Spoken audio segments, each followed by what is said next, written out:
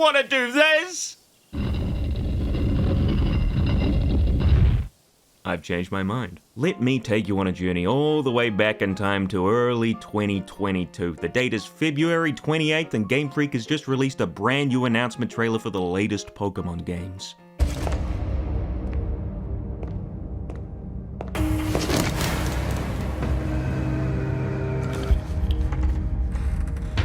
This trailer had everything! A security guard, the Game Freak logo, very fittingly failing to function properly. Promises of wide open areas, Pokemon littering the overworld like in Legends Arceus, 3 FPS windmills, Starly's stupid ass face, amazing graphics. Don't worry everybody, game footage not final. We even got to see the brand new starter Pokemon, one of whom's had their eyes slapped on like some sort of horrible party game. Others. And last but not least, we even got to see the brand spanking new logos.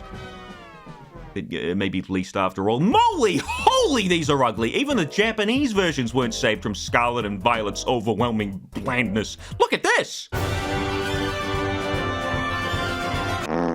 This is one of the first things people are gonna see when picking up your Game Freak. And you want it to be this? Sure, just let the intern mock him up. 5 minutes in Photoshop, that's all you need. I can make a better logo with my eyes closed.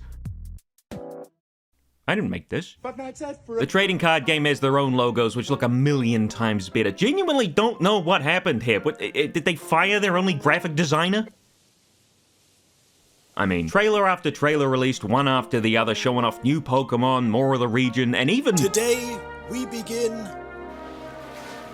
the treasure hunt. Voice acting! Travel across Paldea. Get to know the region. Bad voice acting.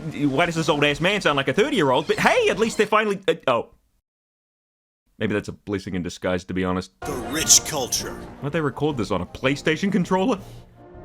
That's none of your business. The final trailer popped up on YouTube right on top of the release dates of the games, which showed off just how much the game had improved in those long, long 9 months.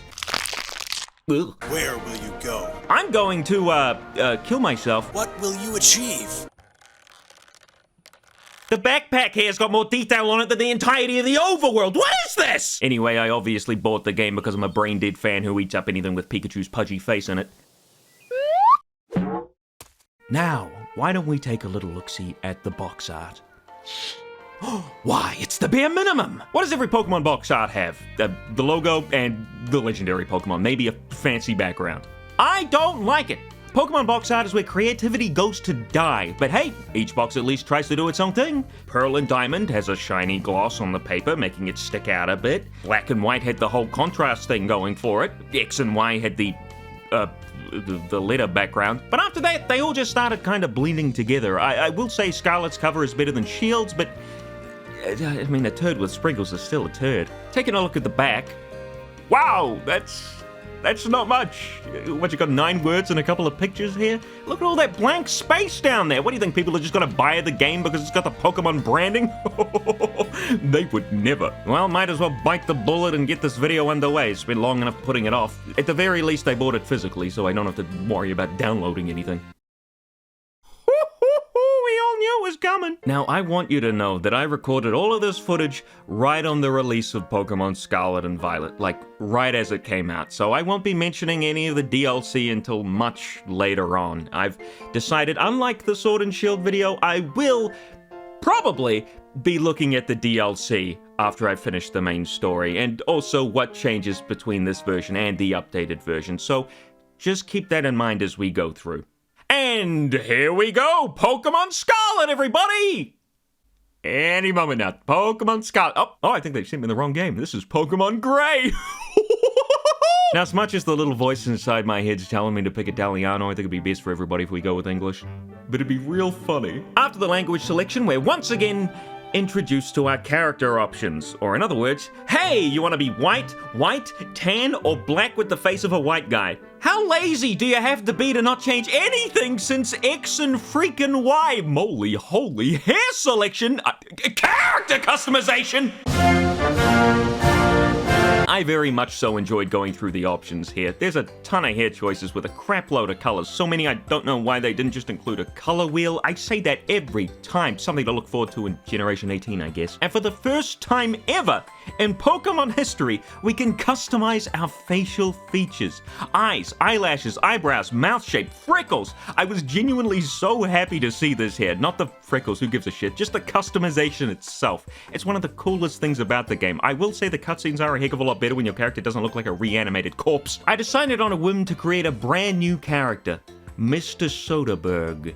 Can't forget to add the beauty spot, just like our favorite gaming sex icon, Mr. Bean. And there it is, our enrollment application at Naranja Academy, or as some pronounce it, cute little desk here. Pokemon scissors, Pokeball eraser. It makes me wonder what the real world equivalent of Pokeballs are. Like, what's something that we have that, like, the Pokemon world doesn't, that's, like, in everything?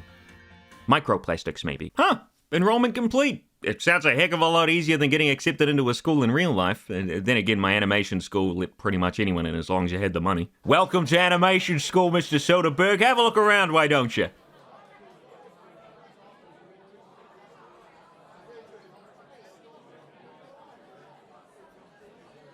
I'm sad to say that that's a true story. Naranja Academy, taking lesson from tradition, growing stronger and greater. Home to the funky camera transition. Lessons in shadowmancy and 3 FPS animation. We have it all. Hello there, I'm Director Clavel, head of Naranja Academy. Paldea is a sprawling region bursting with lush nature and magnificent landscapes. It is also, of course, home to the mysterious creatures known to us as Pokémon. They reside here in great numbers, in fact. Pokémon can be found living all over, in the seas, in the skies, in your house. We humans coexist with Pokémon, as we both help one another to live and thrive. Naranja Academy is here to help you Look at that guy's hair! Within our halls, people from all regions gather to study together. Also, we've learned to control the flow of time itself. I've locked these two in the Tsukuyomi Genjutsu for 1,000 years. Our patent-pending transforming school is all the rage, so come on down today. We, the faculty and staff at Naranja Academy, can't wait to welcome you with open arms. Quite literally. Wow. Now that was a neat little promotional video there. I especially like the part where nothing worked properly and they rushed the game out in 3 days. Watch this, another cutscene. Oh, you spoil me, Game Freak. Oh, and this one includes drifting birds. Even though this cutscene of the box legendary flying through the air is very obviously pre-rendered, Game Freak didn't take this opportunity to lie to us. Everything's just like in-game. The popping in grass, the popping in trees, the popping in black voids. It's all here. Eventually, the Pokemon lands in the sea near a little beach, and I didn't think I'd be excited to see what water looks like in a game, but Legends Arceus and its paint-like liquids had me a little worried, so yay! Real water! Ah! It's the first Pokemon to be featured in RadicalSoda's amazing Pokemon evaluation! And it's gross! This is a little segment where we'll go through each new Pokemon design as we see them throughout the game, so I can give my thoughts on them. If you've seen the Sword and Shield video, this is the same sort of thing, but higher quality. Ooh. And as this little guy, Squawkabilly, has reared his ugly mug onto the screen first, we'll start with him. I feel like you might be able to, guess my thoughts on him. Despite the cool idea of multicolored parrot forms and the feathers doubling as a delinquent coat, Squawkabilly just looks kinda stupid. The way he looks now, it kinda seems like Game Freak forgot to change the base body model when his wings are out, so if you get rid of him, he kinda looks like he's waiting in line for the next Call of Duty at EB Games. Shout out to EB Games, by the way, overpriced as shit. Oh, that must be my house.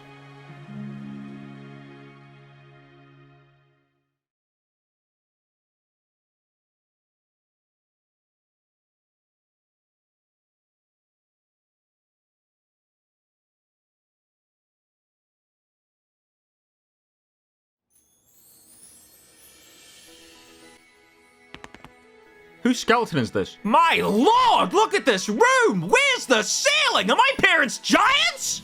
Oh no, they're just hot as shit. Get up. No thanks. If I never get up, I'll never have to sharp my way through this game. I'll live my life in peace right here, thank you very much. Ah, this is the life.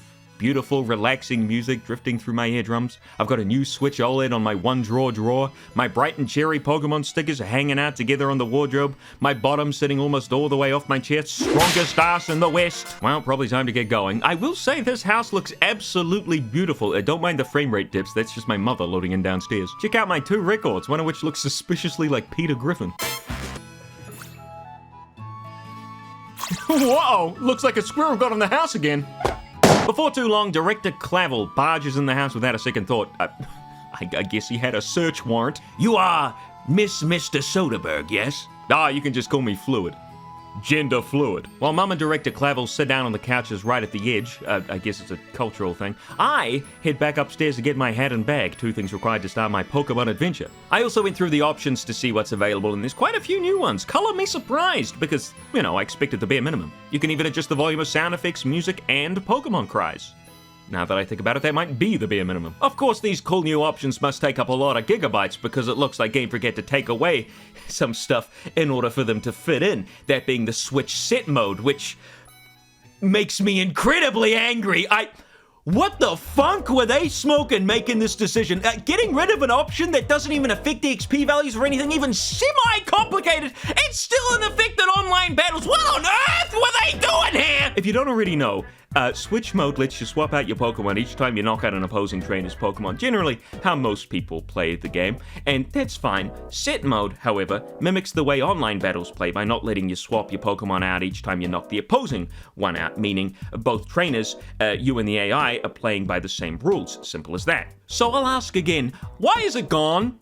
It's in the game, in the online matches, so why can't I choose to use it in the regular gameplay? And yes, I can just choose every time to not switch out. The option is there. I'm not forced to take the free switch. But that little menu, that little option, the time it takes adds up. And these battles aren't exactly fast, but we'll get to the battles and they're rocket fast pacing, don't you worry. I don't want to hammer on about this for too much longer or turn into an angry video game nerd clone from the early YouTube by saying, what were they thinking? But it really does seem to me that judging from this one decision alone that the game's going to be a giant steaming pile of month-old dog shit covered in diarrhea from a diseased baboon's butthole. Hey, look, a cat! Sprigatito is this region's grass-type starter, and I think it's very cute. I do think it's a little weird that we got 2 cat starters within 2 generations. At least Fuecoco had the decency to wait 7 generations for Totodile to fall into obscurity.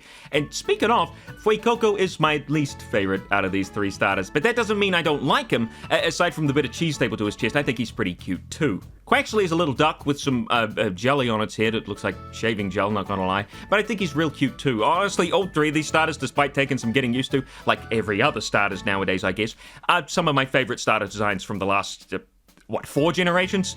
It's a pretty solid set. I realize I just kind of called them all cute. I mean, but what do you want me to say? Like, they're made to be as appealing as possible to as many people as possible. That's the starter's job, so I think that fairly accurately describes them. The director lets us have a bit of time with the starters to see what they like before we make our decision, although that kind of just ends up being, walking with them for half a minute. Mum hands us... thanks? The Rotom phone from Sword and Shield. Oh, boy! What's with Game Freak's fascination with cell phones? Even Legends Arceus had a freaking mobile phone. I've been isekai to the Pokemon universe, but I still have my Apple iPhone. Hello? I'm here to record a message for you. Is this all because of that one comment Masuda made about how kids can't be bothered to play proper video games nowadays because free mobile games exist? Do they maybe think children won't play the new Pokemon because there's no mobile phones involved? The Rotom phone gives us a little mini-map in the corner of the screen that runs at half the game's frame rate, and that's already not the best. I don't know why it runs so poorly. It's a rotating 2D image. It also can't be locked, meaning you're constantly having to do mental gymnastics to figure out which way you need to be going. 99% of the time I just opened up the big map. It was just easier at the end of the day, and that's not a good thing, seeing as the mini-map is supposed to be the convenient option. It's neat that they let us chill out with the starters this time around. I mean, usually when you're picking a starter Pokemon in these sort of games, it's more like, go, go, go! Pick a Pokemon right now! This man will die! The power science is amazing! If you connect with friends, you can head out on adventures together. Up to 4 of you at a time! Yes, that does sound great, but my friends saw the trailers and canceled their pre-orders. The ocean sure does look beautiful today. No! The paparazzi! They followed me again! Holy moly, whose house is this? Clearly a very experienced Shadow Monsters. After a little cutscene showing off the starters' personalities a little more, we get to meet our neighbor and rival friend, Nemona.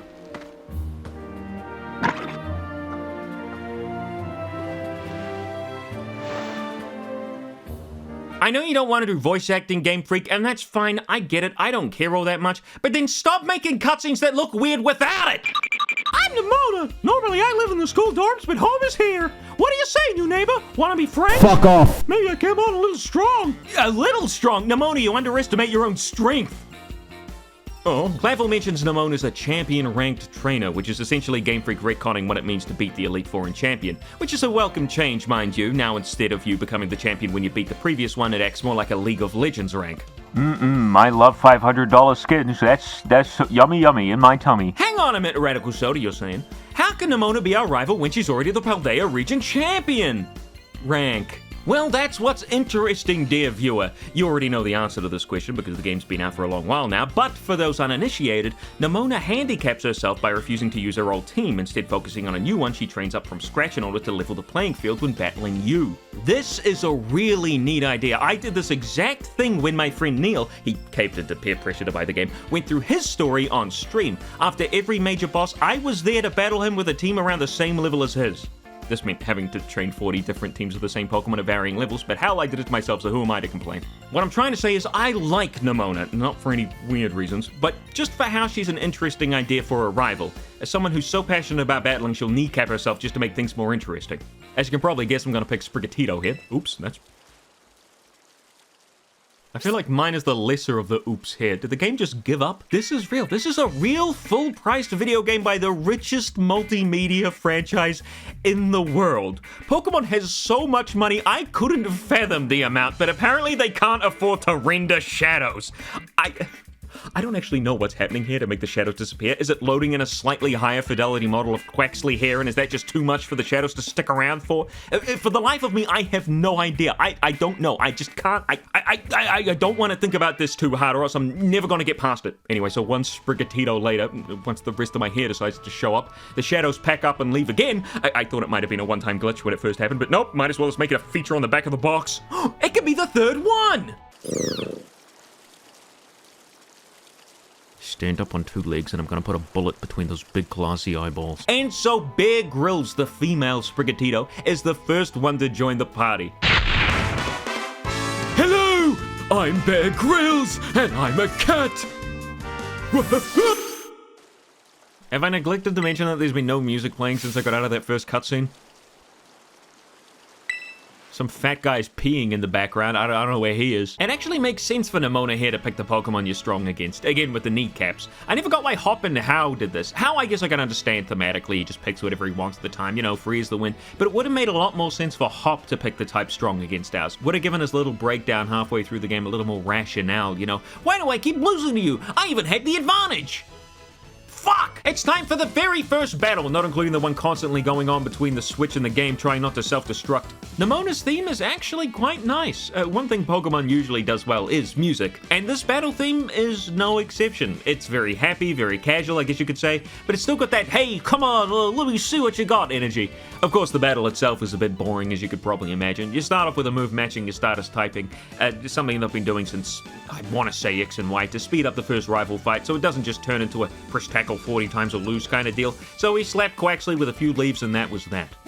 Suck my balls! I don't think there's much of a point going over the battle system itself. As usual, Game Freak didn't do anything too crazy with the battle system here. It's essentially just Sword and Shields again, which is just Sun and Moons again, which is just X and Ys again, and so on and so forth until you hit Pearl and Diamond. Fairy typing aside, and while I'm not looking for any huge shakeups in the Pokemon formula, I like turn-based battles, believe it or not. I, however, would expect, well, expect is a bit of a strong word, I would like optimizations, and that is something this game hasn't quite heard of. You spend a heck of a lot of time waiting from a multitude of different things. Even in this very simple starting battle here, the little gaps in time where the game is processing what you've selected or what it needs to do next, and you'll notice longer and longer waiting times as the game goes on.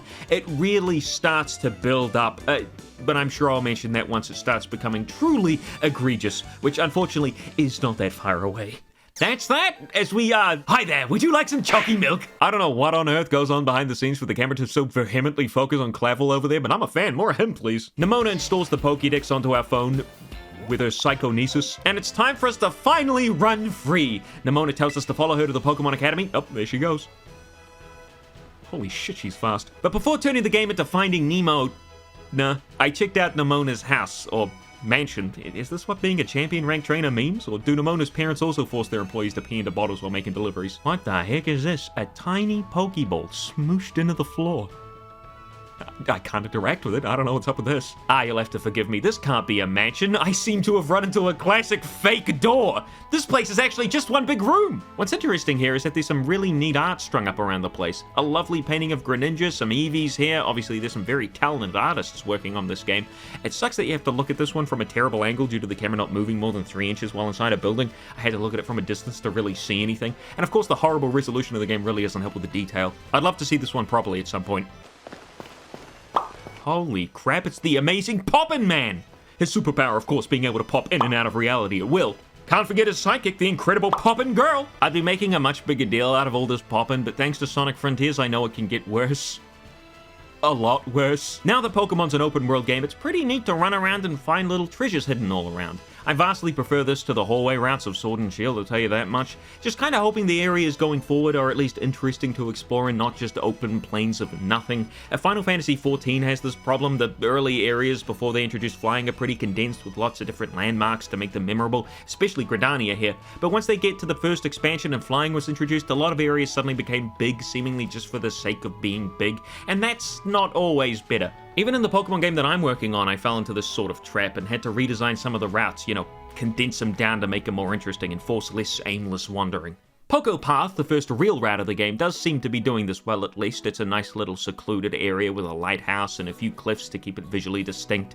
Nemona doesn't even force a catching tutorial on you, you only just a quick battle against a Lechonk here. I'm sure a few of you might be wondering if I'm doing a Nuzlocke here. I thought about it, but for my initial playthrough at least, it's a no. I wanted to play this as regularly as possible to see what new Pokemon were like. Speaking of new Pokemon, almost skipped down on the Lechonk here. Now, this hammy chunk was shown off early in the Scarlet and Violet promos and quickly became a fan favorite, mainly due to the name, I'd like to think. Didn't catch one for my initial playthrough, but that doesn't mean I don't think it's neat. I think he's a funny little guy, and I really like his shiny. One neat thing Game Freak did change is now items in the overworld don't stop you dead in your tracks anymore. Instead, you can just grab them as you run over them. Of course, this isn't perfect. There's a lot of times where you'll be running out in the overworld and you see an item coming up in front of you and you mash A to grab it and it still doesn't pick it up. But that's besides the point. It's a neat little change which speeds up the gameplay just a little bit. Now just add stuff like that for the battles. Oh.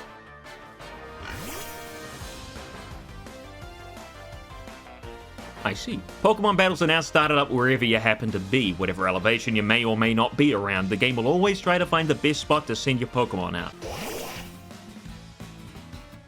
So cool! Unfortunately, battles do start up immediately upon touch, just like in Sword and Shield. And despite my less than favorable view I have on Legends Arceus, I do think the direction they took wild battles, what with the wild Pokemon attacking your trainer instead of immediately putting you into a battle, was a lot better. A big problem with the overworld Pokemon in this game is that you can get stuck in a loop running away from a Pokemon and then immediately touch another one and starting up another battle, nothing you can do about it, and then you're stuck in a loop for a while because it takes 40 minutes to do anything in this game. But hey, you can't expect the mechanics from Legends to make an appearance in Scarlet and Violet because apparently they were being worked on at the same time. Jesus, man! As for the wild battle music, it's...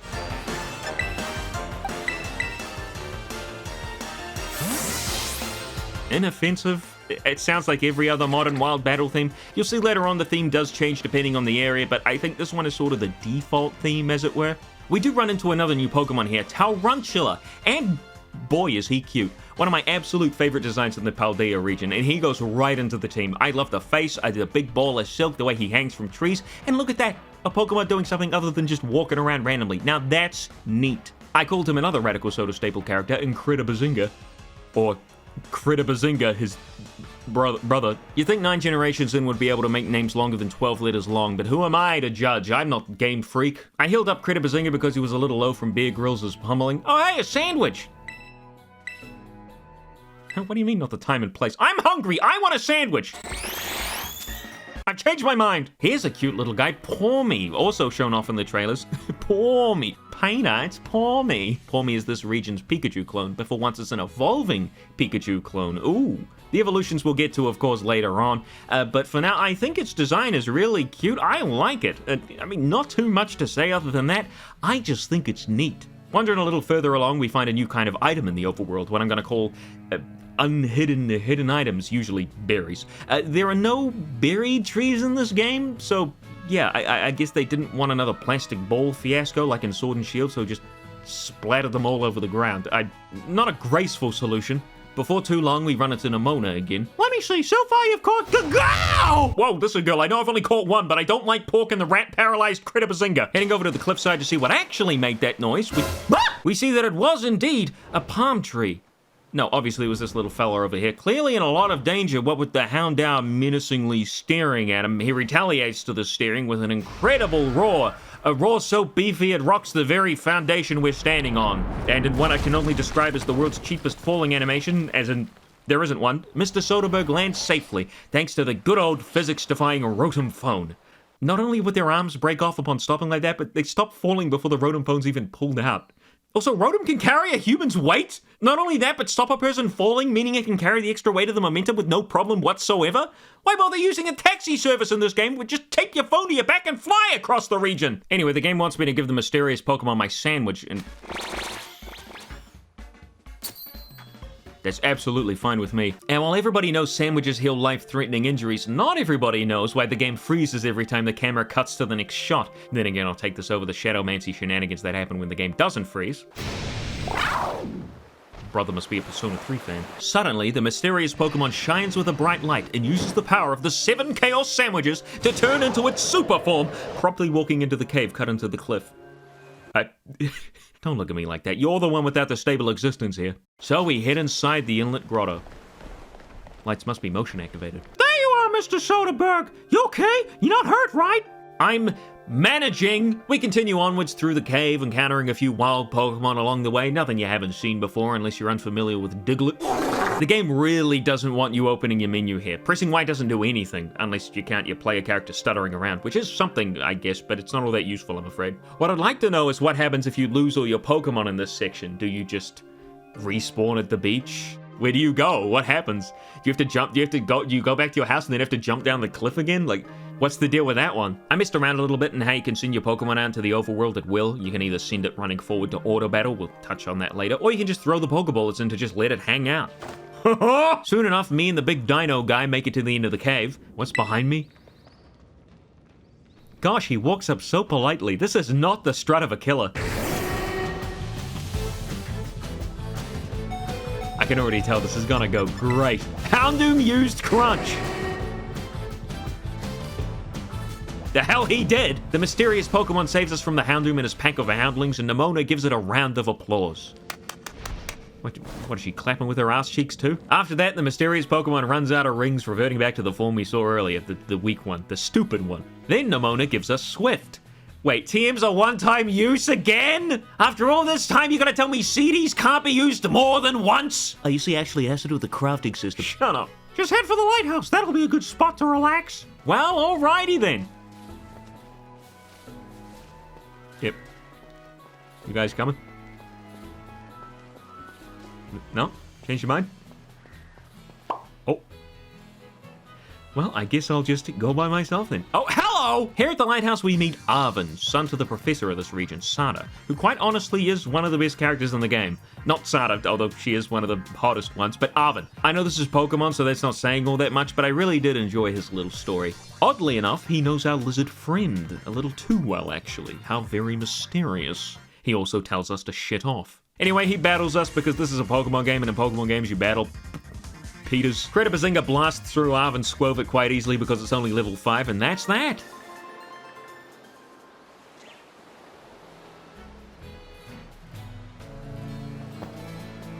Jesus, man, it's like a 10-second loading screen to load in the area we're currently standing in. Arven gives us Koraidon's Pokeball. Its name is Koraidon, by the way, which is stupid as heck. It doesn't look anything like Rhydon. As for Koraidon's design, I really like it. It's honestly a fantastic design. It suits the story. It looks really cool. I don't know why the throat sack inflates when it runs. I feel like that'd just get in the way, but I understand they were trying to make it look like a bike. That's kind of the gimmick here, so whatever. Speaking of gimmicks, I suppose I should mention the other box legendary from the gimmick of, you know, trying to make as much money as possible. Miraidon is a big metal penis, and honestly, it doesn't work so well in the story. I mean, what the hell kind of sandwich does a robot eat? I mean, what's on it? Nuts and bolts? What's my mom trying to do? Poison me? Gasoline sandwich? It's kind of neat how the future-styled legendary actually does turn into a motorbike instead of just, you know, looking like a weird one. But it does kind of feel like an afterthought. You know, they made Scarlet, and then they were like, oh shit, we gotta make 2 versions. penis. Nimona forces me to climb the lighthouse and shows us the gorgeous view from the top. Just stunning. Isn't it awesome when you can see from up here? Mountains, forests, grasslands, beautiful nature stuff as far as the eye can see. Woo! Yeah, baby. Did they not play test the game? Did the poor QA testers get, what, 5 minutes? There's a huge gap in the land over there. This is one of the first scenes in the game. I was just going to point out how the game looks like ours. I mean, especially the trees. Oh, there's another bit of decapitated land down there. This is not the quality anybody should expect from, again, the richest multimedia franchise in the world. They kind of seriously looked at this and being like, oh yeah, this'll wow the players. It's sad. It's embarrassing. I've seen PS2 games with better environmental design. And you know what's waiting for you all over these natural spaces? Girl, I'd call these anything but natural. Tons of Pokemon! And that's it. Just Pokemon. Then a few items. I know I probably shouldn't complain about this sort of thing because the hardcore fans will get in my tuckers about like, how dare you complain about finding Pokemon in a Pokemon game, the nerve. But if that's all I'm finding out there, it gets a little samey, you gotta admit. Like, imagine if in Breath of the Wild all you found were, I don't know, weapons? Obviously, it's not a fair comparison. Breath of the Wild had much less money to work with than the Pokemon Company. If anything, I should be singing Zelda's praises a heck of a lot more, but what are you gonna do? I gotta keep it fair. I feel like the point of making an open world is to add like little secrets and surprises all over the map to keep things interesting. Zelda had camps, treasure, Korok puzzles, mini-bosses, trials, secret areas. Pokemon has trainers, items, Pokemon, sometimes a Gimmighoul. There's often no point in exploring more than you need to. On a more positive note though, and a complete shift in what we're talking about, a little quality of life change they've added is now you can press the Y button to auto-switch a Pokemon to the first slot of your party. Now put the sit option back in the game. Ah, you know how it is with Game Freak. 1 step forward, 2,000 steps back. Okie dokie, so that auto-battling system I mentioned before. I tested it out a little bit here, and originally I didn't really want to use it, thinking it was just there to make the game easier, and it sort of is. Mainly I feel like it's here because the battles are so slow. When you defeat a wild Pokemon, whether that be normally or via the auto-battling, they drop crafting components is what I'll call them. These can be used to make TMs, which is a much better way of doing the whole single-use thing than previous Pokemon games like Pearl and Diamond, where you only got to use Thunderbolt once or spend 7 years gambling to get a new one. You unlock the ability to craft a TM when you're given it or find it, or might be given a certain amount of recipes from certain people in the game, and after that you can go to town and make more, assuming that you have the materials. I didn't really use this feature all that much, maybe once or twice, but honestly most of the time I couldn't be bothered going around and trying to find the right Pokemon for the right crafting components and so on and so forth, mainly because the game was very easy. I didn't really find the need to have to make any sort of strategy with certain moves and TMs. I don't know, maybe instead of crafting single-use TMs, there could have been a way to craft like an unlimited use version. I don't know, whatever. It didn't really affect me all that much, so I can't really complain. The system's fine. Now back to the auto-battling. The way it actually works is you send out your Pokemon, it battles whatever's in front of it. If it's typing and level, give it the advantage, it'll win, giving you a bit of experience. Not as much as regularly battling, so you can farm components without over-leveling too much at least, and you'll lose a little or a lot of HP depending on how much you had the advantage. If you're really up shit creek without a paddle though, for example, Critibazinga, a bug type, versus Fletchling, a flying type, it'll lose much more health and come running back to you. A Pokemon with low HP won't auto-battle, so you gotta keep them topped up. I think auto-battling overall isn't quite as broken as I originally thought it would be. I sincerely hope they don't make it possible to use in trainer battles in the future. It sounds silly, but who knows, it's Game Freak. But the way it is in Scarlet and Violet, it's okay. It has its uses, and I don't really care one way or the other. As I said before, I don't really craft a lot of TMs, but I'm glad it's here, at least for those who do. A little ways down the path, and it's time for our first trainer battle, not counting Nimona and Arvin, and it's a 3-year-old! Should we invite him to the Minecraft server? Trainers in the Paldea region are very polite in comparison to pretty much every other region out there, and won't battle unless you, specifically, talk to them. This means you can go the whole game pretty much without battling a single trainer. A regular trainer, that is. Of course, there's gym trainers and evil team members and rivals, etc, etc, but you get my point. I generally did fight the trainers as I saw them. Honestly, battling trainers is one of the most fun things for me in a Pokemon game, but I do know of people who actively try to avoid them. I was gonna ask why on earth they'd play a Pokemon game in the first place if they didn't like the battling aspect, but duh, it's for the Pokemon. It's the same reason why I still play these games, even though this. One cool little thing about the battles, or at least this first battle here, we'll have to check for the later ones, is the little intro trainer jingle transitions seamlessly into the actual battle theme. That's really cool. The battle theme itself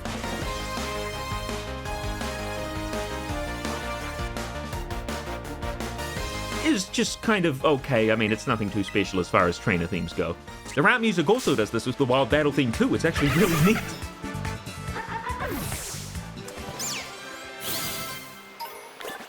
Wish it would seamlessly transition after the battle too, but hey, I mean, I'm a fan of Dead Silence. Go, man, Grills, get that guy! Hello, I'm Bear Grylls, and it's time for bloodshed. I don't like how big Psyduck is. I always thought he was like a foot tall. Now it's kind of creepy. Uh-oh, the cliffs are melting. Simulation's falling apart. Gee whiz, this game's a mess. Crazy shadows, people popping in and out of existence.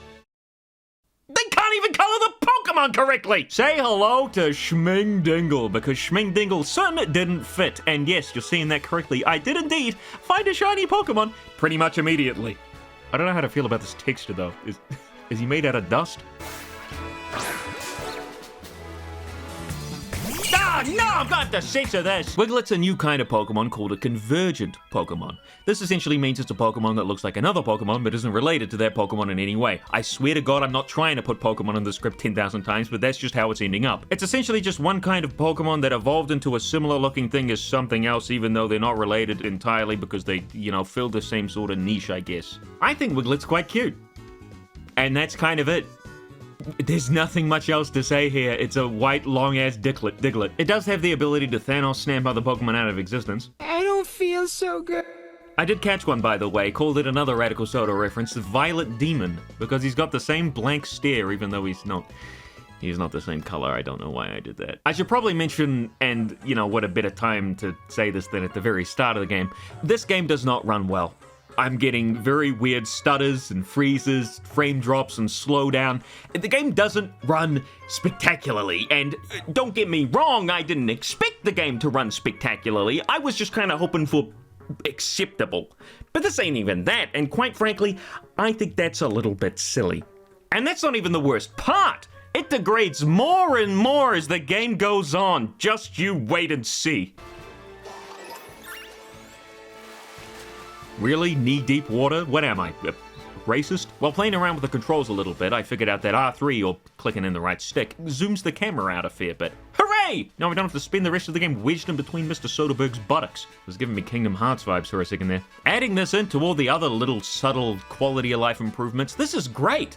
And they still got rid of set mode. I will not let that rest! However, despite the cool camera zoom out feature, you can't actually change the camera speed, meaning you're stuck with this slow-ass spin. That's a very basic feature. Look who I'm talking to. Even in the first console game, they only had a moving camera in one specific area in the game.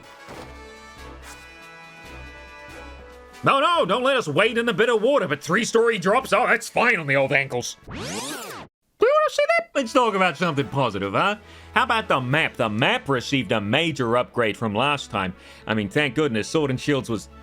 it was there. This map shows Pokemon that spawn in the general vicinity, flying spots, your fast travel, raid dens, we'll get to those, outbreaks where a bunch of Pokemon of all the same kind spawn at once, we'll also get to them, and of course, gyms and other major story missions. You can also set a waypoint if you like.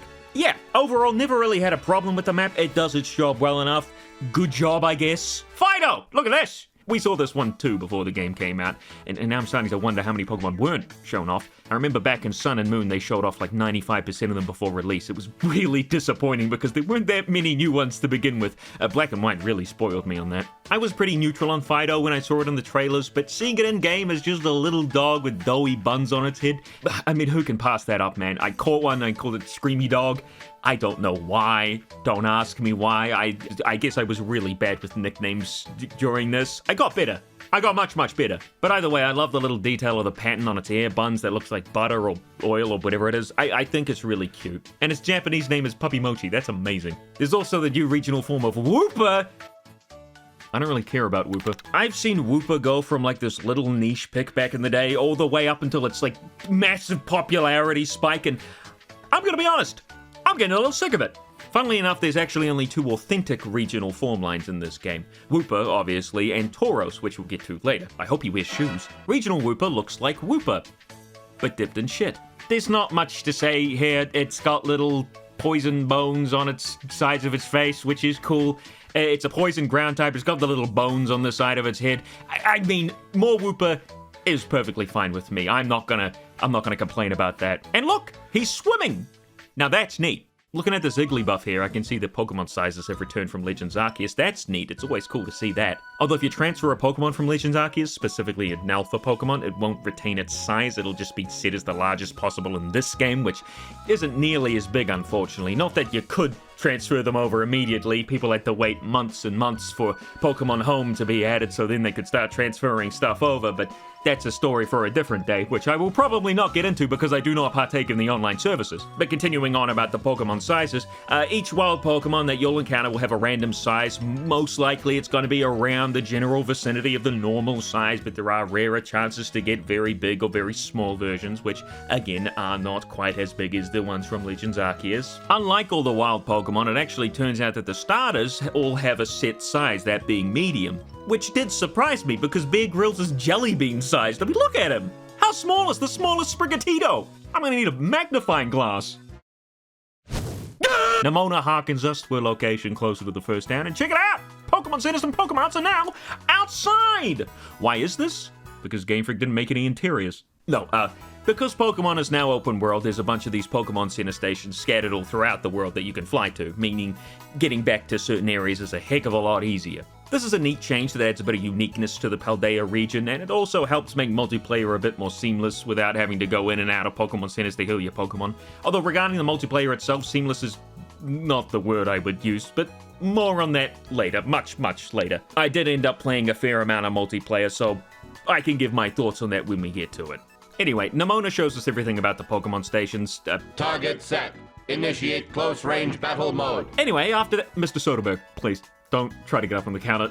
I was really giving the game no chances there. I was like, I'm going to find these glitches, I'm going to abuse them, and I'm going to tell you how shit the game is. Listen, girl, I know you can just press a button to heal my Pokemon. Don't pretend to actually be doing something back there. I have eyes, you know. I can see there's no keyboard there. Also, I'd just like to point out that every single time the Pokemon Center lady finishes healing your Pokemon, the screen freezes, and every time I think it's the game crashing. I don't know why this happens. More Game Freak magic. I have to point out that it's there, though. It's such an enigma. This game is such a mystery. By the way, I thought I'd mention before the run really gets underway, even though this isn't a Nuzlocke, I'm still gonna try and add a bit of difficulty to the game by opting out of using revives and I think potions in battle, and I'm gonna try to keep to the set rule as I can, meaning I don't swap out when the game asks me if I want to swap out after knocking out an opponent's Pokemon. Just a way to try and keep the game interesting for myself, because if I did start switching out Pokemon every time I knocked down an opposing trainer's Pokemon, it would get pretty boring pretty fast, because the advantage would always be in my favor. So this is a way to keep it as close to set mode as possible, without it actually being in the game, even though every single Pokemon game up until this point had it. I'm gonna explode! I know what you're thinking, though. RadicalSoda? What about the ice cream that makes your eyebrow clip through your forehead? And to be honest, I don't know what you're talking about. Wait, holy crap, there it is! Oh my god! It's the ice cream that makes your eyebrow clip through your forehead! Can we reverse a little here? What is this? Wait, is this what's considered, what is this?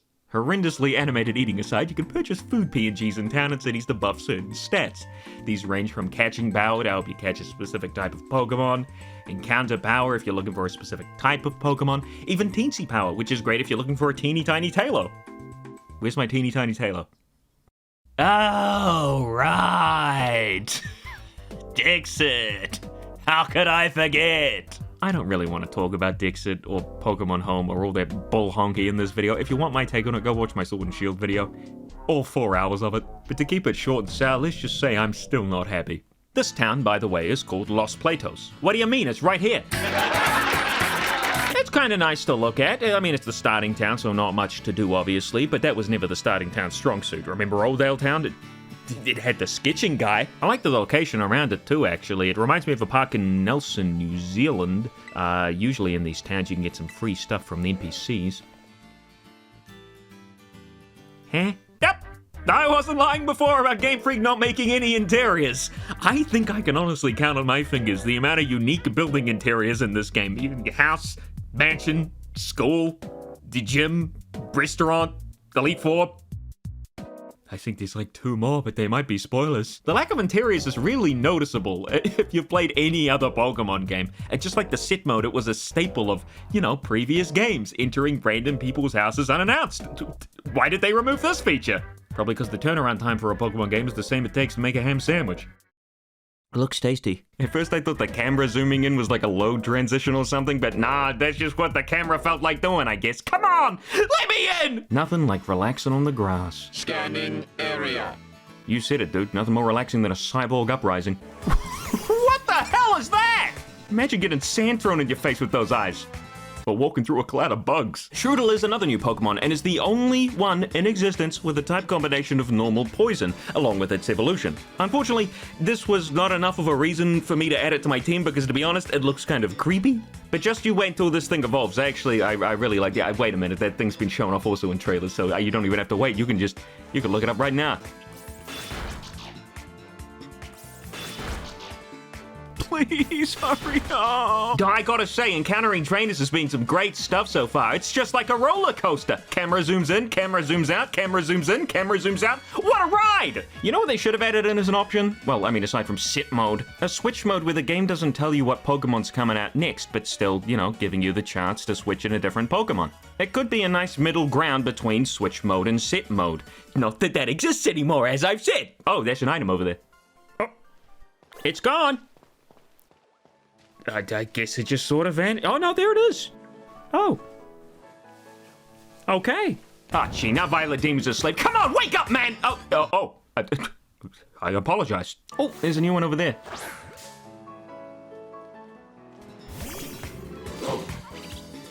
Funnily enough, this little teleport here actually kind of breaks the game, or at least I think it does.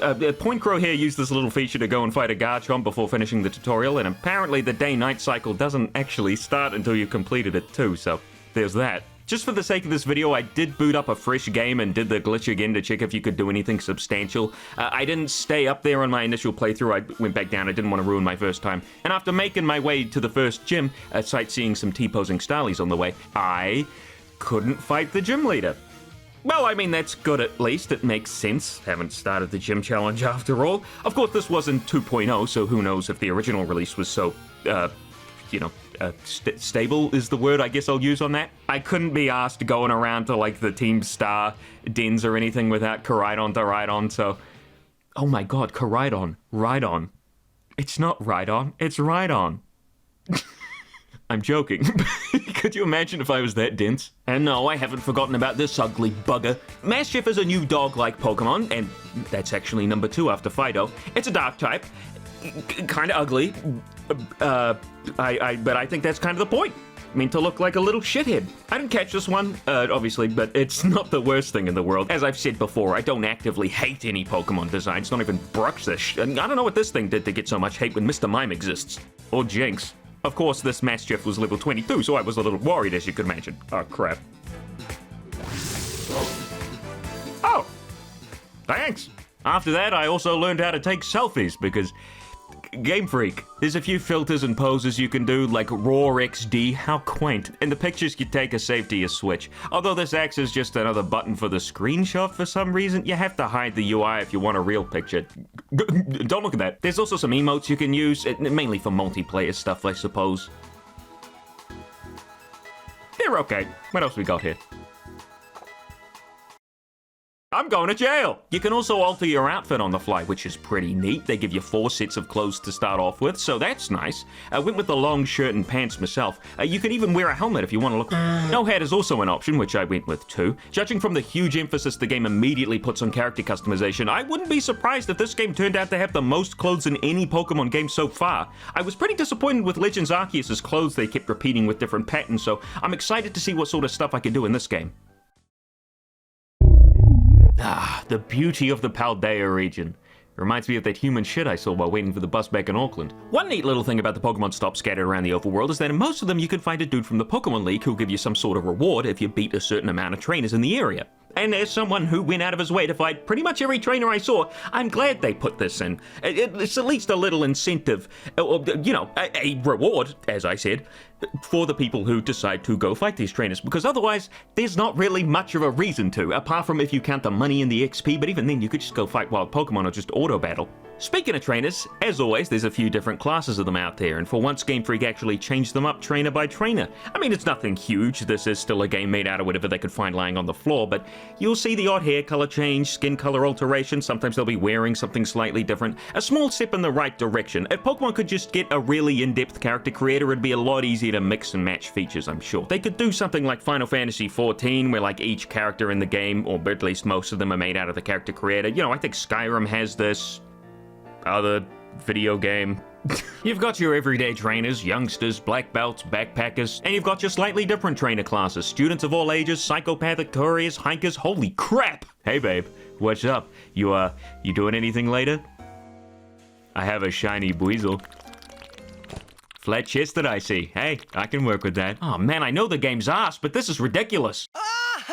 You know, coolness of finally being able to just battle wherever in the overworld aside, it probably would have been a good idea to remove grass in a set radius around each battler. Slackoth over here looking like the world's worst hide-and-seeker. After that battle, I discovered the auto-heal function. With just the press of a button, you too can automatically use up the necessary items to nurse your Pokemon back to full health. Actually, that's a complete and total lie. It doesn't remove status conditions. So you can be paralyzed and use the auto heal function, and your Pokemon will still be paralyzed, meaning you have to go into the bag.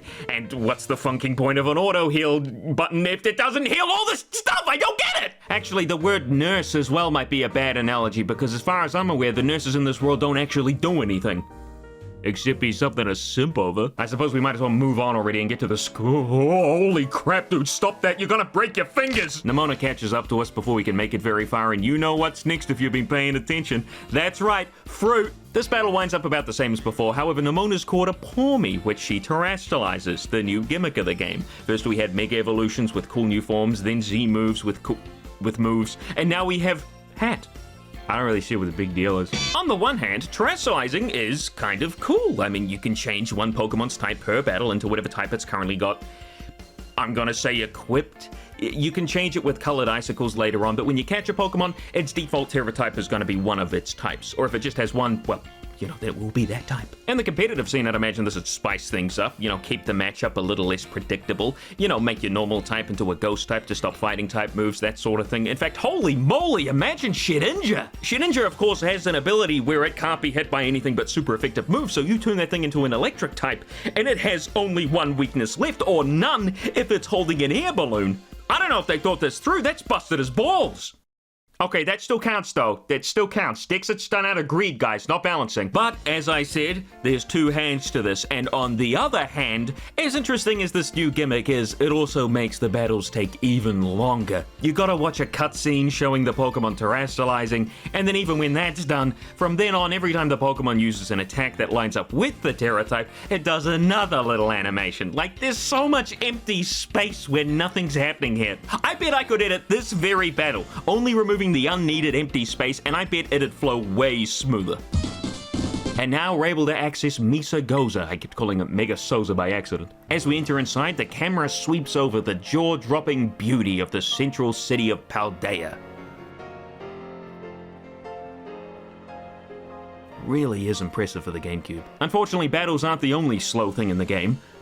There's Slowpoke. The cutscenes suffer from the same sluggishness and empty space as the battles. Again, I could edit them down to fix this, but another good point that I could make is that I shouldn't have to.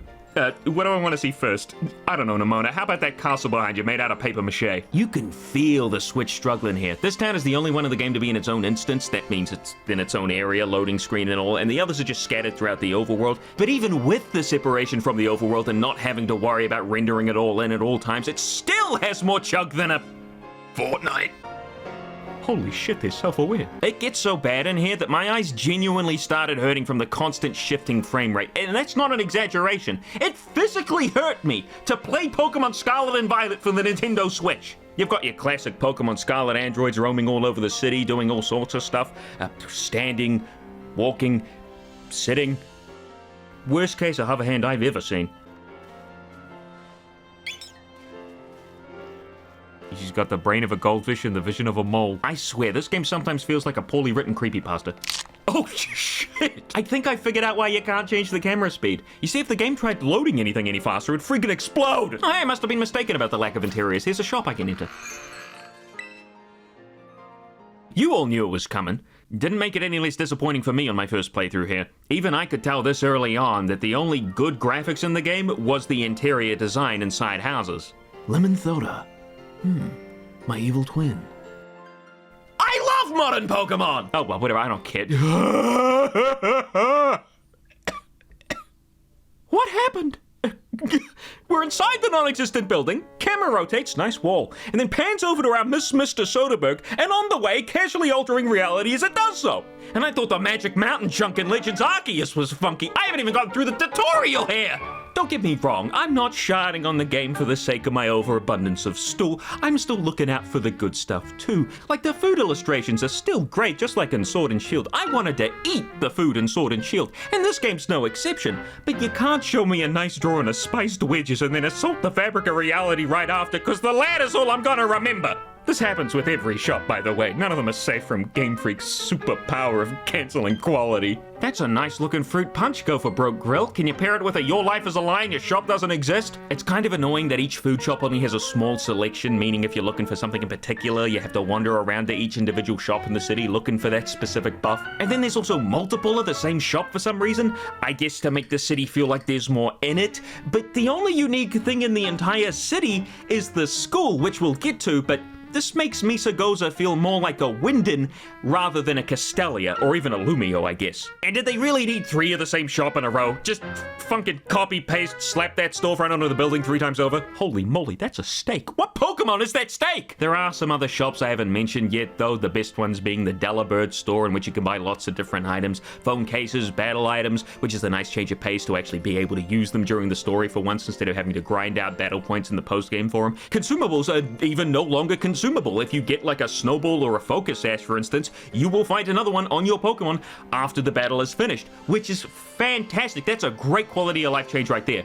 Unfortunately, berries don't get re-equipped even if you have more in your inventory, which is a shame. You have to go back into your bag, re-equip the berry. It's like, just please do the same thing as you did for the other. I don't know. Game Freak, again, they don't know what they're doing. There's also general goods like the evolutionary stones, EV training items, and so on. They sell special Pokeballs. This shop's great, and I did actually use it a bunch when I did my Nuzlocke, which it was fantastic for. Now, you can't just rock up and purchase all the good items right away. Of course, you need a specific amount of badges before being able to purchase certain items, like, for example, the evolutionary stones are locked behind 3 badges, but for some of the items, all you need to do is get to the shop that they're in, which each Delibird presence has its own selection of battle items, so at that point, it's up to whether or not you can afford the ones you want. Another shop found commonly are the produce stores, which you can purchase cheap ingredients for your sandwich making. I hadn't unlocked it yet, so I didn't really know why it was here, but I bought 3 of everything and went on my way. It gotta be real gross in that backpack right now. Like, olive oil? Is that really something you want to be carrying around in a backpack on a journey like this? Oh, I was taking a look at the bread in the window here when the game thought I'd appreciate a real close look. Thanks, I think. There's a woman here in 𝙛𝙞𝙣𝙖𝙡 who tells you what size your Pokemon is. You gotta talk to her, and then you pick your Pokemon, and then she tells you, and then you do it again, and again. I mean, why they didn't just add this information onto the Pokemon summary screen is a freaking mystery to me. You can do this in Legends Arceus, so like, what's the deal here? Is this woman integral to the code? Does the game not function without her? But, you know, more so. Turns out Incredibazinga's pretty small, and that's all I had the patience for. I tried to end it all by jumping off a 3-story building, but the game wasn't having it, so I went back to shopping instead, right over to the hat store. Because putting all the clothes in one place would mean less shops, and less shops means a more convenient experience, and goodness knows that's not on the agenda. For some reason, every time I pick a new hat, it unloads and reloads my entire character model instead of just swapping the hat out, taking an unfortunately long-ass period of time to do so. And most of these hats are just the same model with different colors. Why make the menu this bloated? Have the base hat be the first purchase, and then allow the player to purchase different colors for it. It's not hard. That's like basic UI design right there. Same goes for the other clothing shops too. What's with the same items copy-pasted over and over again with different colors? These menus would be 3 items long if they knew how to make them properly. Heck, the glasses menu would be a staggering 1 item long. You know what shop is missing from the area though?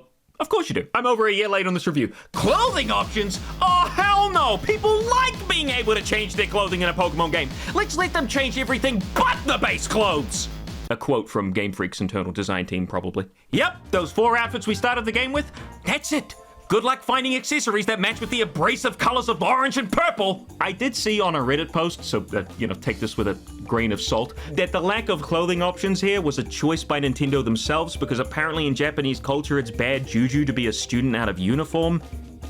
Isn't the region based on Spain? What a weird decision. I mean, I highly doubt it was made late in development when all the clothes had been modeled and rigged onto the player characters. If Game Freak had really cared about making sure we were able to customize properly, they would have worked out a way to make it happen, I'm sure. You could have forced the outfit on our trainer when we were doing anything school-related or something, like the gym outfit in Sword and Shield. I'd be willing to give Game Freak the benefit of the doubt if I could trust them a little more, but... Looks like I was mistaken about the interiors. There is one more I forgot to mention, the salon, which, thankfully, unlike the clothing options, has its features all accounted for. There are a couple of extra hairstyles here you can't pick at the start of the game, which is an odd choice, seeing as I can buy them immediately. I mean, I'd understand maybe some unlockable hairstyles, but them not being available at the start seems a little weird when all I gotta do to get them is to make it, half an hour into the game. Rad from the future here, there is a reason why these hairstyles aren't unlocked at the very, very start in character customization, and the reason is not going to be exclaimed here. We'll find out eventually, but let me just tell you, it's really stupid. Here's another store. Oh, I guess not. Doesn't that look like a place you could go in? In every other Pokemon game, you could absolutely go in there, just saying. Alright, I've messed around long enough, I should head into the school. Hello? I can't move. What? Did the game crash already? It can't be serious. Looks like the evil team of this game, Team Star, is harassing a fellow student who isn't wearing the uniform. Isn't that interesting? You know what? This ain't my problem. I'll see you later. Just kidding. Who would I be if I didn't help out? Are you kidding me? I gotta wait again? Look out, Team Star, it's me, gender fluid. Do I need a poop? What's with the squat walk? Huh? You want in on this too? Not really. Is toilet around here? We're Team Star, kid. We burn too bright to even look at directly. But you knew that, right? No, golly, I'm not the only one in need of a toilet. It's our first fight against Team Star and... Oh, come on. Is it just me, or is something about this theme awfully familiar? I'm not kidding around. It sounds like some freaky-ass lost content Sonic Forces level. What the heck? A whole army of dead robots? At least the main section of it does. The rest of it sounds pretty good. That's right, Team Star. Maybe you'll think twice next time you take on... Jesus Christ! Nemona pops down from the school after the battle and gives us our very own Terror Orb, and forces the other Team Star member to battle us so we can practice using it. It's kind of funny, actually. You can only terrestrialize once per Pokemon Center visit, which is a nice change compared to Mega Evolution and Z moves, where you could just plow through each route in the game because basically no regular trainers actually got to use the Generations gimmick. It's sort of the same here, where no actual trainers other than gym leaders and the rivals use terrestrialization, but hey, at least there's some sort of limit placed on it, right? Here we go, get ready for the big struggle bug! I don't like this gimmick. Do you think the town folk freak out every time the sunlight suddenly disappears, or do you think they're used to it by now? Anyway, so once all that's dealt with, the Team Star members run away, because if they didn't, they would have, well, beat them up real bad, because I'm real strong. And the student not wearing the uniform thanks us for helping out. Nemona tells us to get ready to climb the worst staircase in the world. Doesn't look that hard. Practically sliding up the damn thing. Okay, so there's a TM on the roof over there, meaning I'll be able to get up there at some point. Pretend I didn't see that. Welcome to Naranja Academy! I would not have remembered the name if not for the big-ass text popping up on the screen. Man, they really didn't bother making it easy to read, did they? I get going with the style and all, but adding even the tiniest little drop shadow to the pure white text doesn't do nearly as much as you think it does. Ever watched a video or an anime with subtitles without an outline? I know you have, and it stinks real bad. Anyway, the Academy! I think expanding upon the trainer school featured in every other Pokemon game and giving it some real content and story relevance was a really neat idea. I mean, let's be honest, when's the last time you actually went into one of these things willingly? Sun and Moon probably had the most content in a trainer school before this, but it was really only battle for trainers and then bugger off. Although they did do the whole haunted school side mission stuff, which was neat. Don't get me wrong though, Naranja's got its fair share of ghosts as well. Here we are inside! Psyduck the receptionist. Jesus, he's a big boy. I'm sorry I keep going on about this, but he is nearly a meter tall. I mean, who's making these Pokemon sizes? Oh, and by the way, while I'm talking about Psyduck, did you know that it's available in every single mainline Pokemon game? Why is this, you may ask? Well, you see, Psyduck just so happens to be the Game Freak director Junichi Masuda's favorite thing in all of Pokemon. Kinda wish his favorite thing was quality control, but hey, that's just how it is. Okay, so apparently Mr. Masuda hasn't actually directed any Pokemon games since Let's Go Pikachu and Eevee. I think he wanted Psyduck as the counterpart to Pikachu at first. You know, Let's Go Pikachu and Psyduck. But Sword and Shield and Sun and Moon? Nah, just a producer. The director of those games, and of course this game, is Shigeru Omori, who you'll probably recognize from the Pokemon Presents videos, where they advertise mobile games for half an hour and then give you 5 seconds of concept art for the next mainline game. Now, I'm not saying our chum Shigeru here is ruining Pokemon or anything, but I am saying that he directed ORAS, and we all know what happened there. It was the sign of the end times! Anyway, yo, Psyduck is here. Hello, you chubby little skank. After speaking with Clavel, our favorite short king, it's time for our very first lesson. At some point, come on, you're loading a single classroom. What's the holdup? Holy crap! The class here is like 50% Android! They are taking over at an astounding rate. Could I trouble you for a few words introducing yourself? Oh, I get it. Feed all my information to the AI drones. Subtle. Real subtle. Who wants to be the first to ask our new friend a question? Me! Can I ask a question? What's your favorite thing about Pokemon? Ah, it's gotta be the consistent frame rate. Whoa! What the heck is going on here? Just speaking about a consistent frame rate, this is weirdly playable. It's the only place in the game this stable. It's gotta be a glitch. Unfortunately, as I said before, the school isn't, well, you know, a school in layout per se. It's a bunch of separate rooms connected via menu screen. No Persona-style academy in this game, I'm afraid. Could you imagine Game Freak trying to render a hallway? What are you, insane? The teacher's lounge is our first stop. Man, it's gotta be tough being a teacher with all that teleporting paper flying around. We get a little glance at a character of an unknown name. She looked awesome. Awesome! Mr. Soderbergh, are you high? She's got more in common with a sleep demon. And Nimona talks us into starting the gym challenge, or as the game calls it, Victory Road. I was gonna make a joke like, wow, that was quick, here I am, and show Victory Road footage, but then I remembered this game doesn't actually have a Victory Road. No kidding, this is it. A couple of trainers in a building, that's it, folks. The Elite Four, right there. So much for spectacle. This guy ain't even holding on to the paper. Nimona puts the Pokemon gym locations on our map app. And hey, look at that! No numbers, no set path. You are free to tackle these gyms in whatever order you wish. Now, I can't imagine the wild Pokemon's levels would scale like the gym levels do, but it's still a neat idea and something you can only really do in an open world Pokemon game. It doesn't take that much effort to add in, just a simple check to see how many badges you have and then set up the gym leader's Pokemon in response to that. Buddy, the camera's this way. But more about the gyms once we get to them. There's more school to explore. Hooray! Or at least what qualifies as exploring in a game like this. I don't know why these kids are so excited about Gengar's size. Haunter's actually bigger and Ghastly's barely smaller. Seriously, look it up. Again, who's in charge of the sizes here? I spent my whole life thinking Ghastly was like a little bigger than a basketball.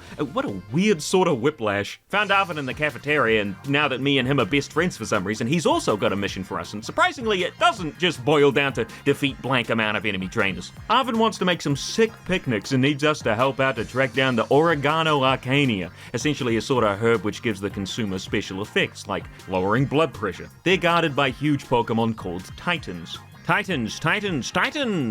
Come up with a new name, companies, please. Anything? Big boys. I'll take big boys. I'll get to the Titans when we get to them. But before that, I just want to mention, does anyone else think Arvin's hair looks kind of like a Squovit just kind of squatting over his head? Is Arvin bald? The Titan locations are set up onto our map app as well, and just like the gym leaders, it seems we can tackle them in any order, which is good. What? I'm not going to give Game Freak a standing ovation for doing the bare minimum I'd expect in an open-world Pokemon game. Simple level scaling is so easy, even I can do it. It's really not that hard. Arvin then proceeds to bribe us. Okay then, dude, I actually liked you before. Now you're gonna go and sweeten the deal? This guy keeps getting better and better! Hello? Who the hell is this? I hacked your smartphone so I could talk to you. Hope you don't mind. Of course not. It's hard to be mad at a dead man. My name's Cassiopeia. From League of Legends! Cassiopeia here wants us to take down Team Star because we're going to anyway. It's a Pokemon game with an evil team. That's just kind of how it's done. And after the phone call's over, Clavel once again barges on in. Hang on a minute. Try to keep your voice down if you're making calls within the school. Don't want anyone else overhearing any personal information. Yo, this man's giving off some real snaky vibes, if you get where I'm going with this. I mean, look at that wave. That's the unmistakable smooth motion of a serpent. Dude, give your Buizel a bite of your sandwich, you heartless bastard. I don't know why Pokemon games keep insisting I answer the NPC's insipid questions. All three of these quest givers ask if you want to help out and then immediately afterwards say, oh, wait a minute, don't want to hear the answer now. I didn't mean it. It's too big a decision. Suck my ass. And with all that done, we're finally ready to begin our Pokemon adventure for real. Ah, you bitch. Mr. Soderbergh to the director's office, please. That's Mr. Soderbergh to you. Well, nothing for it. Better get going. Holy ghost, was that a Molly? Hey lady, did you see it? I feel like I should be more surprised, but Colors Ultimate really prepared me for this. It made me the man I am today. Instead of going to the office, I thought I'd take a class with Mr. J.K. the Bible. Throughout the game, you unlock classes with various teachers working at the school. Each one has a little bit of info you might not have known and a single question to keep you on your toes. Ooh. This idea could be really cool in a game that's not Pokemon. Again, Persona comes to mind. There's a, time-based system there. You can choose how to spend your time and level up different skills as a result. The lessons here kind of just boil down to glorified cutscenes, couple of text boxes, and then a question you either know the answer to or who the hell do you think I am? I don't know. Again, there's something I like about this. It fleshes out the teachers a bit as characters, which is neat, and sometimes the stuff they talk about is genuinely kind of interesting. But you unlock the lessons in bulk, and then so you just kind of slam your way through them while you're at the school, and eventually leading to the loading screens feeling longer than the lessons themselves. It may be an option at the end of each lesson to just hang around in the classroom, stay for the next class. It would have made this a little more streamlined. You start the game off with 6 lessons unlocked immediately, so that's already a full 60 seconds of loading just to get to the damn things, not including scrolling through the slow-ass menus, of course. I know it doesn't sound like all that much of a deal now that I'm saying it out loud, 60 seconds. It doesn't sound like a lot of your life, but obviously there's a lot of optimizing they could have done here. Respecting the player's time is an important part of game design, and you want your players to have a good experience, right? Of course, there's other parts of the game that could have been optimized. Highest grossing media franchise in the world. Either way, me not mentioning the clunky-ass classes here because the rest of the game's in shambles by proxy would be even more silly in my opinion. Every part of the game adds up to the whole, so each and every aspect of it is subject to the same discerning eye that is mine. If I just ignored the lesser problems in this game, like these long loading screens and clunky menus, it'd be kind of like saying I shouldn't have pointed out how Sonic doesn't have a falling animation in Forces because the level design sucked. Yes, one is obviously a bigger problem than the other, but that still doesn't excuse this sort of crap. Managed to sneak a Forces roast in here after all. 10 seconds of orange later, and there he is, Mr. J.K. Christ himself. He doesn't say all that much of value except how to press ZR to throw out your Pokemon, and who can blame him, right? It's our first class after all. I remember my first day of school, how I learned how to press the circle button to slide! Can anyone tell me where it is that you shouldn't have your Pokemon walk along with you? Huh? These are all fine, I don't get it. The correct answer is that we should not walk with our Pokemon indoors. How about that? Yeah. How about that? Apparently JK, our Lord and Savior, is doing classes back to back. As I said before, there are 6 classes here unlocked from the beginning, but there are only 3 teachers at first, each one having 2 periods. You unlock more classes and teachers the further you get in the game. Weird way to word it, right? Unlocking classes and teachers. Mr. JK gives us the rundown on how eggs work in this generation. Instead of breeding 2 Pokemon in the daycare, now there is no daycare. Instead, you may find an egg in your picnic basket when you're picnicking with your Pokemon. Wait, but how does that work? I'm sitting right here making a sandwich. Don't you fuckers try anything, not while I'm sitting here. We'll get into picnicking a little later on, but for now, as far as egg creation goes, this is a fine way to do it. In the last few mainline games, the daycare doesn't even give XP to your Pokemon anymore, so there's not much they could have done to really make it worse. At least this way you can set up wherever you want and let your Pokemon, go to a hypothetical town. So anyway, the lessons, they're pretty cool as far as Pokemon class goes. Biology of Pokemon, unfortunately, doesn't really go into all that much depth as far as, biology goes. It's all very surface level stuff most Pokemon players already would know. Would have really loved to see some interesting facts about Pokemon and how they function, like, what a ghost-type Pokemon eat? Are Geodudes rock on the inside too, or are they flesh? Why is Regice so sexy? Is Magcargo really hotter than the sun, or was that just a tall tale in one of the Pokédex entries? Like, come on, give me something I can use here! But I suppose a little of something is better than nothing of something. Maybe the next class can satisfy my Pokemon knowledge cravings. What do we got? Math. I love math! Miss Time is our teacher for the next class, and I gotta say it. They keep shoving them in like every mainstream game now just to appease a certain group. Can we please just like stop making games so political and just keep these mathematicians out of video games? I don't want to have to do math to figure out how much damage I'm doing. Like, stop it. Now, if Mona's starter battle didn't already clue you in on type matchups, here's your second chance to really soak it in. I get asked a question about what happens when you water gun a fire type. Pretty hard one, but I did manage to guess the answer, and of course we're straight on to the second lesson.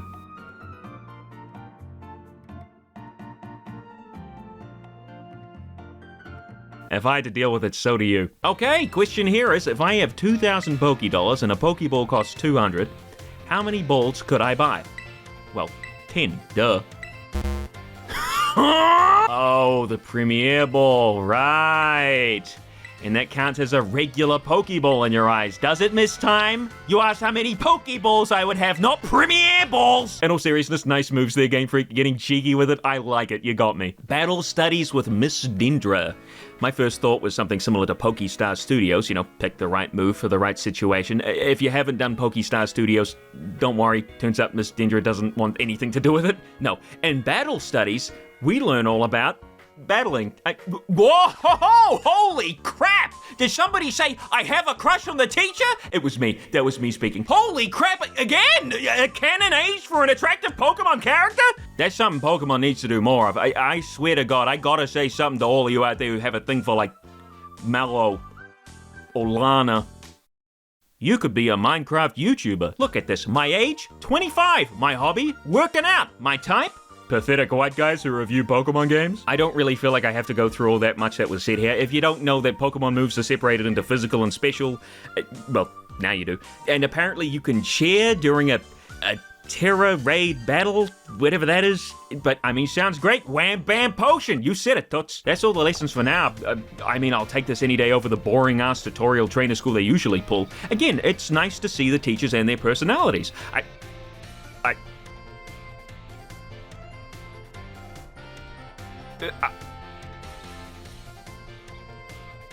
So forward-thinking, Game Freak. Now that's a real mixing of the races. Oh, that's right, I was supposed to be going to the director's office. Is that a common thing in Pokemon Land? You got a director instead of a principal? Or was the word principal too schoolish? Maybe would have driven the Kiddlywinks away? So you won't use the word principal, but you'll chuck in 2 periods of math. No, that makes sense. I've got a feeling I'm the only one with this question. Maybe the website will give me some clarification. Hang on, he's a twin?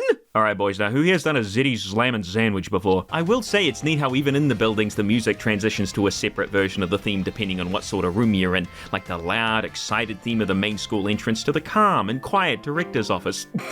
Speaking of, man needs to get himself a bigger chair or a lower desk. He's looking like Spider-Man right about now. Clavel wants us to meet the professor of the region, or as we've heard of her, Arvin's mum, over Skype. Crikey! Dick, her animations are stiff. Look at her head, it's rock solid. Don't tell me she's one of them, too. Listen to that digital ass theme. This woman's a robot! Oh, there it is! Sonic Frontiers Third Island. Oh my god. Whatever it's called. Who named the islands in that game? I can't remember any of their names. At least here it's just called Area Zero. Like something an edgy kid'd call their treehouse. The professor is, in fact, a graduate of our fine academy, as well as a splendid researcher. Ah. I think she shut down. Ooh, you could tell the game was having a tough time on that transition. Professor Sada simply asks us to continue our journey with Koraidon and see if we can help it regain its power and figure out its mysteries. It's not a big quest like the Mona, Arvin's, or Cassiopeia's. Rather, she just kind of tacks it on to Arvin's. You'll see why later. Or you're already aware why, and you're just listening to this because it auto-played on YouTube while you're asleep. It's why I made the intro less loud than the Sword and Shield video. Rather, I didn't wake you up with the hi! Looking at my notes here for this cutscene that I wrote down while I was watching it and playing the game for the first time, and by proxy I'm breaking the fourth wall here a little. I guess that Koraidon was a quote-unquote Titan version of Cyclizar, a Pokemon I haven't yet talked about. I thought this due to the picture of what looked like a Titan version of Donphan in Arvin's book back in the cafeteria, which I didn't bother showing on screen because reading, am I right? And well, surprise, surprise, I was pretty much bang on, you know, like aside from Titans absolutely being their own thing, but I thought Koraidon was an alternate version of Cyclizar at the center of it, and that's what matters. Giving myself a pat on the back for that one, you know, solving the world's easiest mystery made for babies. Well, it seems that the professor is asking quite the favor of you. But of course, the Academy, I do hope you'll continue.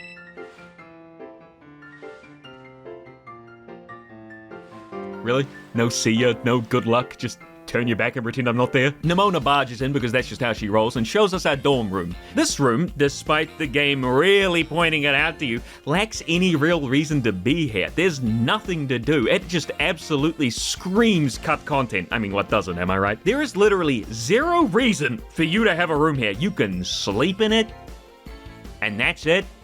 I don't even know if you can sleep in it unless the story demands it. It never came up. I never had to go here. Gee whiz, I'm sure some of the devs had plans to let you customize your room with items you can find and purchase throughout the Paldean region, and I'm sure the school was supposed to play a larger role with maybe more to do, but I get it. If Game Freak doesn't release Pokemon games years before they're done, something awful happens. We get a finished product. Even the cutscene immediately afterwards gives us a sneak peek of maybe what they wanted to do, you know, school life and all. But nah, skip through the days and give us a text box instead, taking a page out of Sonic Forces, I see. Wow, second Sonic Forces reference. Can we get a counter in the corner, please? After a delightful, 4 days at Naranja Academy, Nimona once again barges in because that's all she does apparently. Camera turned a little too far, showing us the horrors of the void. But hey, who cares, right? It's Pokemon, and it's finally time to, play the game! I've been waiting forever, blah blah blah, schoolyard. Huh? Nah, just kidding. But you believe that happened, right? That totally could have been a thing here. Your faith in Scarlet and Violet is the size of a small chickpea. It's not just me, right? Oh, the choices! Why even give me the option? Just make the whole thing a cutscene. Nimona barges in and says, hey, let's go to the schoolyard, and then we just go to the schoolyard. This is like the equivalent of a mobile game forcing you through each and every menu, making sure you're still paying attention. Not that this game is as bad as mobile games, let's make that clear. No matter how terrible Pokemon games will get, they'll always be miles above that cesspit of filth. Give me any modern Pokemon game over that crap. This video is sponsored by A nice little cutscene is waiting for us in the schoolyard. In fact, it's the very same one from the trailer. Okay, look, as we know, there's no voice acting in the game. Personally, couldn't give less of a shit if Pokemon adds voice acting or not. It's not one of those games that really, needs it. But with that being said, if Game Freak is gonna insist on following that formula, they gotta stop adding cutscenes that need voice acting. I said this before with the Nimona cutscene. Obviously, this isn't the most egregious example, lest we forget Sword and Shield. But this shit sucks too. If you're gonna dump the story on us in a cutscene, that's fine, but you can't treat it like a regular cutscene. Simply having the regular text box progression would have made this feel a lot less, unnatural. It's like everyone's conversing via telepathy. It's kind of creepy. What's this supposed to be, a silent movie? Gee, I don't want to keep referencing Sonic, but that immediately made the Sonic Generations final cutscene spring to mind, where we're meant to be super far away from the Eggmen so we can't hear them scream at each other, but the light footsteps are very much so still audible. I mean, they could just be, angrily pointing at each other, but I don't know, whatever. Yeah, you show me those pictures of the vast landscape. They're pictures, because if they tried to render in a real, setting, the game would explode. And with that, the school is ready to release us all on our Pokemon treasure hunt. What treasure we will find is up to us. Friendship? Fortune? Is this all the students of the school? There's 20. Then again, I'm surprised they can even put this many people in a single area all at once without the frame rate dipping into single digits. Tomaya! It's time for the great outdoors! My butchering aside, I guess that canonizes the Spanish language in the Pokemon world. Hey look, it's Cyclizar, the thing I said Koraidon was an alternate form of. Why don't we slip into a RadicalSoda's Pokemon evaluation, huh? Cyclizar is one of those Pokemon made specifically for the lore of Scarlet and Violet. Obviously, Game Freak wanted you to have it sort of mount during gameplay, and obviously we got the legendary duo, one for each game, but of course random NPCs aren't going to have a Koraidon at their beck and call. So that's how, I'm assuming anyway, Cyclizar was created, and they just sort of worked in the paradox form stuff, tying it into a neat little bow. Now obviously I'd prefer it if we could utilize our own Pokemon to ride around on instead of relying on a legendary given to us at the start of the game, but we get what we're given, and as a result, Cyclizar feels like a little bit of an afterthought. I want to ride Cyclizar. I want to go out into the wilderness and catch myself a friend that can whisk me away places. Yes, I have the quote-unquote better version of it, but I want to fit in, damn it. Every time I hop onto this big bulky bastard, I get main character syndrome. Oh, look at me, I'm so much better than you regular folk. Now this is me just being petty. Koraidon and by proxy Miraidon are the main plot points of the story, and without them parts of it wouldn't really make much sense, but damn it. The reason I get so uppity about not being able to ride a Cyclizar is because I like it. Not when it's hunched over so much and it looks a little bit creepy, but when it's being ridden or when it does that dinosaur roar, I think it's pretty neat. It's got several bike-themed elements on it without making it look too stupid, like the helmet and the mud guard. The cheeks could be like light reflectors, maybe. It's got the big puffy chest sack that looks like a wheel, and then it curls up its tail to look like the second wheel, which I will admit does look a little goofy. I still don't know why they made the wheel so big. That'd be scraping the ground at this point. And even though I said Cyclizar does kind of get shoved aside thanks to its beefed up brothers, it did actually get its own signature move, Shed Tail, which is like if you used Substitute and Baton Pass in a single turn. And not only that, but it gets the ability Regenerator, meaning it barely loses any health for doing so. This thing got banned out of OU faster than you can even say Cyclizar. He was gone, he was out of there. All in all, I like him, and I wish I could ride him. I realize I talked about Cyclizar way more in depth than I usually do, or that I'm supposed to. Usually I just mention the design, but I guess I care so much because Game Freak made a canon transport Pokemon but then refused to let us ride it. Anyone else feel just a little miffed off by that? There are lots of different people in Pokemon at the school. Oh no, they're making Psyduck androids now too? Nimona explains the treasure hunt a little more in depth to us as we make our way down the school stairs. As I said before, it's more of a spiritual... Hang on a minute, how the hell are any kids in wheelchairs gonna get to the school? You expecting them to bunny hop their way up Clavel? No ramp, no lift? Maybe they'll have a Pokemon to ride them to the top, but even then, clearly not everybody has a Pokemon in the Pokemon universe. In fact, some kids would be too young to own one. What an awful school, Jesus. Arvin butts in to tell Nimona to get off our back because apparently we're going to be fighting the Titans instead of doing the gym challenge. Whatever happened to, oh, I don't need your answer now, it's too big of an ask. You too, Nimona, you did the exact same thing. Cassiopeia, not you too! There we go, 5 leaders scattered across the map. At least that's more content, I guess. You know, add all the gym leaders and Team Star members up and you've got the perfect amount to give each one a unique type, which is exactly what Game Freak did. Well, would you look at that? Wait, where's Rock? Dark type's still getting shafted though, relegated to a Team Star boss. I mean, yeah, we got a Kahuna, Nanu, and Spikemuth Gym, but Kahunas aren't real gym leaders and peers, and despite being a cool character, it doesn't get Dynamaxing in his gym fight, along with living in a hallway. Not to mention a selective mutism. I mentioned our beefy boy before, but here's where we finally get access to Koraidon. Just not in battle. Yep, we can finally get on his back and take him for a spin. Unfortunately, he also has the super weird inflated chest and big-ass tail stuck under him while being ridden, which...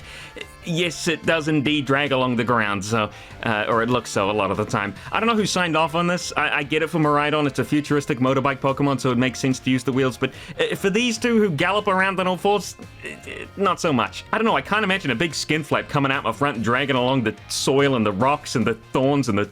Woohoo! Only far too many minutes into the video and we can finally go wherever we please.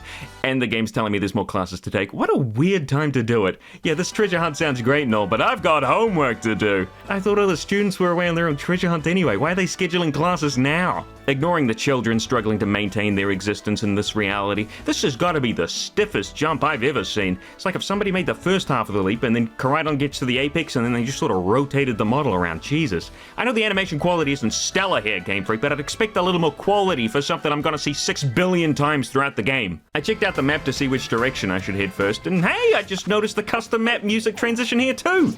Is this where all the budget went? To the musical artists? Meanwhile, the graphics team is trying to scrape by on an old ham sandwich and a bowl of pocket lint. I saw the Psychic Gym down at the bottom left of the map. Not too far away, I figured, and it'd be neat to see what they'd do with the first batch Psychic Gym. Not to mention, who's this babe? So I decided to head there first. I don't want to keep harping on and on about the performance. I know it gets annoying after a while, but like, it's really hard not to. We're just trying to walk through the city, has graphical glitches happening left, right, and center. Things popping in and out of existence. I slightly understand things popping in, like in Sword and Shield, but for some reason, everything jitters in and out. I have no idea even how that had happened. Like frame rate drops, slow down, low FPS NPC models. I just can't really wrap my head around it, I suppose. This isn't me spawning like 100 oranges in Gary's mod and stress testing my computer. This is just walking through a city. Like, normally, the game was made by the richest multimedia franchise in the world! It just boggles my fucking mind!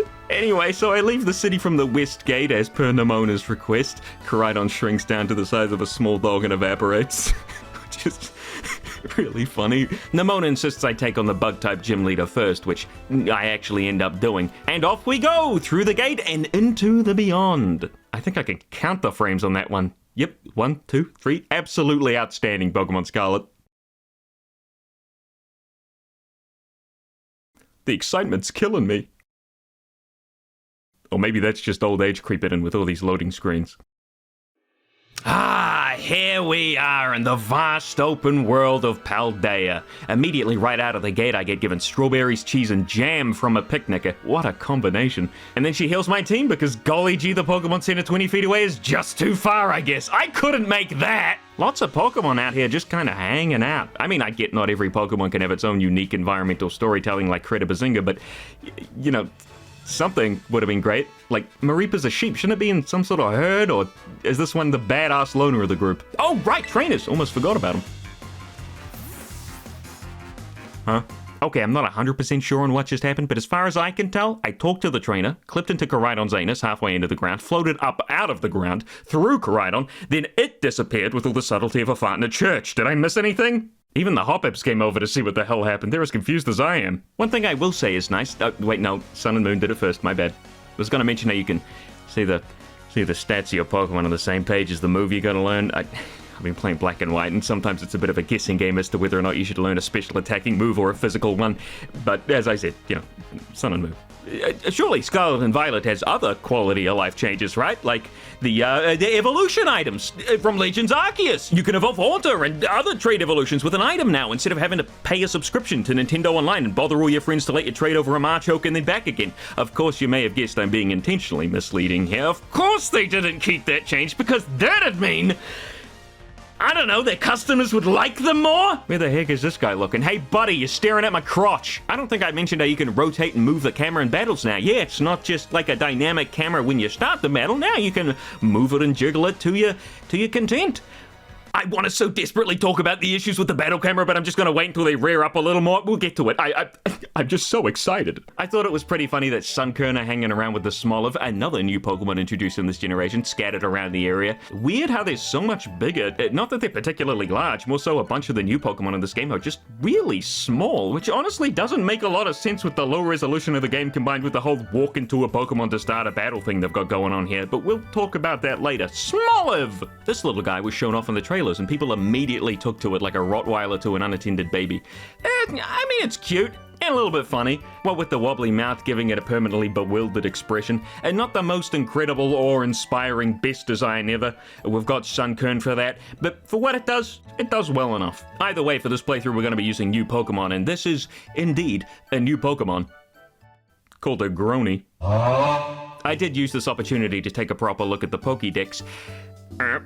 And it's definitely got some flavor to it compared to previous Pokédexes, apart from Legends Arceus. That one had a very distinct theme, what with, you know, paper. Scarlet and Violet is based on books on bookshelves, with a weirdly high-res wooden wall behind them. Each Pokemon has its own little screenshot, some with even little stories or secrets hidden in them. None of the ones I have at this particular point in time have the little stories or secrets, but I'm sure I can go find a couple of pictures somewhere. What is that? Throughout the open world, you'll find giant crystals leading to raid dungeons, with the color of said crystal dictating what type... Oh, well, if you're just going to explain it for me, then that's just fine then. You can challenge the raid with a group or by yourself, kind of like the Dynamax raids back in Sword and Shield. I went in solo because, you know, money. Now, the crystal's color determines the Terra type of the Pokemon you're about to battle, so you got to remember two things. Which of your Pokemon have good moves against the Terra type, and which of your Pokemon resist the original Pokemon. What's going on here? Hello? Did I die?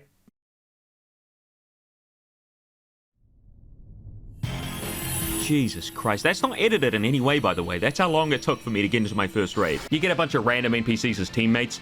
Why everybody but the fashion disaster over there wore the exact same thing I did is up to interpretation. And as soon as I saw this, I immediately thought, ah, shit, this is just the Dynamax raids all over again.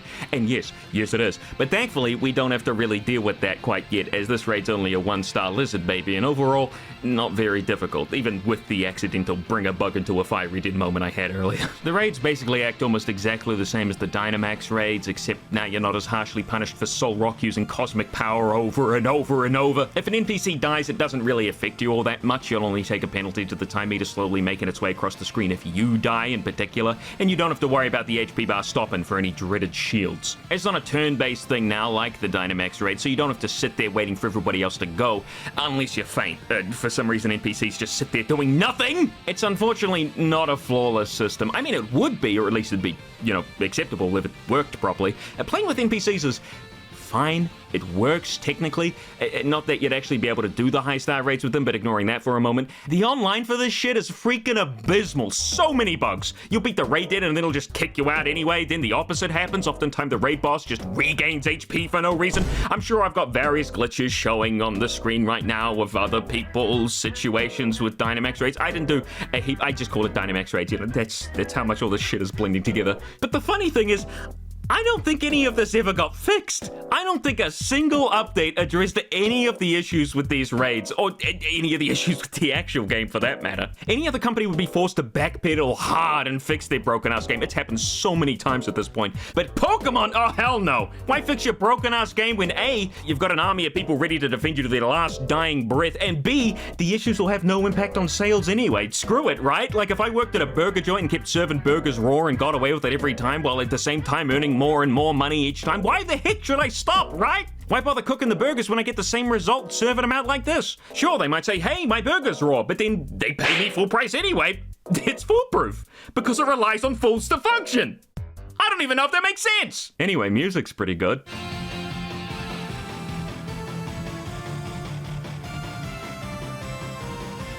Sounds like Undertale. Once you beat the raid boss, you have the option to catch it. I don't think you can fail this, but I mean, hey, I've been wrong before. And you get a bunch of rewards too. EXP candies, useful for leveling up newly caught Pokemon. Pokemon materials for TMs. EV feathers, which used to be called wings, by the way. Makes sense to change the name. We ain't shoving a whole ass ducklet wing in our bag. Berries, pearls, you get it. Valuable stuff for any trainer on the market. Well, that's all done. Better go heal up at that picnic. There never was a picnic. I've gone insane. Never mind. I'm not crazy. The game is just lazy. Nice little rhyme there. I leveled up Grony using the auto battle feature down by the water. Come on, man. And I learned a valuable lesson. Koraidon stinks at jumping and is terrified of Psyduck. Go get him, Grony. But even though Koraidon jumps like a white guy, thanks to the power of social media, I learned that you can BLJ your way up any surface with ease. With ease. Ha! BLJ complete! That always sounds dirty no matter how you say it. In the early areas, there are inaccessible places due to what I'm going to refer to as HM blocks, but with this glitch, you can pretty much go anywhere straight away. Could you imagine if Game Freak had tried to do even more movement mechanics? As a big open world exploration game, your movement options here are incredibly simple. You got run and jump. That's it. Can you imagine the jank we could utilize if we had Breath of the Wild's options or any other similar open world games? Holy shit, is this famous YouTuber Donkey? Oh no, this guy's not black. Bad jokes and absolutely bastardized scenery aside, like gee whiz. It is nice having the battles just kind of take place immediately where you're standing instead of having to wait for a whole big animation. Like with Mega Evolution or Z moves, I would say it's still sort of busted having access to terrestrialization while the NPC trainers get squat, but Wiglet fucking sucks. Ooh, Razor Leaf, nice. I can ask Grony for advice? What does that do? I should've known! No, this is a new feature where the game will let you know what the best option is in terms of overriding moves with a new one. Grony wants to forget Tackle and learn Razor Leaf. Why would you want that? Sweet Sin is right there. What are you, stupid? What are you looking at? You know how Sword and Shield did the whole popping up from the ground thing for when Pokemon spawned in? Here, they don't even bother. Who gives a shit, right? Just let the Psyduck Ultra Instinct into existence. Sure, no problem. What the heck is it? Is that something? Next up on the list of Pokemon that are far too small for the game they're in is Tadbulb. What do you get when you cross a Tadbulb with a light bulb? A dead tadpole. They can't live inside those. They need water. Tadbulb, however, is a cute little guy. A very simple design, and despite its appearance, it's not water type at all. It's just pure electric. Kind of like Tynamo in that way. I find it a little weird how it just floats above the ground, but hey, what Pokemon doesn't, right? Any fish Pokemon other than Magikarp basically swims through the air, and Geodude, despite being a rock with two perfectly capable arms, also levitates around. Like, come on, at least have it roll like its evolutions do. But we're not here to dig on Geodude. We're here to talk about Tadbulb. There's not much to say. I mean, I've already kind of said everything there is to say. A cute light bulb floats. What else is there? Unless there's some sort of a hidden mythology that's based on it. But I don't think so. I think that's it. I called mine Frencho. I was having an off day. I didn't use it anyway, so it doesn't really matter. I keep forgetting the school is open to all ages. I saw this double and got real confused for a second. That is a well-groomed 12-year-old. Oh my God. fuck, that is not what I meant. Suddenly, tutorial approached. No longer will you need to find an old man or go to the Pokemon Center to relearn old moves. Now you can just do it through a menu. That's neat, that's good. It's a fine quality of life change. Makes PP a little useless because you can just switch out moves and back to the one you had at full PP, but hey, I'll take it. Wouldn't make much sense limiting, relearning moves to an old man, what with being able to go anywhere, everywhere at once immediately. After the school tutorial. I was wondering about Pokemon that learn powerful moves at level 1. Usually you can't access the moves until you find a move relearner at least, but then again, Sword and Shield did away with that, so I don't know what I'm talking about. And one thing I did find out while researching was that they buffed the crap out of stone evolutions. Before, if you had a Growlithe, for example, if you wanted to learn Flare Blitz, you had to level it up to 45 and then evolve it. Now in Scarlet and Violet, though, screw that shit. Just slap that Firestone on and go to town. Flare Blitz level 1, bitch. Hey, you want to play rough with that? You get extreme speed on evolution too, so you're basically set from there. Just make it a regular evolution at this point, man. Not much point in having the stones for these kind of Pokemon if you're only ever going to be rewarded for immediately evolving them. Still, obviously, is fine for Pokemon with multiple evolutions like Eevee, but let's just say Ludicolo, there's not much point in waiting to evolve poor little Ombre here. You might as well not even exist at this point. And you can't argue rarity of the stones, like having to unlock it after beating a certain amount of gym leaders, because you can just run around until you find one on the ground. You don't have to unlock them that way. Obviously, this isn't a huge deal. It's, in fact, nice to be able to actually use stone evolutions early without wondering if you're squandering their potential, but, I already made my point. Excellent work, Bear Grylls. You're blasting through everything that comes our way. We're like a well-oiled machine! The heck was that? The heck was that? Anyway, so we beat the bearded 12-year-old no problem, and... That's right, everybody. It's time for Bear Grylls, our little Sprigatito, to evolve! I'm actually really excited to see what sort of theme we're going to be going with here. Look in your heart! I'm just a furry! Florigato! Wow-wee! Look at that bipedal stance! My genuine reaction to this evolution was getting mad for like 10 seconds and then realizing the design is actually pretty good. No, it's not a quadruped, something we've been wanting for these sort of starters for a good while now, but it's not a bad design by any means, so I'm decently happy. Though I feel like he should have held his folded arms for a little longer there. Felt like he changed his mind halfway through and couldn't commit to it. Look, I'll do whatever pose you want. Folded arms, folded legs, I'll do whatever. Florigato uses the little flower bud on its shoulder to whack its opponents like a deadly yo-yo, which is cute, again. But let's just hope its final evolution isn't some sort of yo-yo trickster with sausage fingers like a certain someone we all know. I mean, we've had starter Pokemon that go from 4 legs to 2 legs and then back to 4 legs before, like Swampert. Oh no. There's no one else. A little bit of exploring later, and I really do mean a little, we're talking like 10 seconds later here, and we've stumbled across another new Pokemon. What is it, a Saltlick? Knackley here is probably the most inoffensive design I've seen so far. I mean, I don't hate it or even dislike it, but I don't particularly, enjoy it either. I do think the little cube of salt on its head wobbling is a nice touch. A bit of loose rock gives it something to animate, I suppose. It's a little hard to do when you're... Can you imagine, like, the animator behind Knackley? Like, he gets the model and he's like, what the fuck do I do here? Called him Salty DK Dan because the name fit.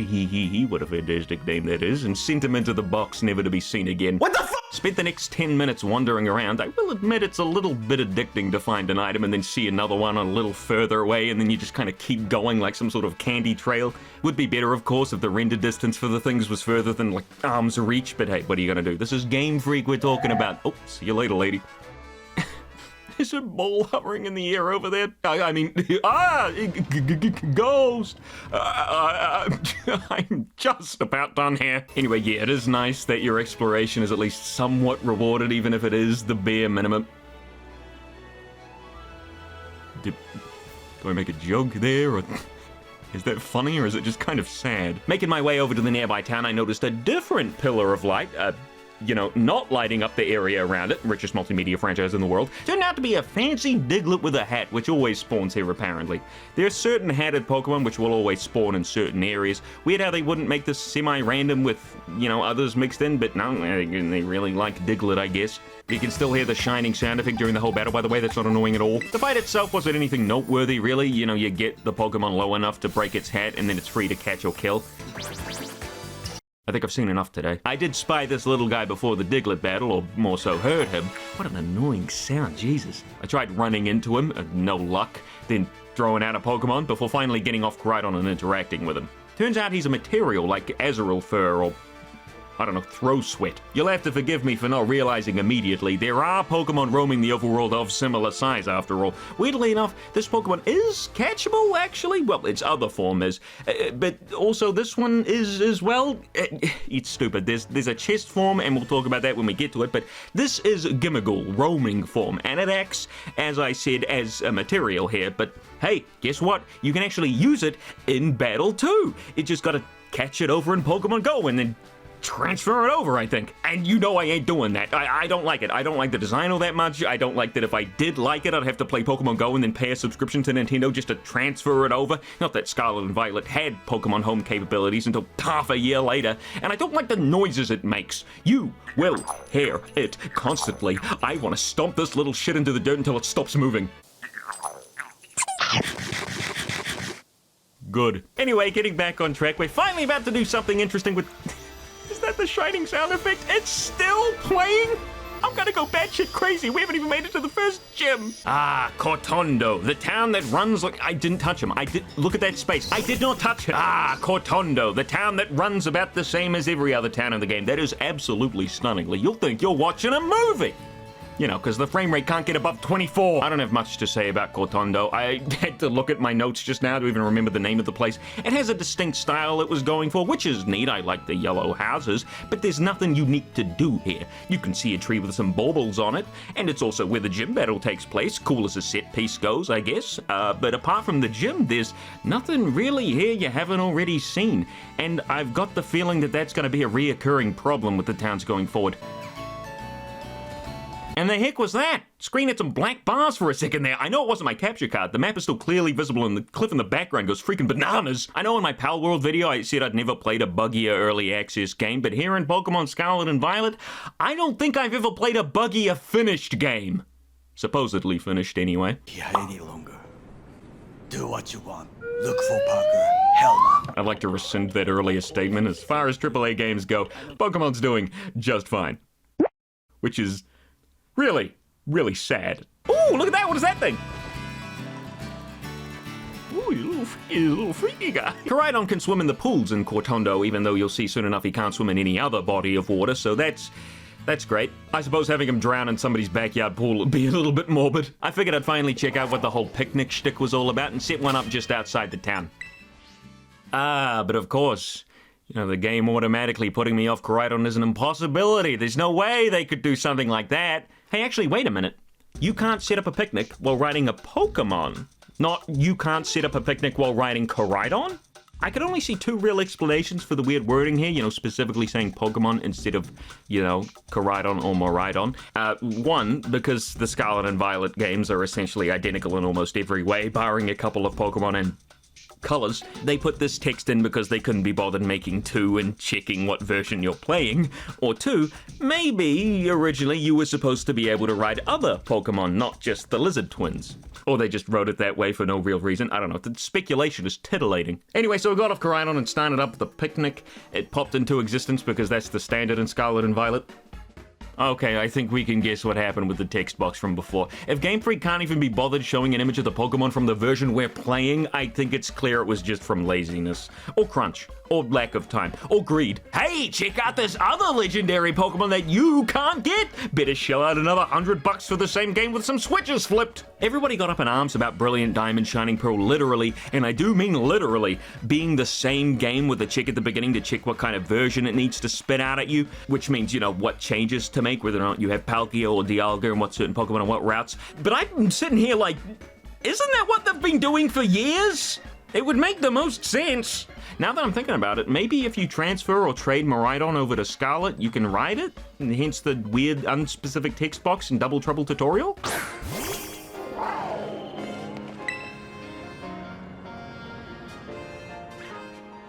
Nope, not happening, I guess. Ugh, what is Wiggler doing? There's a wide variety of things that reminds me of, and none of them are good. There's a couple of things you can do while picnicking, basically the same stuff as in Sword and Shield, except you're no longer playing an on-rails shooter, and now you can wash your Pokemon. Okay, remind me not to catch anything too humanoid. Wait, what happens if you wash like a Ghastly? Does your hand just go through it, or is it solid? How about a Palisand? Does it absorb the moisture? Is washing a fish Pokemon even needed? What happens if you wash a Grimer or a Magcargo? All questions that don't need to be answered because they all function exactly the same in game.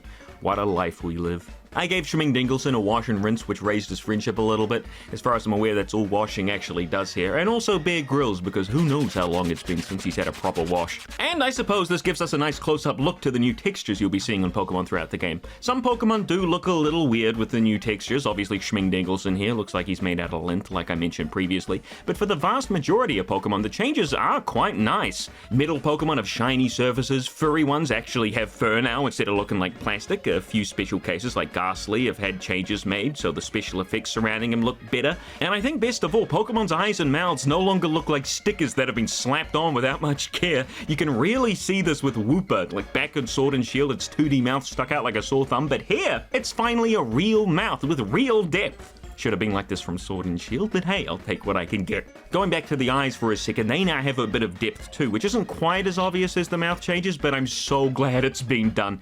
They're still using the 3DS models, yes, but updating them over time is something I can get down with, instead of just, up-resing the textures like Sword and Shield did. Some Pokemon even got completely new models, not just updated ones. Charizard's a big one. Before it looked a little too, cute. And Persian got a big upgrade too, looking far more fierce and feline. And I'm sure there's more, and jumping forward a bit, I know there's more, what with the DLC and all, but at this particular point in time, I haven't yet touched any of the DLC, so we'll get to that once the main story wraps up. Another little thing I'd like to point out is now how some Pokemon have new animations. Swimming, hovering, battle stances. It's obvious Game Freak did put some extra care into making sure at least some Pokemon were well looked after, like Pikachu, an electric-type Pokemon, has a swimming animation, but Floragato, or Bear Grylls, doesn't. It's like they had to pick and choose because they didn't have all that much time to do them all, which, I understand, or at least I would if the rest of the game didn't run about as well as a paraplegic. If we'd had a fully finished game, or at least a mildly finished game, I could excuse the little slips on details like this, but because we didn't, I'm kinda left wondering why these little details are in the game at all. How on earth did the animators actually find time to give Pikachu a doggy paddle when Koraidon's jump looks like a plank being thrown into the air? Either way, happy to see the extra details on the Pokemon's models. I'm hoping we see more of this in the future. There's still a ton of Pokemon that look really weird still from the 3DS days. Like Charizard got a huge glow up, but his poor boy Charmander still looks a little brain dead. I don't know what they'd really do to fix him though. I think the proportions of the facial area may be just a little bit off. It is hard to translate 2D artwork into 3D models, I get that, but you've got billions of dollars, Pokemon Company. I'm sure you can funnel just a few of those into a bit of plastic surgery for our good old buddy Charmander here. I got bored with picnicking pretty quickly and put everything away after a couple of baths, forgetting I could make sandwiches, so we'll come back to that later on at some point. We find Emona waiting for us in the gym. I don't know why she's here if she's got all the badges already. Actually, as someone who did the exact same thing Nemona's doing in this game to their friend in the very same game, standing around waiting to battle them, I get it. She even gives us some super potions, which is nice, and then leaves. Alright then. Figured she was wanting to battle us, but I'm assuming she's letting us get right to the gym challenge. Now, I'll be honest, my team is not looking so good for a bug-type gym battle, what with the lack of super effective types and 1/3 of my Pokemon having a weakness to it. So I decided to head back out into the open world and see if I can find some other buddies to train, or, what have you.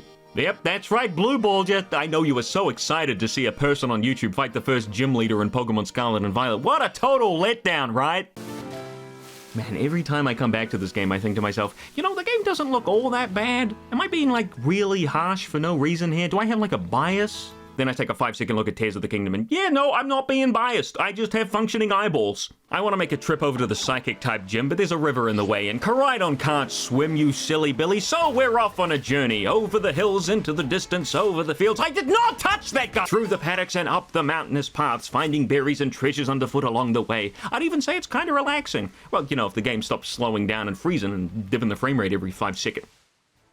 That wasn't there before. I neglected to mention this before, mostly due to not knowing it was there or just not using the feature. You can press R3 or click in the right stick to have the camera set itself to a more classic style, meaning you have the little cutscenes when a Pokemon faints or when you send a new one in. It's great in theory, but the mountainous and uneven world of Scarlet and Violet, it's sometimes not the best option. Well, sometimes it's a little bit of an under-exaggeration. Often never, it's never the best option. Sometimes something might be a little out of frame, like a trainer's head, or sometimes you won't even be able to see your own freaking Pokemon. But let's say you liked this camera option and wanted to use it all the time.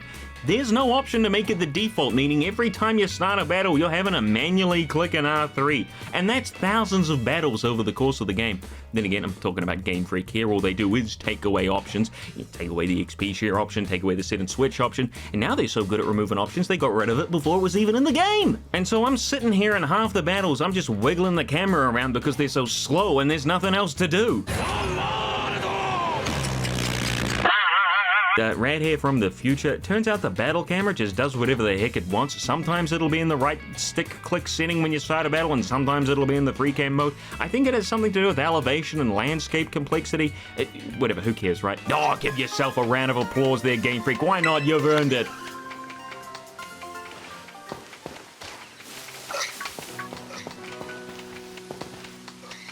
Huh?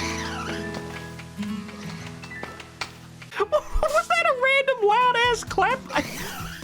You know, it's a good thing Mankey interrupted it. That's the glitchiest clapping man in a game I've ever seen. If left to his devices for any longer, who knows what he could have been capable of. After using the hat feature again, I realized I was already getting sick of the long animation time it takes every time you put on a new hat.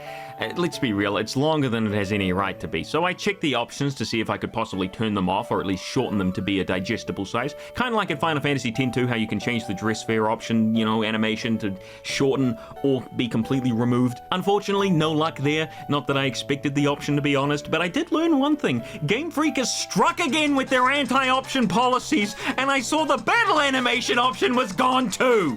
Look, in each Pokemon game, in order to speed up the battles for many repeat playthroughs, there's always been an option to turn off the battle animations, and for good reason. The battles take long enough already, no reason to make you wait even longer.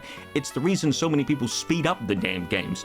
But in the game that could have used this the most, the one with the long-ass hat video and sometimes seconds it takes in between moves, nah, get rid of it. It's what I've been saying, right? Respect your players and their time. They are the ones giving you the freaking money, but then again, of course, I also got to follow that up with, but they'll give you the money anyway, so do whatever you want, I guess. Well done on creating a franchise that people will flock to, even if you're selling them literal garbage. That's a business I wish I had. Okay, getting back to the game properly. I'll just preface this by apologizing. I'm sorry, I can't keep going without pointing out each and every little thing. It's who I am, and it's another little thing to add to the pile, I guess. After you finish talking to a trainer, I'll use this guy as an example. You may notice while waiting for the game to load up a battle, sometimes which honestly should be instant, a few things happen. Firstly, our shadows become lower quality. I don't know why. Secondly, this random patch of grass next to me flattens. Seems that Invisible Man's fallen from a high place and just so happened to land nearby. And third, remember when I mentioned the grass around the battle area goes kind of see-through? At least I think I mentioned that. Well, anyway, that happens right away before the battle's even started. And then lastly, as the camera fades into the battle scene, my character just blips out of existence. I mean, I leap backwards while fighting a wild Pokemon. Why do I teleport now? I think the flattened patch of grass was for the dude's Riolu he sent out, but that does mean that the game has already put the Pokemon there before the battle's even started, and the animations beforehand is just hiding that. I don't know why you'd even put the Pokemon there beforehand to start off with. What's the point? Is it loading in the model during all that waiting beforehand? Jesus. It makes sense with all the time you gotta wait. And can I just say, now that I'm thinking about it, this UI sucks, right? Like other RPGs out there, like Persona 5, are giving us themed menus with flair and polish, snappy and quick, and here's Game Freak shoveling out a stock standard menu with no personality whatsoever. This is like some alpha build shit, you know, the thing that they put in while they're making the game so it functions correctly, not the final product, man. And to make matters worse, as I've already said, the menus are laggy as balls. Kingdom Hearts 2 speedrunners out here blasting through menus at light speed on the PS2 while I'm stuck here in Scarlet and Violet trying to crust off my arrow and get it to move at any sort of agency at all. You can't tell me the Paldea region doesn't have a wealth of visual inspiration you couldn't have taken from it to make these things pop a little bit more. It just feels so slapped together, like something I could make in 5 minutes in Photoshop. I'm not kidding, here it is. They had a checklist of 3 things. Does it work? Does it look good? And is it quick to use? They checked off the first one, then pissed all over the rest of the paper. I'm honestly appalled it took me so long to mention the menus. There's been so much other shit commanding my attention, I just kind of slipped my mind. Well, anyway, not that it'll change just because I mentioned it. What the... I couldn't even see that guy. What the hell is that? Capsicid joins the much too small for an open world Pokemon game group, and he looks like a little shit. am not a fan. I'm not entirely sure. Mixed feelings, I guess, is what you could say I have. He kind of looks like Tweety Bird's evil counterpart. Either way, I'm happy we finally have a Pepper Pokemon. I was much more interested to see what he would evolve into rather than Grony, so Microsoft Sam joins the team. Okay, that's gotta be it for the world's smallest Pokemon, right? What the hell? Flittle is a real cute little thing, and I really like it, but what is the fascination with making new Pokemon as small as possible? I mean, sure, they're cute, like I said, but again, big open world, yada yada yada, you know the drill, whatever. Just emulate the game and set the resolution to above 1080p. Maybe see if there's a patch or two to help with the frame rate drops, then maybe it'll make sense. Anyway, so I called it Code Radical because holy moly, you can get 10% off your GamerSupps order using that very word! Look, this ain't a sponsored video. I don't take money from companies I don't fully endorse, so don't expect any mobile games or cruddy products that aren't worth the money. But I drink GamerSupps every day. It's delicious. You can get it caffeine-free if you don't need the extra boost, and there's even sleep aid drinks now with a metal in it. The metal... magnesium. And don't forget the booby cups. You gotta get the booby cups. And hey, if you use the code enough, I'll be able to make my very own. Anyway, thanks for listening. Give me money, give me money, give me money, give me money. Code Radical replaced 𝙛𝙞𝙣𝙖𝙡𝙮 into the party. We've all seen a shiny Floatzel at this point, right? And we already have a water type with Violet Demon, so I felt this is the best option. Code Radical's also a psychic type anyway, so it evens out the team a little bit more. Although we're still super weak to the bug gym at this point. Man, look how tiny Fungus is. I always thought it was at least... Heading on further up the nearby mountain, we run into that weird-ass bug thing from before, Nimble. To be honest, not really feeling this one. As I said before, I don't really dislike or hate any Pokemon designs inherently, but Nimble's one of those ones where I look at it and feel nothing inside. I didn't even bother catching it. But just because it doesn't fit my personal buggy tastes, and Wurmple is one of my favorite Pokemon, it doesn't mean it hasn't found success outside of...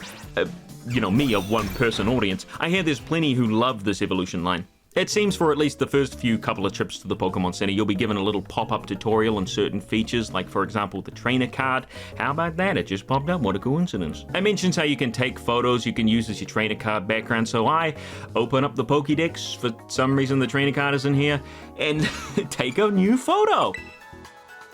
Just email me then! Something I realized pretty late into my journey here, look at me, haven't even done the first gym yet and I'm calling it late, was the day-night cycle. You might be thinking, well duh, of course there's a day-night cycle. There's been a day-night cycle since Gen 4. Well, technically Gen 2, but then they got rid of it in Gen 3 and brought it back for Gen 4. Bring back seasons, you cowards! But in this game, and maybe Sword and Shield, I'll be honest, I can't remember and there's no way I'm booting that monstrosity up again, the day-night cycle is its own thing, which isn't impacted by the actual time in real life.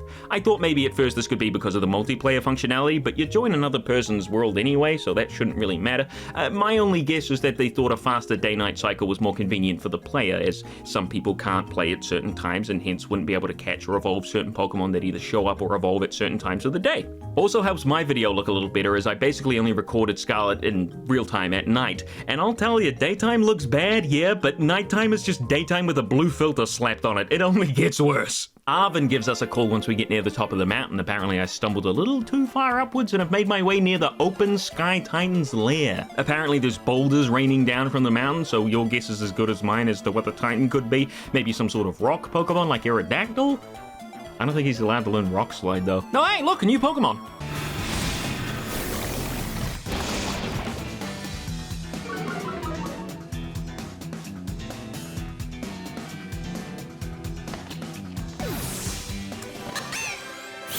I feel like that joke would have worked a lot better, you know, running into a Pokemon only for it to immediately kill itself if the game didn't take 10 years per move. Great Bazinga!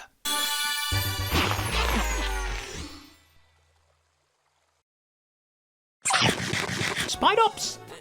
I mean, I get it. I understand the inspiration here. I don't really like it. Sort of a weak design, if you ask me. I picked up Tarantula because of the whole ball of yarn thing it had going on, and yet Spidops has a spindle of thread or whatever, but I don't know, man. Not for me, I think. It does learn a new move, though. It's Protect, but if the opposing Pokemon makes contact, it lowers their speed, like the speed status version of Spiky Shield or Baneful Bunker.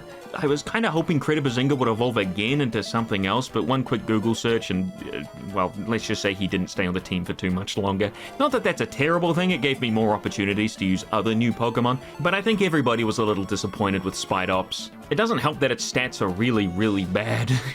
Have I mentioned just how long it takes for your Pokemon to appear on the screen in the summary menu? Sword and Shield had this issue too. It should have really been fixed by now. Look at what I'm saying. Fix, Game Freak, Pipe Dream. All words associated with each other.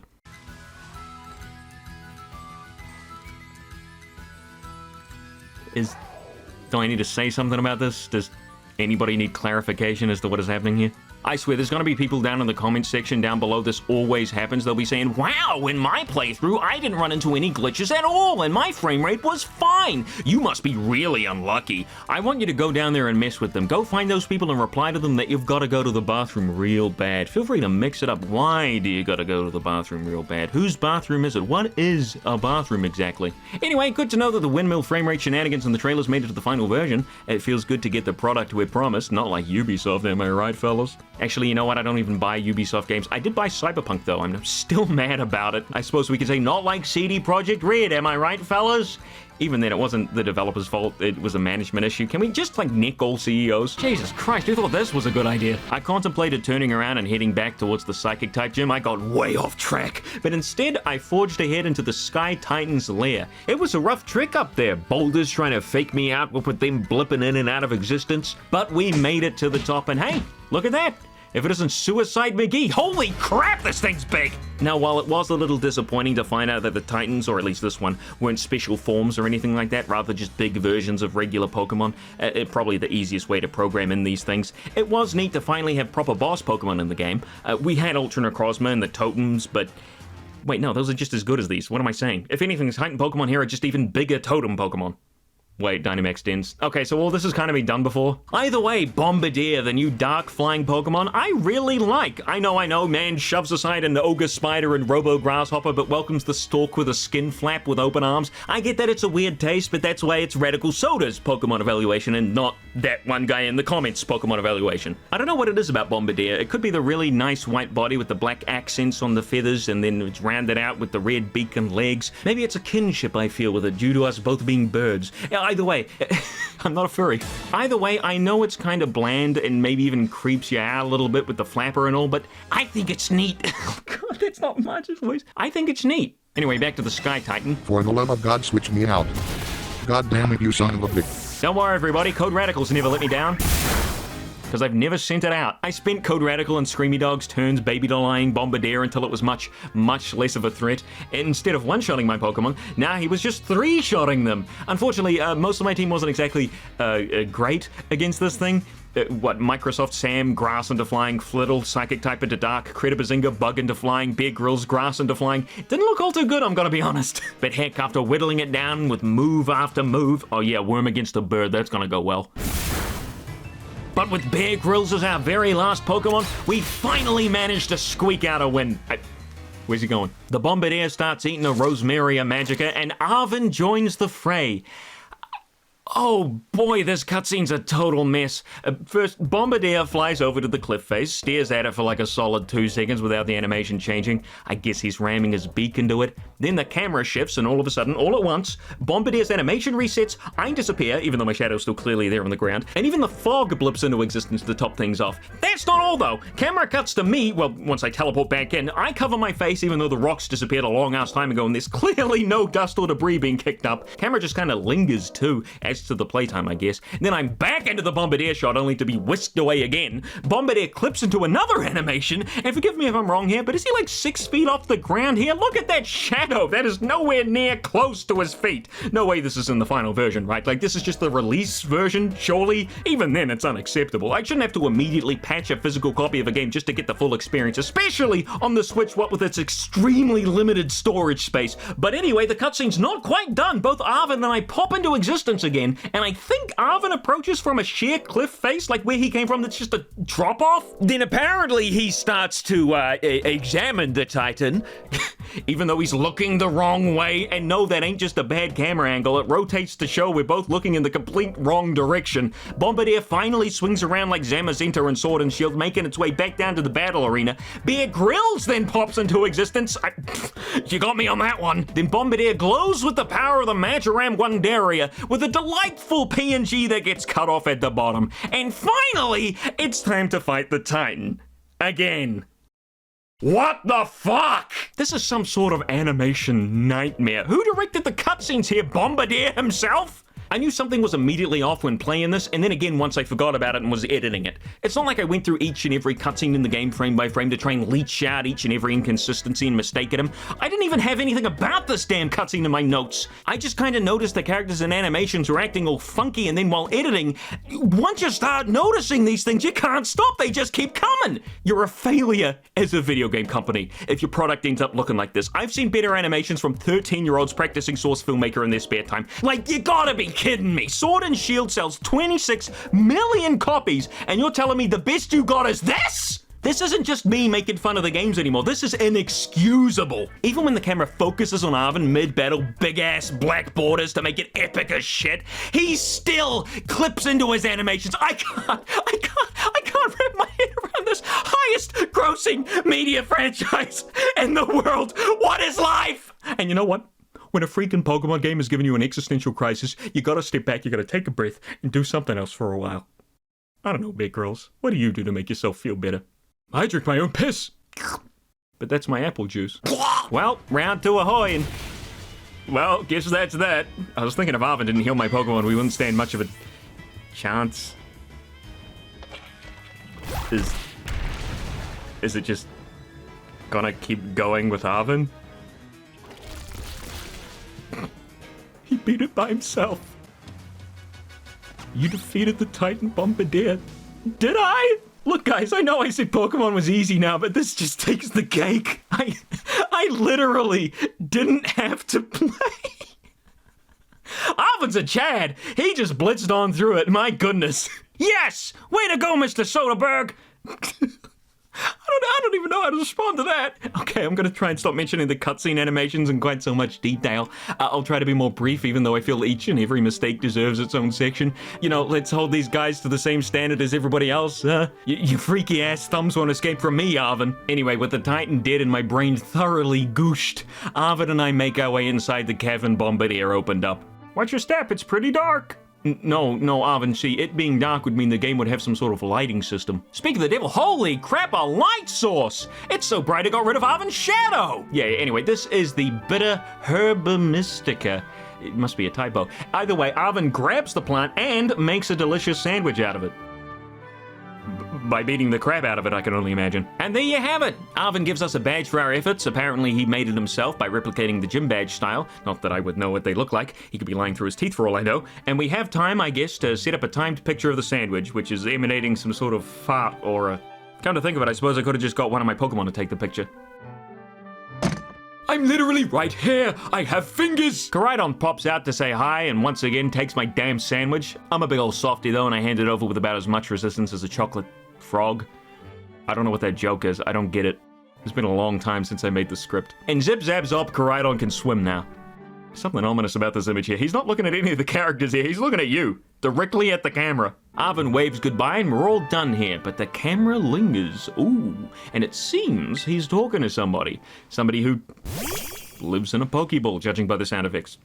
So, Pokemon. The sort of crazy mystery surrounding Arven and his Pokemon power will unfold? Only time will tell, when we eventually get to it, I guess. Outside the cave, we get a call from Professor Sada, who tells us that Koraidon can now swim through the water. She says she detects that Koraidon has regained some of its power, but I don't believe that for a second. She's got that Rotom in my phone acting as a double agent.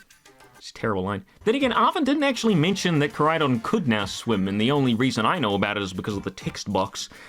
I just realized that probably would have made a lot of sense for Koraidon's form to physically, evolve as it ate the magic sandwiches. Maybe for the swimming power, its toes would have become webbed, or it would have gained some fins or something. It probably made a lot more sense if the game didn't tell us how he had changed until the professor gave us a call. Because how on earth can you tell he's changed at all, other than, the bright light? What's the difference? Does Koraidon have a wee chat with us coming out of the cave? I don't know why I'm so hung up on this. A slight inconsistency in this game is like finding a grape in a bowl of grapes. Moving on, sorry. Good idea to put a big pool of water right outside the Sky Titan's den so you can immediately try out the swimming. Oh, hello there. Swimming's nothing too special. You can move around and jump, and that's it. It's same as your ground movement, basically. I was kind of hoping for diveable areas, but nothing of that sort here, I'm afraid. Game Freak also forgot to add in a transitory animation in between swimming and not swimming, so Koraidon will just snap into place if you let go of the analog stick. Always a pleasure. Moving onwards, I found this neat Pokeball that refused to be picked up. You have no idea how frustrating this is. I can only remember how angry I got. I mounted, unmounted, didn't matter. I couldn't touch it. Only when I finally tried sending out a Pokemon did it get picked up. And that's also where I learned that Pokemon could pick up items for you. I guess the ground here was at an angle that such my character was technically not touching the ball. I don't know what happened here. I stumbled across the evolution of Nimble here. Low kicks. Low kicks? Low kicks? Whoa! Low poly pooch alert. Okay, so this is the point in the video where I was going to talk about the low poly models and, you know, how they work in the Pokemon Scarlet and Violet game and the fact that they are pretty obvious sometimes and oftentimes they'll stay a little bit longer than they should be, making it pretty obvious when they pop into their high poly self. But I was getting footage for this section on a later update, not the most recent one, but the one of the teal mask, I think it is. But I kind of started to think to myself, why am I complaining so much about the polygon models, which are kind of charming in their own way, when there's a much bigger issue that the Pokemon are just popping up 5 feet in front of my face. I feel like they're popping in even closer now than they were before, and not only that, but apparently in an effort to curb the bugs related to performance issues, in one of the updates, they just slashed the spawn rate straight down the middle. Wild outbreaks, more like wild nothing breaks. There's nothing there. It's so hard to find a decent amount of Pokemon on screen because they just can't spawn. And meanwhile, while this is all going on, the landscape is blipping in and out of existence every 5 seconds. I can't believe that it's still supposed to be a finished product. Like, I just had to get this in. I had to rant at least a little bit. Like, the low poly models, who cares? Look at this. This is gross. Goodness gracious, that is a deep, dark ocean. Anyway, back to low kicks. As I said before, this is the favorite of many people out there. Its design seems to be inspired by Kamen Rider, which are definitely 2 words I read from Bulbapedia. I'm not familiar with the source material, ergo I can't really appreciate what this Pokemon is going for, so it doesn't really interest me. Still didn't get a spot on the team, sorry. Heading back towards the quest marker, yeah, remember him? Feel old yet, internet? I came across another new Pokemon, Charcadet. It was all by itself and looked like the Game Freak definition of rare, so I immediately battled it. Then ran away when I realized what level it was. I let it go for now, but in the back of my mind I was hoping it wasn't super rare, which it isn't. If anything, getting the evolution is a bigger pain in the ass, but Charcadet spawns in a few different places. And as far as the design goes, you know, for our Pokemon evaluation, it gave me Riolu vibes, like it was going to evolve into a powerful, popular Pokemon. I was super right in that regard. Its 2 evolutions are very popular and powerful, both making their way into the OU tier for Smogon battling. If you don't know what that is, don't worry about it, just know that they're popular. But as a Pokemon itself, I'm not really feeling it. It's like a little man with a little flame on its head. This is one of those Pokemon nobody really cares about because its evolutions are where all the effort went, and yeah, I can see that here. Almost all the way back to... I've already forgotten its name. I cannot remember any of the town names in this game. Picnic time. That's right, baby. It's finally time to make a sandwich of our very own! I swear I put the bread around here somewhere. Don't forget to pick the freshest ingredients for your sandwich around. 4 onions, 2 apples, some yogurt, and a crap load of pepper. It's the Soderbergh family recipe. Firstly, crash your yogurt and pepper together in an explosion of spice and glass. Place a layer of onion, then apple, then onion again. Place some more apple on top of that last layer of onion, then on top of that, slap some more onion on that bad boy. Polish it off with 1 final slice of apple, then place the other half of the bread on top. For optimal structural integrity. And there you have it, folks. The Soderbergh Pepper Yogurt Onion Apple Sandwich. A smash hit at every gathering, party, or whatever the hell you have going on. Eat it on the toilet as it drips onto your toes. Oh my god, I forgot about the horrendous eating animation.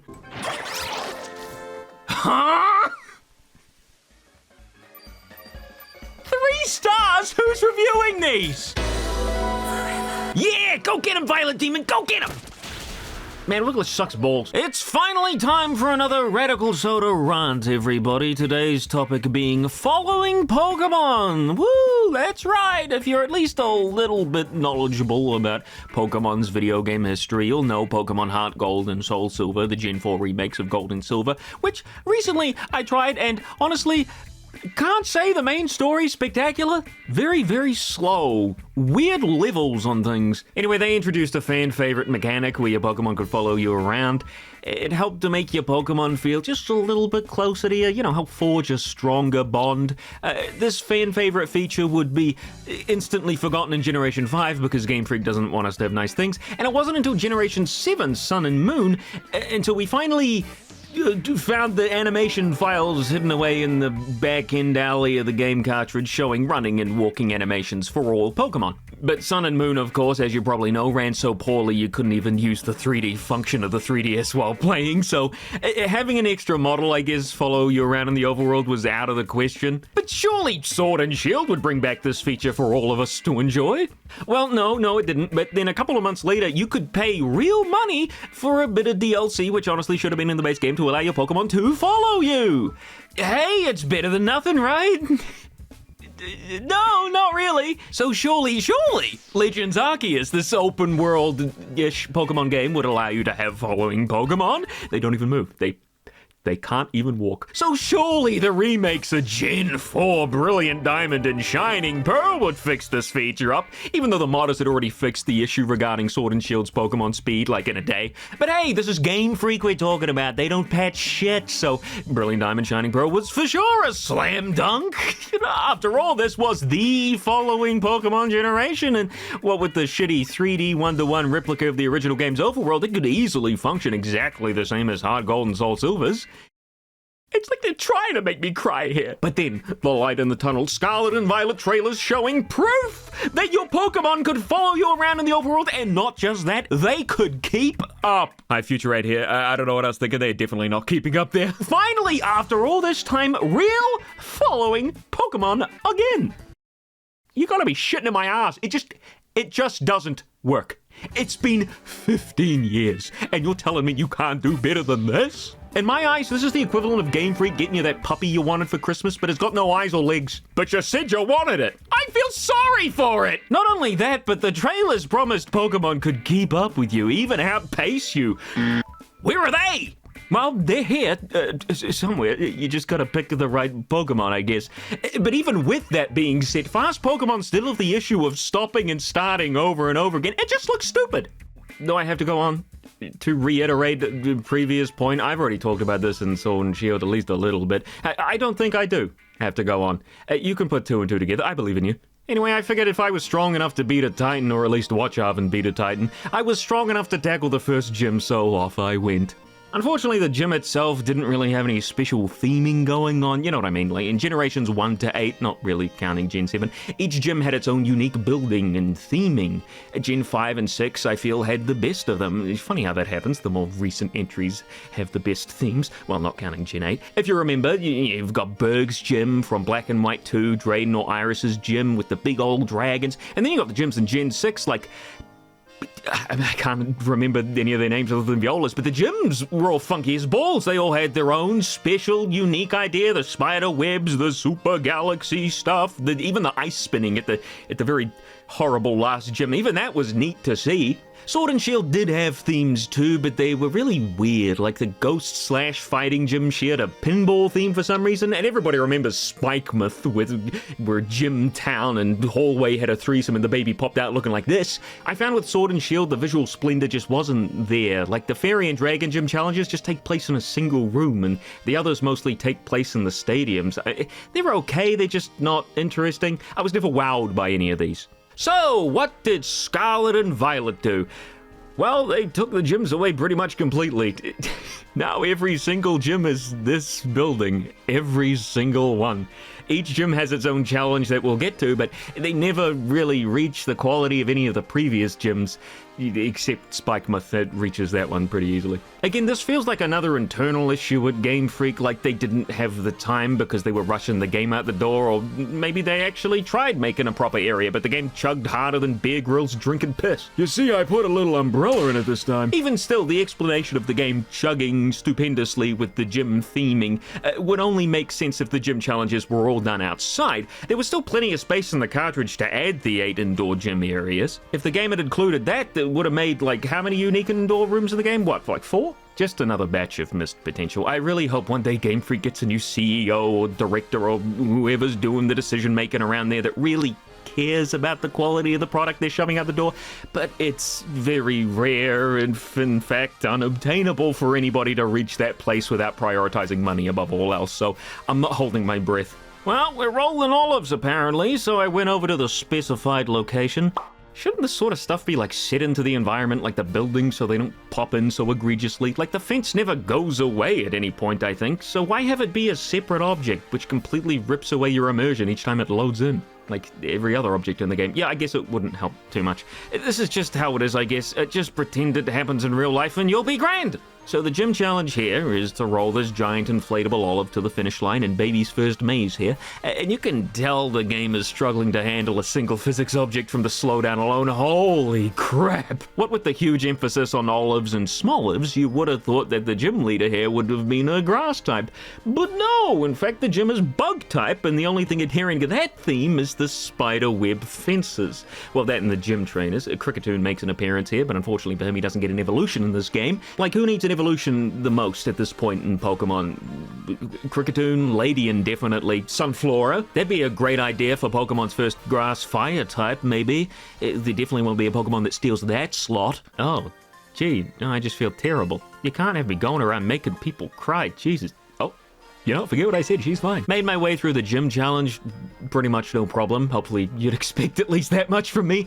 And at the time I felt like there was some physics shenanigans that could be done with the big ass olive, and it turns out there absolutely is. I just didn't figure them out at that particular point in time. It turns out you can leap inside the olive and fly to the moon, something I did much later on. I don't think I have the footage of it though, so you'll have to make do with somebody else's. Is it here? Is the footage there? Did you get the footage, me? I'm so sorry. And there you have it, folks. There you go. Maybe I have to go back to the start? Actually, there's no way that's what's needed to... What's going on here? Oh, superb hitbox right there, about on par with the wild Pokemon. Except in that case, they're far too large rather than far too small. Now that we've completed that, we've earned the right to challenge Katie, the gym leader. Katie, of course, being a play on the word katydid, which is indeed a bug trigger warning. And also, it's a name, of course, Katie, so I suppose it's possible Game Freak just drew a name out of a hat and this is all just a big coincidence. Is someone peeing in my left ear? Katie has a lovely little design for a gym leader. She's a baker by trade, because either being a gym leader doesn't pay all that well, which would be a little silly, seeing as a huge part of the Paldea region's culture is Pokemon battling, kind of the same as in Sword and Shield, although there it was more of a sport, whereas here it feels more like an academic sort of extracurriculum activity. What with the whole uniformity of the gym buildings and champion rank, that many people can earn as opposed to like a single regional champion. Oh yeah, and the other reason she might be a baker is because she just enjoys it, and that would be the preferred outcome, because even fake Pokemon trainers should be getting a livable wage. I also liked the design because she's just kind of cute. Cortondo, that's the name of the town! Katie's team is Nimble, great! Tarantula, great! And Teddiursa. Huh? Personally, I would have had her team be based around baked goods, like you've got Milcery or Alcremie, Swirlix or Slurpuff. Then of course you got Fido, my lord. You literally have a baked goods Pokemon introduced in this very generation, and you go with Teddiursa instead. I get it. I know what you're gonna say. Bugbear. It's a bugbear thanks to the terrestrialization effect, but come on, like, this could have been a great generation to start us off with themed teams, and without spoiling anything, I don't know why, the game's been out for over a year at this point. Most important trainers have a great theme and design, but creating a non-type themed team, again, such as food themed Pokemon, would be incredibly easy. And not to say that there wouldn't be teams leaning towards one specific typing. For example, let's say our gym leader's a wrestler. His team could still lean hard on fighting type Pokemon like Hariyama, Throw, or Machamp, maybe Holucha, but you could also throw in a Pokemon like Incineroar. Or you could have a florist with flowery Pokemon, and obviously Roselia or Blossom would fit in there, but you could also include Comfey or one of the Flabebe lines. Like, man, the possibilities! Like, there's only so many ways you can make a certain kind of gym leader, and I think Katie here is proof of that, seeing as her whole baking theme doesn't really have anything to do with bugs. Heck, I would have taken a Combi slapped in there for the honey it provides, at least. Katie's Pokemon don't provide much of a challenge thanks to the lack of held items and having only 2 moves each. They're all attacking moves though, which makes things a little more difficult. You can't rely on the Pokemon not doing any damage on a turn unless she uses a potion. I don't know why they didn't give them any status moves. It could have something to do with the AI. Maybe it just really likes to spam status moves if it has them. And then again, it's Game Freak's AI. I'm sure they could customize it per battle to suit their needs. That is, of course, if they either know how to do that or if they had the time to do that. Either way, it's not not uncommon for early battles to only have 2 moves on a Pokemon. Gladion and Sun and Moon looking real stupid with this tackle pursuit combo he's got going on. And this is at level 18, man. There's no excuse there. Anyway, I tried keeping the game as close as I could to a self-imposed set mode. It sucks that I have to manually do that, but whatever. Me being vastly overleveled here means it's not exactly a fair fight anyway. Teddiursa gets his hat, bug type of course, doesn't exactly help Katie out, more like makes her Teddiursa a bigger target if you're actually prepared for the gym, and then the crowd goes wild! There's like 10 people here. What are you doing this for? Back in Black and White, when the gym leader sent out their final Pokemon, the music would shift, almost as if directly saying, "Here's the last one, keep going, you're almost there." And then Sword and Shield had a similar system, except the music started up alongside the Dynamaxing, and the music would shift into this annoying song where the crowd would sing along. Scarlet and Violet does this too, but why? I don't get it. It doesn't really make sense here. There's barely any people around. Sword and Shield had bloody stadiums filled with people cheering on the battle, but here in Paldea, it's more like they got a rip-off version of Galar's music and just put it on a boombox next to the arena. The terrestrialization system is also just, I don't know, it's not as epic as the Dynamax gimmick. They're just wearing hats, man. Like, I prefer terrestrialization gameplay-wise, but Dynamax had more spectacle. At least it was worthy of a chanting crowd. The regular gym music, however, which of course plays before the hat music, is... I don't know. Like, I like the idea behind the music, but I don't know if it really fits that of a gym battle. Like, it worked for a different sort of trainer, but for the gym... I've heard a few remixes or covers or whatever you want to call it of this theme, and they managed to spice it up a bit and make it a bit more, I don't know, boss-ish? Like, you're not just fighting Funky Steve the Electrician on the walk home from the ice cream parlor. It'd work great for Funky Steve the Electrician. So overall, I'm not saying the music is bad. Well, I mean, I hate the chanting part. I just think it'd work better elsewhere. Not harping on the track itself per se, although I do find it repetitive, so I guess there's a little harping there, but I've always said Game Freak does 2 things excellently: character design, whether that be for the people or the Pokemon, and the music. Unfortunately for this specific piece of music, it just doesn't quite get there compared to its older siblings. I had to listen to them all just to, make sure, and Jesus Christ, had a bit of whiplash re-listening to the start of X and Y. It sounds like the gym leader steadily approaching with a knife in hand. They didn't have to go that dark with the theme there, but it works. It really does make you feel like it's going to be a tough battle up ahead, even if the X and Y leaders end up being some of the easiest in the series. And let's not forget the Kahuna theme from Sun and Moon.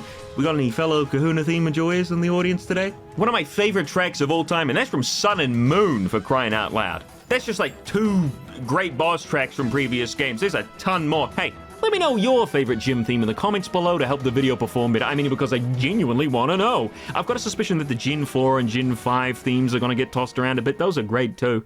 And with that all completed, Katie gives us some No, she doesn't.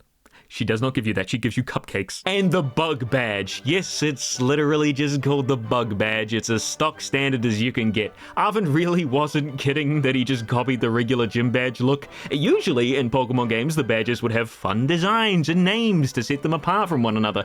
But then again, in other Pokemon games, the gym interiors would also get this treatment. I suppose they really are going for the extracurriculum school situation, what with all the sapping any creativity and fun from the gyms and their badges. I feel like I'm right back in school, uniform and all. What was the thought process here? Kids don't like school, Game Freak! Katie also gives us the TM for Pounce, a new move introduced in this generation. And before you can ask, we are still missing a ton of old moves from previous games thanks to Dexit. Some won't really be missed, such as Razor Wind. I don't think anyone really used that. Or Constrict, 10 damage for real? But most of these moves are still perfectly usable. What, you gonna get rid of Wake Up, Slap, Bone Club? Screw Cubone, I guess. Hidden Power? Huh? So many moves here that still have some sort of use still needed in the game. Bloody Chip Away is in here! Have a look through these, not including the Z moves, Dynamax moves, and legendary signature moves. There's still over like 100 of these bad boys ripped clean out of the game. Freaking Licky Licky, one of my favorite Pokemon lines, learns both Chip Away and Ring Out by Level Up. What's he gonna learn now? Oh, I see nothing because he isn't in the game. Katie also shows us the shop she bakes for, but as it turns out, we can't buy anything here because there's one guy who can't make up his mind. Also, it wasn't programmed into the game. I'm gonna do something to someone, and it ain't gonna be pretty. I know I said I wasn't gonna mention the graphical glitches all too much anymore, but this was weird enough to the point where I jotted it down on my notes. When I used Psybeam on this Meowth here, the whole screen, duplicated. Surprisingly enough, Meowth didn't get a regional form here. What with the Alolan form and Galarian form, I figured they were starting a new kind of tradition, but I suppose the Persian rework takes that spot this time around. I also realized that I haven't actually been mentioning any of the area's music since I talked about Poco Path. Like, it's fine. It's Pokemon-y, it does the job, but heck, I can't remember any of them off the top of my head, and I spend hours listening to them. They are the most generic Pokemon adventure-y music you can get. The areas themselves don't even have proper names you can link them to. It's just Area 1, Area 2, Area 3, Area 4. Oh, that's why it's called Area 0. There's a ton of great route music out there in all sorts of Pokemon games, but I wouldn't put this game's area music in that same group. There's nothing really all that unique to them to stand out amongst the crowd. What the heck is this regional Trapinch? Another new Pokemon makes its appearance, or at least tries to. Can barely see a thing over all the special effects going on. Is that a big-ass pile of shit? Rella is a new bug-type Pokemon based on the dung beetle, and it is, how do I say this, underwhelming? I mean, it is a Pokemon based on a dung beetle. It is not cool, it is not cute, it is not really, important. It just kind of exists as one of those filler Pokemon, like Goldeen? Its evolution does something more interesting, but as far as Rella goes, it's not super anything. Even its name is uninteresting. Rellor. It's just roller backwards, like freaking Ekans. It's not even moving a big pile of shit. Apparently it's just mud, dirt, and sand. So who gives a crap? Literally, give this man some crap! Okay, future Ed here. I was just looking at images for Rellor to try and find one for this video, and I came across this. And now I kind of really like him. And then I see him pushing his little mud ball across the sand, and I don't know. I'm starting to really grow a soft spot for him. Maybe he's not so bad after all. Maybe he's just a little guy. Maybe I gotta be a little less judgmental on appearances. Just take him for what he is. Saw another new Pokemon almost immediately afterwards, Greavard. What's with the fascination Game Freak has with dog Pokemon this gen? Mastiff, Fido, I keep wanting to say Puppy Mochi, and now Greavard on top of that? I'm not complaining per se, I'm just a little confused. Anyway, I don't have strong feelings towards Greavard. It's a pure ghost type and has a little candle on its head, which it uses to lure prey in. At least I'm guessing it's prey in, when it buries itself in the ground. There could be a bunch of inspirations from Spanish mythology or folklore, which this Pokemon is based on, which is great, but when I look at it, all I see is the giant chin. Didn't pick this one up myself. Much prefer Puppy Mochi. Funnily enough, after that, we ran into another new Pokemon. Climbed this tower over here. Absolute miracle the NPC beside it didn't freeze in place like the ones in Sword and Shield. Although we did animation cancel. Must be a fellow gamer. And sitting atop the tower was this chest. Some sort of mimic Pokemon? Oh, not you! Yep, this is Gimmighoul's second form, or I guess first form, seeing as the wandering form wasn't originally available in the game. Weirdly enough, you can't actually run from this battle. It's got a weird arena trap thing going on without actually having the ability. At least I think that's what happened to me in the game. I think, again. I guess it does fit in with the mimic theming. You already know what I think about Gimmighoul, but does putting it in a chest make it any better? Well, it swaps the stats around. Gimmighoul is not exactly what I would call a real Pokemon. It only learns 2 moves, has terrible stats, and to be honest, is only here to be a stepping stone for its evolution. I mean, sure, you can teach it a few TMs, but that's only gonna go so far. I feel a little sorry for those who put it on their team thinking it evolved without having to collect 1,000 of the Gimmighoul coins. Speaking of, I did get 60 of them after I caught the darn thing. Didn't want to get in the Pokeball. 2 Ultra Balls? Nah. Great Ball? Nah. But the 3rd regular-ass Pokeball? That's the one, baby. One thing that did really stand out to me, or at least got me to actually realize it during this battle, was the fact that the level of the opposing Pokemon isn't always displayed. Actually, your level and health and any other stats aren't really shown all the time either. I get not wanting to make the screen cluttered with all sorts of different UI elements, but Pokemon hasn't changed its UI setup since Generation 1, and having the info on the screen at all times is genuinely helpful. If anything, I'd like to see more information without having to go through menus. Like, I mean, for one, they removed the EXP meter, get below the HP bars. I can't tell you why that is. But show me the enemy Pokemon's type. You know, if I've encountered it before, show me what stats have been lowered or raised without having me to pull up a separate menu. It's easy as putting him below the health bar or above it, maybe even on the side of the screen. Like, you're seeing as sometimes the HP is weirdly close to the Pokemon itself. I would prefer the option to set the enemy health bars to the top right or something. Like, there's so many little things Pokemon could do to improve the experience, but they just don't. I did do a bunch more exploring, kind of letting the environment point me in whatever direction to go. I stumbled across a bunch of Pawmies, that was interesting. What the shit? Why is one of them standing? Thought it was shiny for a second. What with that slightly different fur color? But no, apparently this is another new Pokemon. Pawmo. Pawmy's evolution. If you can call it that. It stood up. I didn't think Pawmy was gonna get an evolution, to be honest. Plusle, Minun, Pachirisu, Emolga, Dedenne, Togedemaru, none of them had evolutions, so I just didn't really think about it. But then again, calling this an evolution is a bit of a stretch. Like, if Pachirisu finally got an evolution after all this time, would you be satisfied with this? I think it's sexy. Anyway, I ran from it because it was creeping me out and kept exploring, you know, seeing what old Pokemon were around, fighting any trainers I came across. Hang on a second. You're telling me they removed the unique trainer intro music? I always liked those. Man, every minute I spend in this game, I'm finding something new Game Freak got rid of. It's getting a bit ridiculous, to be honest. Finally back on track, and we're on our way to the Psychic-type gym. Despite my exploring, I couldn't figure out how to get up to where I needed to be, and my last option was this cave at the bottom of the cliff here. Man over here really do be hoping he doesn't fall, but standing super precariously close towards the edge. Dude, if I hit you with a stray side beam, I ain't to blame. Look at him, he's standing on an angle. Man wants to die. And into the cave we go. Looks real dark in here. Oh, I should have known. The motion-activated lights. What the heck is going on outside? Is that the sun exploding?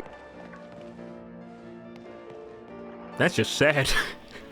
The Pokemon here was super high-leveled, but seeing as I wasn't doing a Nuzlocke, I went in for a battle anyway. For some reason, the Dano here didn't want to use an attacking move, so it was real easy. I don't even know if he had an attacking move. Uh-oh. The entrance to the cave here almost looked impassable due to the high ledges, but, you know. Hey, it ain't cheating if it's in the game. The cave was home to all sorts of freaky creatures. I spotted some sticky back geckos a little further in. You see, they cling to the ceiling by their backs, hence the name. As for the cave itself, no problems from there on out. Didn't even have to BLJ, and the trainers don't fight you unless you talk to them, so no issues there. And I made it to the next town in record time. I'll tell you what the name of the town is, but all the game spat out at me was South Province Area 6, and even when I entered the town properly, it didn't come up, so I can only assume the name of the town is South Province Area 6. Anyway, South Province Area 6 suffers from the same problem as... Damn it, I can't think of the Katie's Town, where it has a neat theme, this time being pottery, tiles, some guy has ornamental plates on the side of his house, so that's my guess. But it doesn't have anything to friggin' do. Absolutely nothing in terms of optional content, special shops, or interesting side quests. You have the gym, the Pokemon Center, and the food shops. The landscape isn't even all that interesting. The town is one main road and the city's built like a square. They have this big stadium thing with neat little pixel art tiles on it of the Generation 1 party sprites, but all that's used for is the gym battle, just like the tree in Yellow House Town. Anyway, popped into the copy-paste gym and look who's here! It's time for another rival battle, I see. What? Really? At this point, I think Nemona's battled me less than the amount of time she's not battled to me. Girl, I want to fight! What's the big deal? There's still the gym challenge, though. Hopefully this provides us with the battles I crave in my soul. The receptionist tells us we're going to be doing something concerning emotional spectrum practice. ESP funny. Real funny. Heading on back outside, and hey, it's the gym teacher from the school. What's her name? Dendra, of course, how could I forget? She works with Tulip, the gym leader here at South Province Area 6, because they've been friends since childhood, yada, yada, yada. Either way, Dendra tells us she's going to show us a certain movement, and then we have to copy it. What do you mean by that?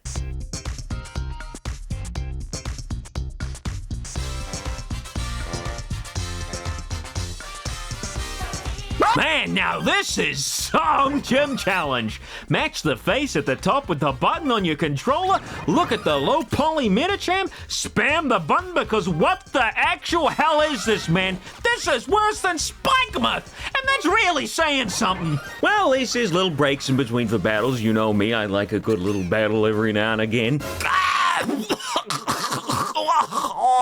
gyms aren't scaled. Why even have an open world game, man? I get that I had to kind of finagle my way up to South Province Area 6, but what about the other gyms, huh?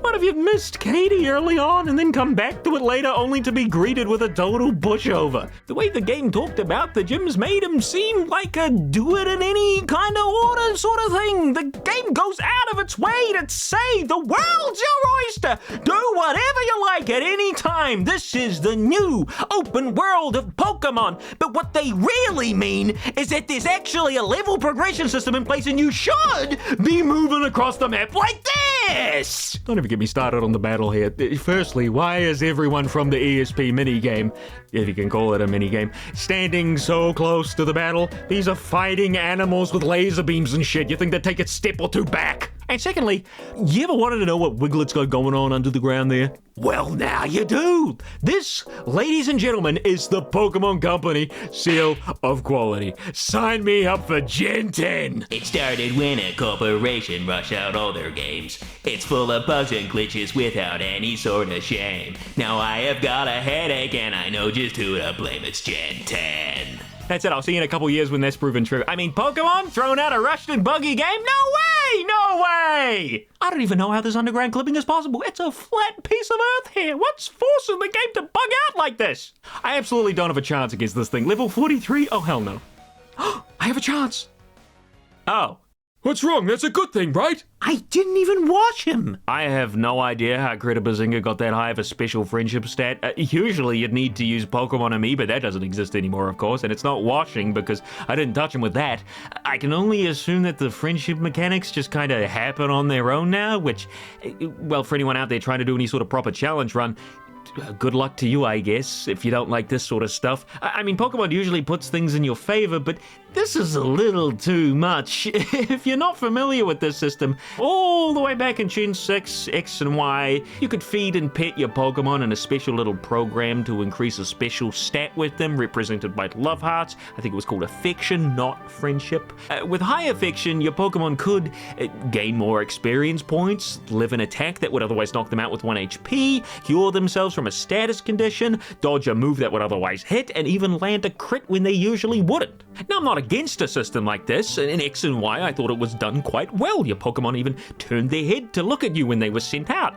Well, I already talked about how they messed that up in Sword and Shield, and, surprise, surprise, Scarlet and Violet just removed that particular animation altogether, because why fix it when you can just throw it in the trash? The problem I have, and I suppose the whole friendship turning into affection thing issue was in Sword and Shield too. I don't know if I talked about it too much there, but the problem I have with it the way it works here is because I can no longer choose to avoid it. In X and Y, if I don't use Pokemon on me, I don't get the extra advantage. But here, it's out of my hands. It's like the game is telling me you will have an easy time and you will not have a say about it. Not that I'm pissed off that Pokemon is easy, it's always been kind of easy, but it's just another little option that they removed. It's weird just how many steps back they took in this game. I keep finding more and more things they just, I guess, couldn't be bothered keeping around. Like, remember Game Freak's response when they were asked how you were meant to level up just one Pokemon in Sword and Shield now that the shared EXP share was mandatory with no way of turning it off? Oh, well, just put the other Pokemon in your party back into the box. Why are you making me do all the work here? Why can't you just add an option to turn the damn thing off like before? Why do I have to skip around mechanics because you can't be asked programming them in? Or could you be asked but just wanted everyone to play the way you consider the best? Damn, if they really cared about player options and the way people love to play, they would have already added a Nuzlocke mode into the games years ago. Probably the most popular video game challenge of all time, and they've been ignoring it because it's not the way they want you to play. Screw them, I say. Hello, Future Ed here. I just wanted to clarify some stuff regarding the EXP share that I thought about while editing the video. I felt like my original script was very passion-filled, but I couldn't quite put my feelings into words that well. So to start off with, I'm not super annoyed that there is an option for the EXP share, but I mean, it used to be an option, to have all of your Pokemon gain experience. It's just the way they went about implementing the feature. In X and Y and Sun and Moon, both games that you can turn the all-party EXP share off, the item itself actually gave out more experience than you should actually be getting. Apparently, each Pokemon that participates in a battle gets 100% of the opposing Pokemon's EXP value. And then after that, every Pokemon that didn't participate still gets 50. So, for example, you have a team of 6 Pokemon and you're fighting a wild Rattata that'll give out, let's say, 100 XP. If you just have one Pokemon, you'll get the 100 XP, that's no problem. But you use a team of 6, and let's say you send out Pokemon 1, 2, and 3 to participate in the battle, and the rest just kind of stayed at the back of the party. This means that Pokemon 1, 2, and 3 all get 100 experience each, and 4, 5, and 6 get 50 each.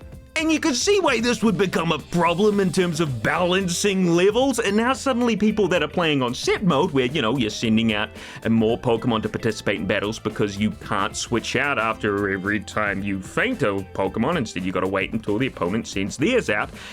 They're just getting way more experience than players playing on Switch, or even players that are losing battles, meaning that players that are doing worse are getting less XP, and players that are doing good are getting way more. This does raise a lot of questions, like, why the heck would Game Freak create an EXP share that gives extra experience? It's an EXP share, not an EXP duplicator, and this is why the option to turn it off in these games is actually worthless, because the games aren't balanced around it, or maybe if they are, that's why you're so leveled up at the end of X and Y, but I don't think so. I think it's like generally balanced around like a mild EXP share. In some earlier Pokemon games, you could do a little bit of grinding to beef up a newly caught Pokemon, sure, but that was made much less needed with the original EXP share, to the point where I never really bothered grinding, especially if I was just playing normally. You know, what's the point? I was still mostly ready for the majority of challenges ahead of me, and for the ones that I wasn't, well, that made for a memorable battle. Why do you think Cynthia is so damn memorable? But this new EXP share that gives out extra experience, I mean, how do you think it'd fare in one of those older games? I mean, we don't have to imagine, because the copy-paste job of Brilliant Diamond Shining Pearl did it for us. You get so incredibly over-leveled in these remakes, to the point it makes the game incredibly boring. And I think that's the issue here in Scarlet and Violet as well. It's extremely convenient to have an EXP share that automatically levels up all your Pokemon, and it's extremely convenient to not have to share some of your main Pokemon's XP with that Magikarp in the back you're trying to evolve. But then what's the point? I just feel it made the game's mechanics trivial. I mean, no need to put any effort into the Magikarp you just caught in order to evolve it, and just slap it on the back of your team and forget about it until it's useful. And no worries, there's absolutely no drawback to having it there at all. All your Pokemon will still get the same amount of XP as before. This also, to be honest, affects my personal connection to my Pokemon. A Pokemon you put a lot of effort into becomes a little bit special to you. It's a little friend for you to take along with you in your many adventures. It's why Pokemon transfers between games was so important for so many people. But now, I don't care about any of these guys. I don't even care about Bear Grylls, because there was nothing interesting about our journey together. I could hatch a Sprigatito right now and in 5 minutes level him up to the exact same level. Now, you could absolutely develop a level curve and a well put together adventure with challenges for the player to overcome using this new XP system. I have absolutely no doubts about that. But this is Game Freak, and the results speak for themselves. I don't know. There's a point, I feel, and you might not feel this way, that's fine, this is just my opinion, where convenience and ease of use kind of ruins the whole point of the system it's trying to improve. I mean, there's a ton of easy fixes for this too. Even band-aid fixes would work. Optional level caps, scaled trainers and gyms, locking off the XP candies until you've actually beaten the main story, new evolution methods for Pokemon like Magikarp, so you actually have to put in some effort.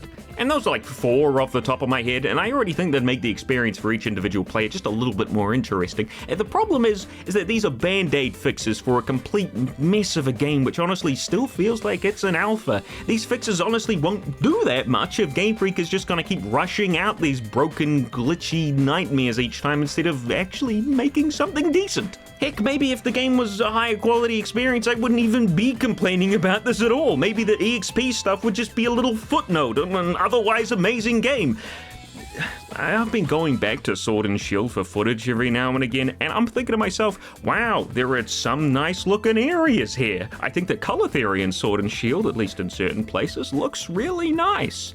And that's what Scarlet and Violet are doing to me. They've got such an astronomical amount of problems that Sword and Shield by comparison are looking better and better over time. Pokemon popping up from the ground? No problem. Scarlet and Violet just blips them into existence. Graphics looking pretty bad for the time? No issues there, mate. Scarlet and Violet's visuals make me want to throw up. Game not running all that well? Hey, memory leak. Now, I'm not saying I prefer Sword and Shield, I don't. I'm just pointing out how each game from Game Freak just keeps getting worse and worse in terms of stability. So yeah, that's my thoughts on the EXP share. I think it could work well, but unfortunately, the games just aren't made well enough to take advantage of a system like this.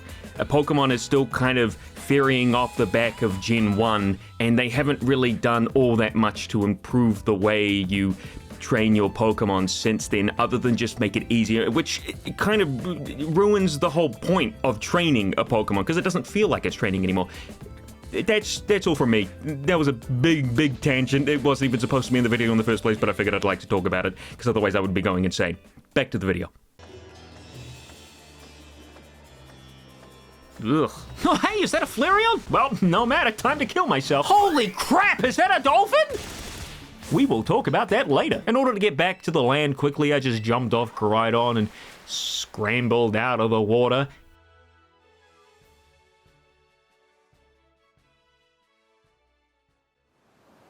And up a cliff, I guess? How'd I get back up here? What you looking for, Mr. Soderbergh? Is it any ounce of quality from a game company with infinite money?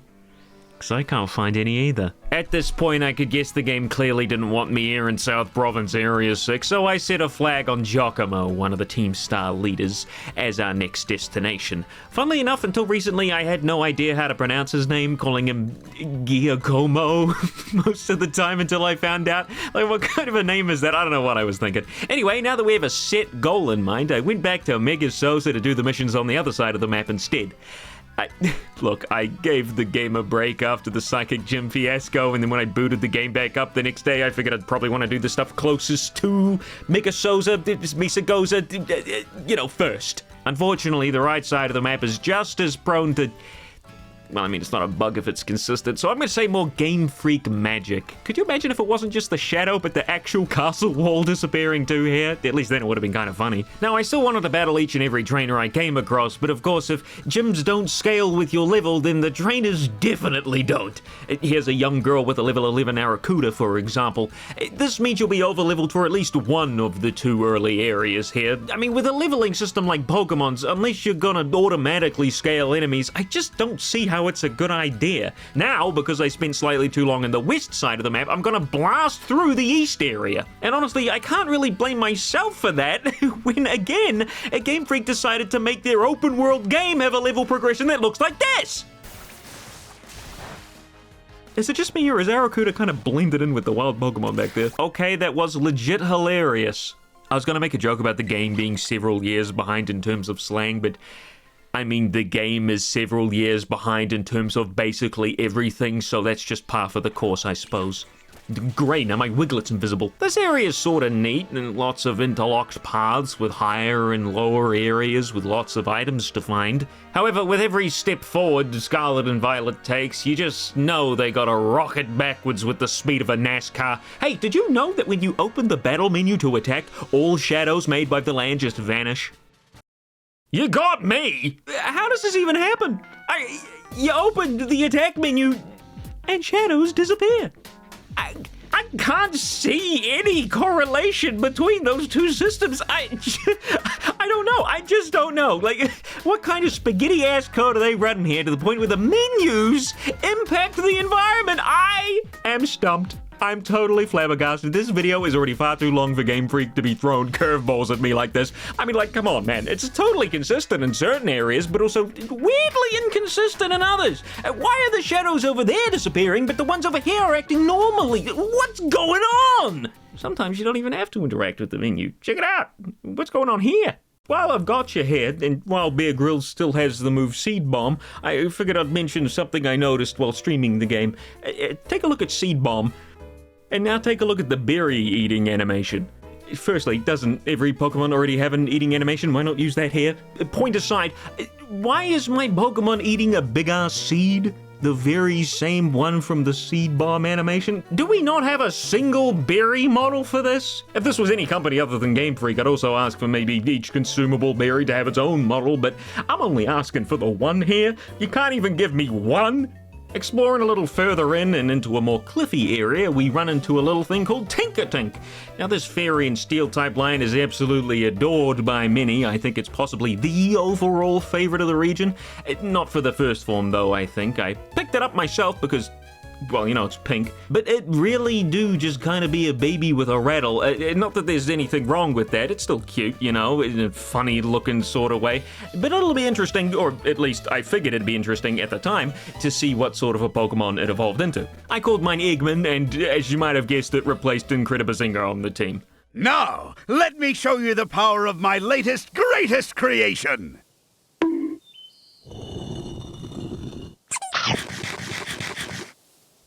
Another new Pokemon popped up right after we found Eggman, a big old crab that is distorting reality. Kill it! One of Giratina's cousins, I guess. I started off thinking Clorf was kind of ugly and didn't really like him, but now I think he's a great funny old crab with rosy cheeks, and the shiny looks spectacular. I think he could have used the pre-evolution, you know, to make Clorf himself, or beef him up a little bit, because honestly, stat-wise, he kind of sucks, but just one look at those loving eyes and you'll be smitten. But as I said back when I first saw him, I thought he looked like us, so into the box he went. One thing I did learn throughout my trainer battles was that occasionally you'll stumble across one with a black text box instead of the usual white. This means the trainer's what's considered, I guess, an ace trainer, because those aren't actually found in the game. With the way the game's set up, these trainers aren't necessarily all that difficult. I thought they might have more custom moves or something, but they don't seem to. It's honestly just nice to see a trainer with more than one or two Pokemon. You'd be surprised how few trainers max out their party. I was checking out what sort of moves Code Radical had learned before I got my hands on them, you know, at an earlier level, and surprise, surprise, I found Pluck, which is kind of decent at this level. And just in case any of the other Pokemon I had any secret moves stashed away, I went through them as well. Nothing for the most part. For Bear Grylls and Screamy Dog, I didn't really expect anything anyway. Huh? Play rough? 90 base power? Play rough? I can learn that? Did they mess up? Is this a bit of pre-patch shenanigans? No. Apparently it learns it at level 18. That's odd. How did that happen? I didn't get no prompt to learn Play Rough. Turns out, that little auto battle system we've been using for a while now, it doesn't prompt you to learn new moves nor evolve your Pokemon. So I guess when I hit level 18 on Screamy Dog here, it was through the auto battle system. But what if, let's say, just for, you know, an example, let's say you want your Pokemon to learn new moves and evolve. Even though it's a brand new game, and not only do you not know when certain Pokemon evolve or learn new moves, plus the fact that the auto battle system is pushed so heavily by the game itself, having multiple pop-up tutorials urging you to try it out, and the whole TM system revolving around auto battling Pokemon to get the materials. Let's say you just don't auto battle with the Pokemon you're about to level up or evolve, or you know is going to get a new move. That'll stop it from, you know, leveling up, right? Oh wait! Game Freak got rid of the option to turn off the XP share, so have fun moving all your Pokemon to the box, because that's great game design. Of course, you can obviously go back and learn the moves at any time if the little icon pops up like, hey, I can learn a new move. It comes up with a little light bulb next to the Pokemon, which, you know, they don't really explain, so I didn't actually know any of this playing the rest of the game. I only learned about the little light bulb or the way they don't evolve in auto battling after completing the game. So going forward, if you notice a Pokemon without a certain move or one that hasn't evolved yet, just remember I still thought Fido could remember Play Rough at level 1, and not that the game was shouting all over me because I was utilizing a feature they really pushed me to use. Anyhow, this area is set up for the Stony Cliff Titan, which should be somewhere around it. Ooh, that's a little creepy.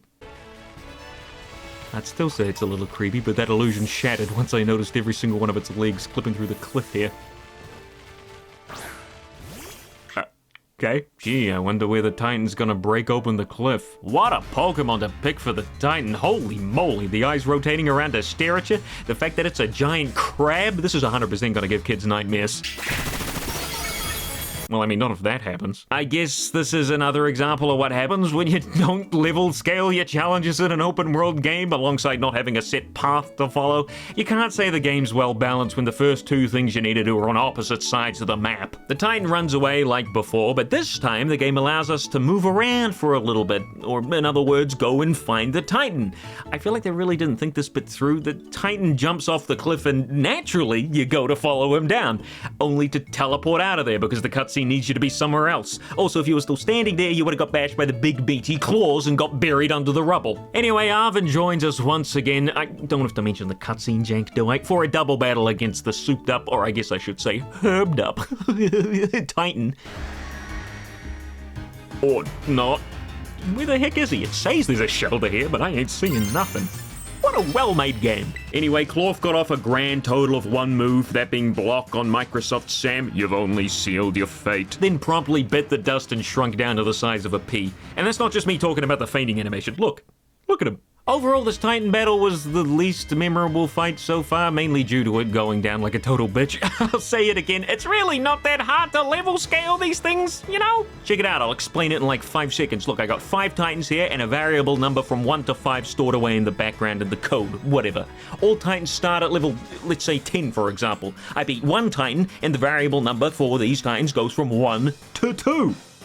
Crazy stuff. And upon starting the next Titan fight, the game checks the variable number, sees that it's 2, not 1, and pulls up a fight with a level 20 Titan instead of the level 10 one. It's not hard, it's incredibly easy, actually. Arvid and I hop inside the cave the Titan made with its big meaty claws to find another sprig of parsley. Huh, this cave looks a little familiar, even down to the herb placement. Almost as if it's the exact same cave as before. How weird! Man, even the moss is in the exact same place. Like, a little bit of effort, like, come on! Arvin makes us another delicious sandwich alongside handing us another badge for the help. Again, man, I don't know why you're asking me to join you for this. You're clearly capable on your own. Crydon, of course, eats my sandwich, the gluttonous bastard, and relearns another one of his powers. I'm the Dash. He also goes to eat Arvin's sandwich. Total jerk behavior. And Arvin, quite rightly, pulls out his fists and pummels Caridon into submission. Okay, no, he doesn't. But he does get mighty miffed. Main reason because he hasn't actually been eating the sandwiches himself, but he's been giving them to his Pokemon, Mabostiff. Alvin, I know you're in the middle of like a touching moment here, caring for your half-dead dog, but is there time for another RadicalSoda's awesome Pokemon evaluation here? Arvin tells us that Mabostiff here got hurt really badly a while ago and never fully recovered. He's tried everything under the sun to heal him, and if these herbs don't work, it's the final nail in the coffin. Literally, I think. Of course, Mr. Soderbergh's dumbass can only think of saying potions don't work, or have you tried a Pokemon Center? Arvin should have roundhoused Mr. Soderbergh right there and then over that remark. Have you tried a Pokemon Center? Oh, you mean the most popular way to heal your Pokemon in the world? Have you tried a Pokemon Center? What's interesting is that when Arvin opens up his big fancy book about Area Zero and the Herba Mystica, it shows us an image of said herbs, and they don't look anything like the sprigs we've been seeing. Quite honestly, I prefer the way the book handles them, each one being unique. Not just all different flavors of the same strain. Makes them feel more like a candy with multiple flavors now, rather than a mystical herb with healing properties. Either the artists and the modelers weren't communicating with each other very well, or the herbs originally, and only originally, were all very unique. Then again, Game Freak's out here not even bothering to model a major item used in battles frequently, so they could just be they went with the one herb and said, good enough! Copy-paste that bitch 5 times and Hugh-shift the crap out of it! Game's already practically out the door, we got like 5 minutes here, folks. The cutscenes with Arvin and his nearly dead dog are pretty touching, for a Pokemon game at least. It all kind of falls flat when you realize Arvin doesn't actually touch his dog at all during this cutscene, mainly due to the majority of the cutscenes just using pre-made animations. Like, pay the animators a living wage and let Arvin pat his dog, for crying out loud. If you want to show people in Pokemon have a special connection in this world, you gotta put a little bit of extra effort in. Professor Sada gives us another call to say, hey, did you know you can run? The dash move is a blessing and a curse. On the plus side, you move faster. Great! On the negative side, the game could barely render in stuff at the regular speed. You think it can handle more shit loading in faster? It's like a free slowdown button. Like, technically you're moving faster, but at what cost? To be honest, I think the 2D wind effects from dashing slow down the game as well. Every time I start the dash, the game chugs. It's ridiculous. It's a base function of the game. They expect you to use, I don't know, hundreds, if not thousands of times, and it lags the game. What can I say about that? What can anyone say about that? Well, we can try to ignore it and continue our way through the west area and stumble across a new town. Boy, do I love that 2 FPS windmill. I really do think it might be 2 FPS. This town is called Artisan, and surprisingly, unlike the other towns, there's a ton of unique stuff to do here. Just kidding, literally the same shit as every other town so far. Nothing new, nothing interesting, everything runs like ass. It has a few interesting set pieces, I guess. It has a bunch of artwork all around the town, statues, hedges, there's a playground you can't do anything in, windmill, flowers.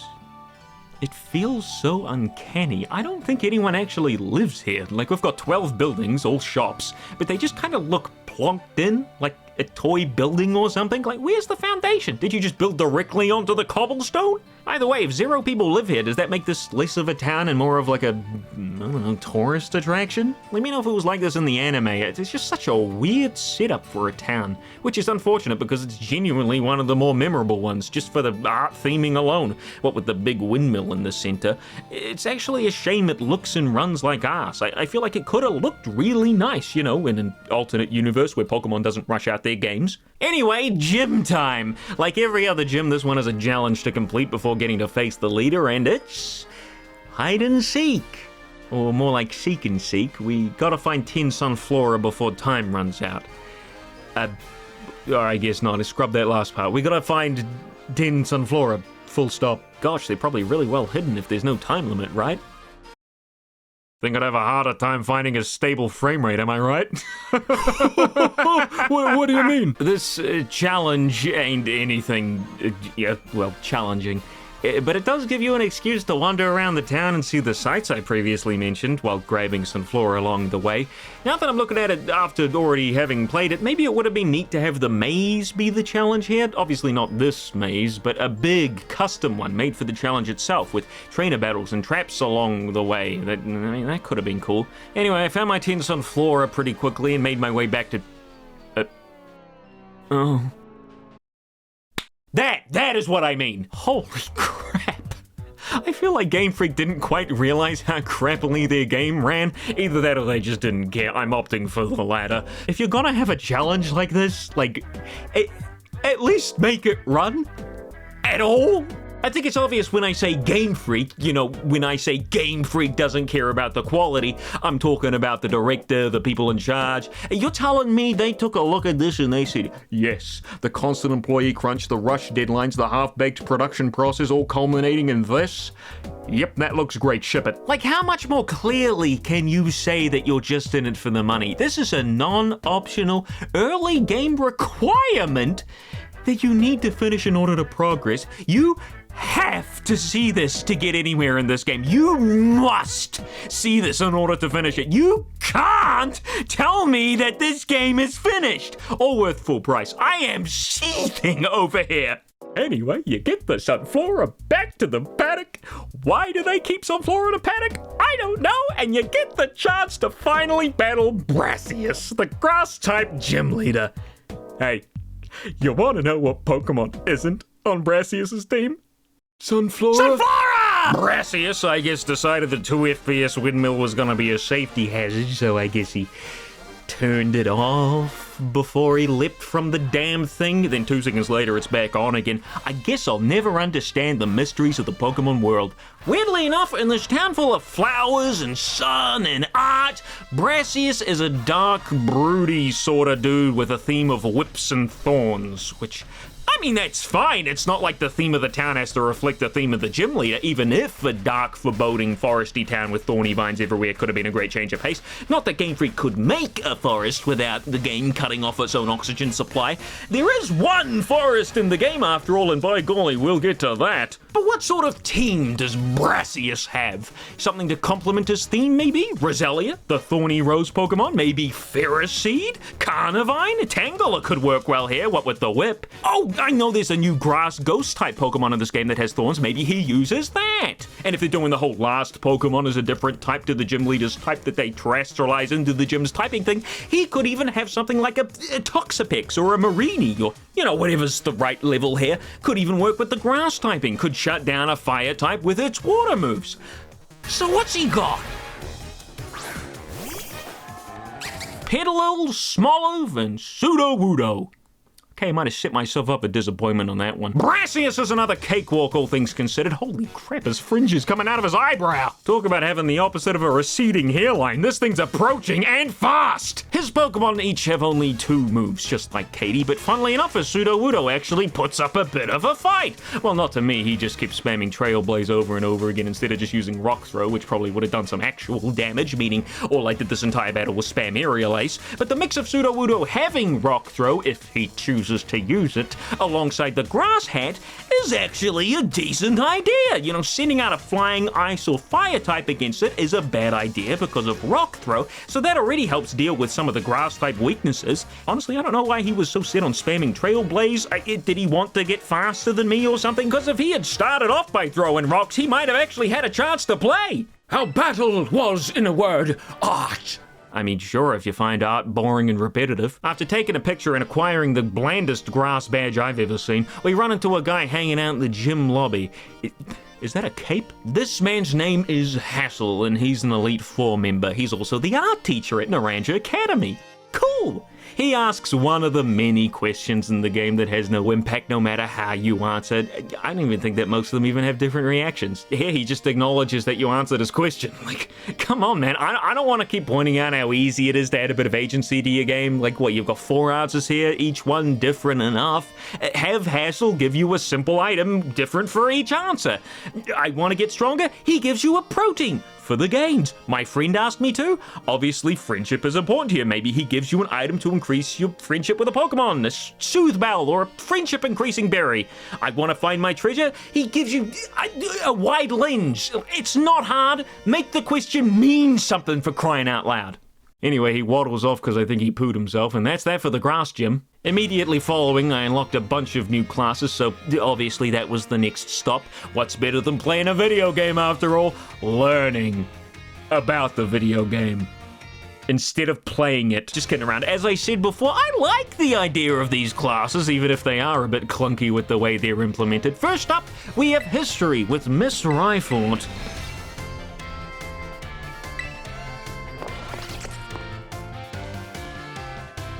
Please, for the love of God, switch up the music. I've had enough of the trumpets! Now, obviously, history class is all about the, history of the region. A few eagle-eyed viewers out there might notice a reference to Legends Arceus on the smartboard there. Well, eagle-eyed is a bit of an over-exaggeration. Game Freak is practically begging you to notice the Pokeball hair. What is going on with that front of hair? Ms. Reifert mentions to the class that something was once believed to be in the depths of Area Zero, and specifically points me out to answer what that thing was, because I am the main character and the world revolves around me. Well, these are just some amazing answers, aren't they? It's clear they're coming from the same great mind that brought us. Have you tried a Pokemon Center? Look, it's Professor Lavender! It's him! He was the only historical figure they could have used! Buy Legends Arceus, kids! Anyway, so we learned people believe there was a treasure at the bottom of Area Zero, and then the bell rings, so class is over, I guess. Could you imagine if Game Freak actually made a full hour-long cutscene for each class, all about the Pokemon world and how it works? Actually, good lord, I'd kill for that. Second history class ahoy, and Miss Reifert is back to teach us all about empires and dictatorships.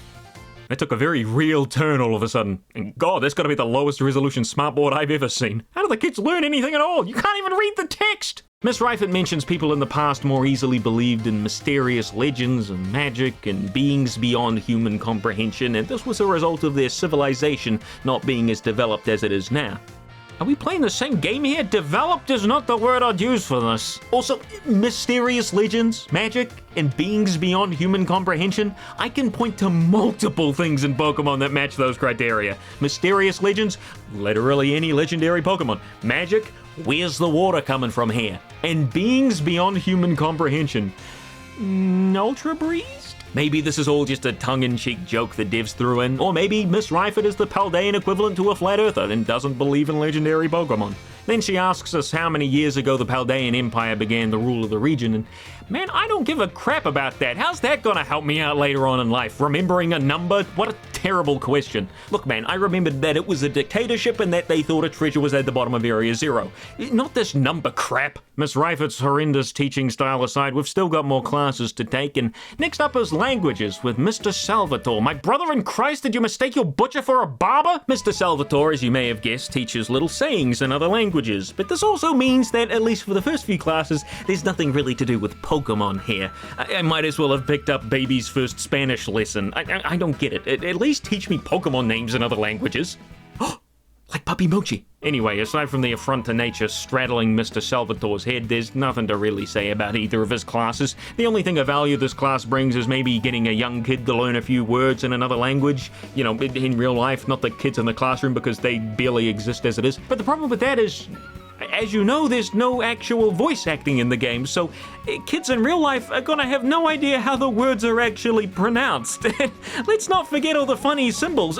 Who's this class for exactly? Well, I guess it doesn't matter, because next up is art with, well, look who it is. Elite Four member Mr. Hassel. And just look at those wonderful paintings at the back of the classroom there. That's the sort of charm this game needs more of. Mr. Hassel actually mentioned some good stuff here, like finding appreciation in the little things, like a flower by the side of the road, or artisans' windmills. Hey look, it's Nimona! And is that an old man? I remember people of all ages are allowed to enroll in the school, but why does he have to wear the uniform? There's something really sad about a guy over 50 being forced to wear orange shorts and a tie. Even the older students out in the overworld are forced to wear the uniform. It's ridiculously stupid looking. Let them wear normal clothes. Let me wear normal clothes. For the second class, Mr. Hassel brings in an assistant teacher that I would not trust around my kids. He uses Gibble's Terra Crystal as the inspiration for today, although it is just kind of a tutorial in disguise, unlike the first lesson. Oh my god, it's the girl from the stairs. And she's still not wearing the uniform, even though she's literally in class! God, I hate her! Last class of the day is home ec with Mr. Sagua. Oh, mama. This class seems to be all about the picnic and sandwich portion of the game, which makes a lot of sense. Much more than 2,000 years ripened over here. And of course, Arvin makes an appearance. It is his whole sort of deal, after all. Mr. Saguaro teaches us a little bit more about meal powers and then asks me, of course it's me, I'm the only real person here, everybody else is just an NPC, but of course, what I have to keep in mind if I want to get helpful meal powers. And while making a sandwich as fast as humanly possible sounds fun in theory, the choice of fillings and condiments is obviously the way to go. Obviously. In the second class, Mr. Saguaro teaches us that the landscape in Paldea is so littered with junk lying around that if you're out of potions or can't find a Poke Center, not hard when you can teleport to them at will, all you have to do is look around for a bit to find something or rather like a potion. Makes me wonder how there could actually be so much unused stock from the Pokemon lying around. I suppose if you restock in one of the shops up on the mountain, stuff's bound to fall off at some point. There weren't any classes after that, but I decided to take a look around the school again anyway. It turns out there's a bunch more rooms to take a look at, mainly just the same classrooms you've already been in, but there's a couple of new ones too. Went straight to the school store, the first of the new rooms, and yep, it's a school store. Nothing new here, but I mean, it's a store, you can shop if you like. Biology lab next, and it turns out Mr. JK Crazy here is the one behind the Pokédex app. You know, you can put ads on the thing. Everybody uses it. You could be a millionaire overnight. He gives us a little mission to register 30 Pokemon and check back. I didn't have them at the time because registering means catching, not just seeing, but I went through just to make sure on my Pokédex here. And I would say that the constant image switching happening was a previous patch problem, but I'd be lying straight to your face. What the heck kind of coding do you need to mess up to have the wrong icons on the Pokemon's entries here? Going through the Pokédex in this gen is like pulling teeth. It's slow and it's painful. Sure, the other Pokédexes were kinda slow, having to scroll down a single list, but I thought at least in this one I could use the pictures to maybe speed up what Pokemon I'm looking for. Can't exactly use the names because they're all sideways. What a totally scuffed system here. It's the freaking Pokédex. It should work. It's a glorified menu. You can't tell me this is acceptable. I absolutely hated using this thing and stayed as far away from it as I could throughout my playthrough, only using it when absolutely necessary. The constantly changing wrong images threw me off that badly. Look at this. Venonat's sure looking weird today. So is Flittle. And Clorf and Capsicum's entries just fucking spoiled 2 new Pokemon. You can't tell me that's okay. Half the fun of a new Pokemon game is seeing the new Pokemon for the first time. It's hard enough avoiding spoilers on the internet, but now I gotta watch out for them in the game itself. JK, your app sucks ass. And it doesn't even get the heights right. Arcanine is 6'3". Excuse me, fellas. Okay, if Arcanine is 6'3", my character is...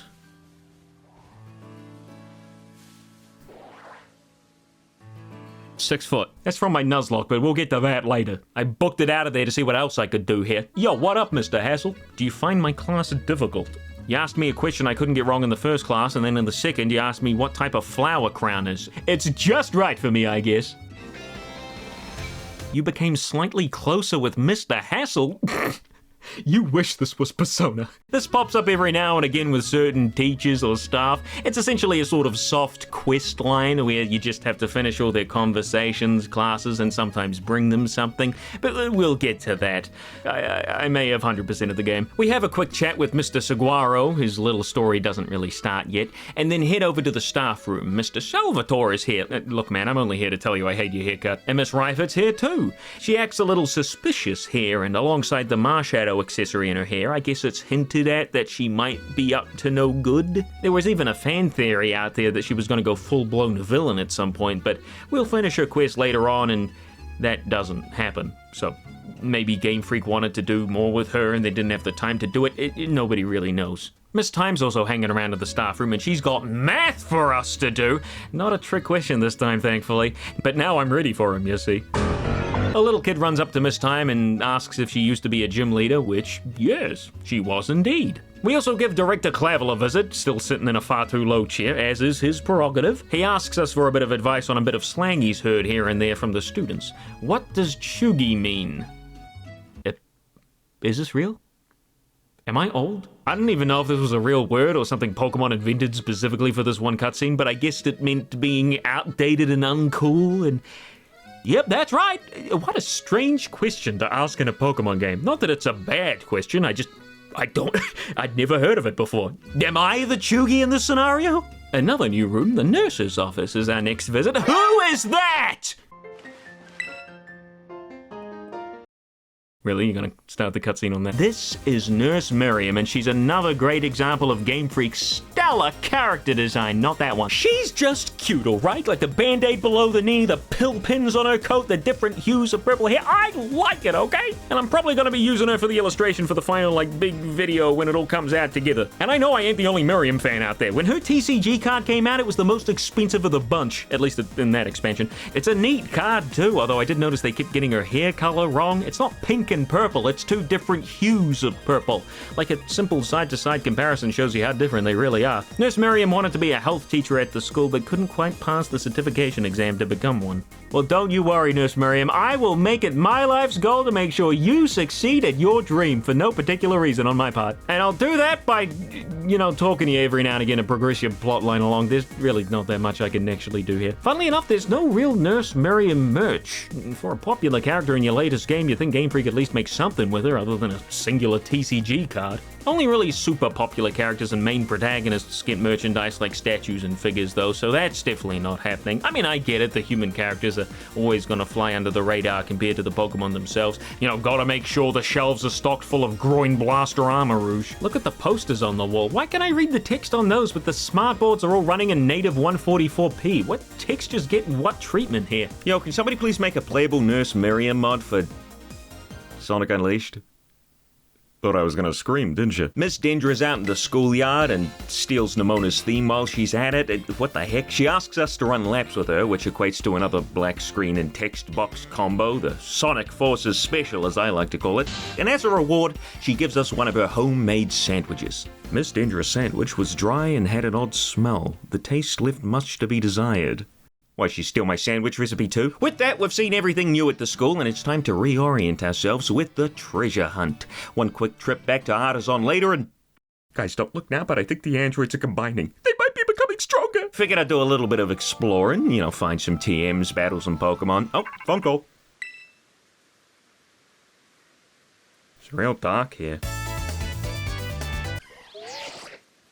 Did I get kidnapped? Where am I? Cassiopeia calls us because apparently we got too close to one of the Team Star bases, and because Game Freak has no idea how to do things naturally, they teleported me here to the entrance of the base, which, by the way, is 400 meters away and down a cliff. But before we can really get into the swing of things, a sexy new character joins the fray. Who is this? Clive is a dude with some unsettled business with Team Star and offers to help out with dethroning each of the 5 bosses. Apparently, if we beat them in a Pokemon battle, they just kind of give up and go home. Clive cheers us on and... Director Clavel! I'm going to be brutally honest with you all, at the risk of my image being tarnished. I genuinely did not realize Clive was Director Clavel until this text box popped up. I don't know what they did here. It was like a Superman Clark Kent moment. I think I may be genuinely the only person in the world to play this game and not recognize him immediately.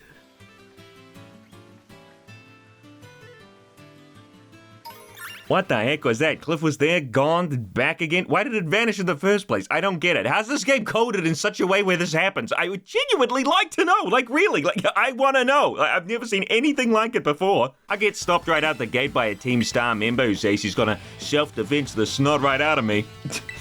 Actually, a pretty good line. I'm sorry. You get told you gotta get the crap beat out of you, and then just cutting to this is just funny. How much of a run-up do you need? Houndour, no problem. Little Aqua Jet to soften him up, and then it... Alright, I'm just about done with Wiglet. Clive runs into a Chaka that he knows from the academy who was hanging around outside the Team Star base here, name of Charlos.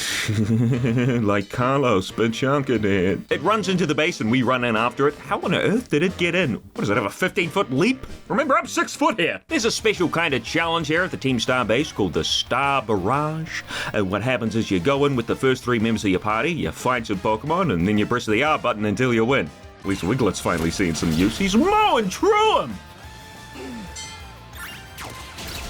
You know, like in like the molasses kind of way. You gotta beat 30 Pokemon to proceed, but the game gives you quite frankly an absurd amount of time to do so. You might as well have just, you know, made the player stand in front of the gate for an extra 3 minutes and then just let them beat the Team Star boss instead. Either way, we beat the challenge and the Team Star boss, Mila, makes her appearance. Mila? And she's riding a... something.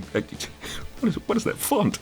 It's a bold yellow font with a sharp red shadow. That's certainly a choice. Mela has a very striking design, the main takeaways being the bright red hair with a yellow tip, obviously made to look like her signature fire typing, and her big old boots, which are quite frankly so ridiculous I can't help but love them. Mela talks a big game about how she's gonna beat us down, but I think she's overlooked the fact that it happens to be raining at the moment.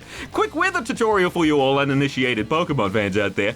Weather in Pokemon plays a huge part in battles. For example, when it's sunny, not regularly sunny, but normally sunny, like normally it only happens when a Pokemon has the ability Drought or uses a move like Sunny Day. Water-type moves are weakened, while Fire-type moves are powered up alongside certain Pokemon's abilities being triggered, like Solar Power, for instance. On the flip side, if it's raining, Water-type moves are powered up, and adversely Fire-type moves are the ones being weakened. So, Mela, girl, you want to do this another time? Oh, no. Black screen.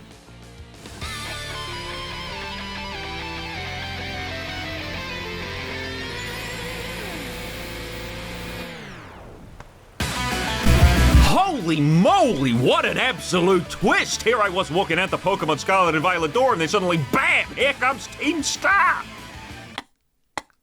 Get out of here. Reminds me of the Sonic Frontiers moment I had a while ago. I'd be going through the game sort of underwhelmed by the music. I mean, sure, it was alright, but then they hit you with this? Same sort of deal here. They really took me by surprise. Oh, that's Drought! Fortunately for Mela, the rain pretty much immediately stopped right after. But doesn't matter, I don't need the rain to blast through this battle. Remember how Violet Demon Wiglet slammed through those photo Pokemon in the Team Star Barrage? I'm setting myself up for the world's most common joke. Yikes, Mela, even a Houndour could one-shot Wiglet. How weak are you? Anyway, so Mela sends out her last Pokemon, Rivervroom. That's a Pokemon? Cheetah Starmobile? Holy crap! A tough boss fight in a modern Pokemon game? I think I might lose this. I mean, mainly due to me having my own rules of no using revives, but hey, a fight's a fight, even if Mela isn't even here for half of it. While every one of my Pokemon faint one by one, I'd just like to point out the music again. I've heard many praises towards Scarlet and Violet's music, mainly to music we haven't quite gotten to yet, but I can say, for the record, this track, the way it sneaks in after all the synthy Sonic Forces tracks Team Star's been known to have up until this point, then smacks you in the face with an open palm, this is the best track in the game. I don't care if you like Redacted's theme or Redacted's theme better, this is the best one. And plus, it even fixes one of Pokemon's biggest failures, the lack of voice acting. You know, Sword and Shield Spikemouth Jim could have used a vocal song like this.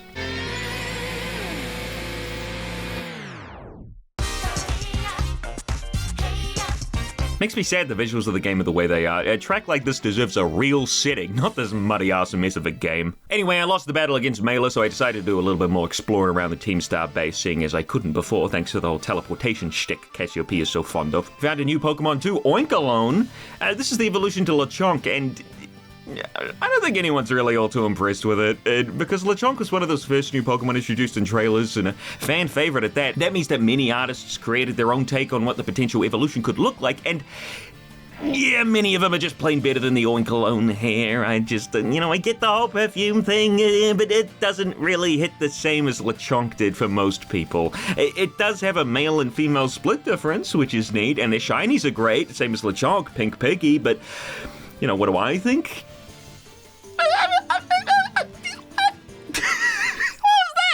What's coming out of my mouth? I think it's neat enough. Love the shiny, as I said, specifically when shiny hunting for one after I finished the game, actually. Never used it for anything, but hey, at least I went to the trouble, so that must mean something. Just to remind everybody the state of the video game we're currently looking at, I'd like to just play a small section of the gameplay unedited.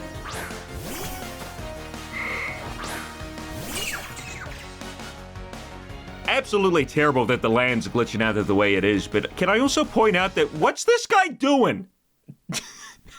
Sometimes late at night I think about this curly and I hope it's okay. Well, with that trainer beaten, it's time for another batshit insane evolution sequence. Puppy Mochi's screamy dog makes the change. And it looks delicious. Going from an unbaked yeasty puppy to a well-baked dog.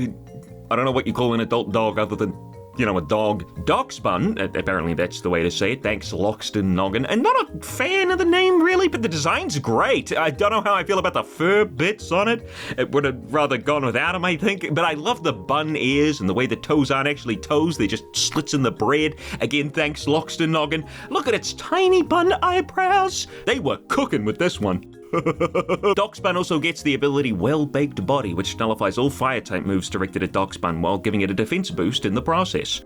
So Mela's screwed. Eggman also decided it was time to evolve. Absolutely fantastic, and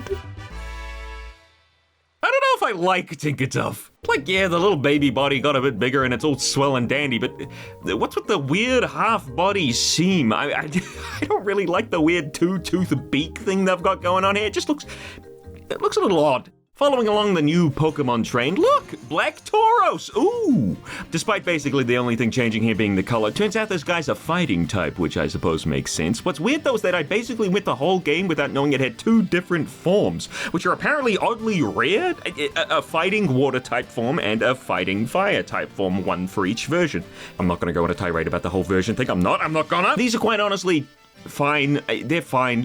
While it is a regional form, is a little underwhelming compared to any other regional form. It's not bad, it's just forgettable. Like, the most exciting thing it does is charge at you if you get too close, but it would be fun in a game like Arceus, what with the dodging and all, but here it's just sort of lame, forcing you into a battle.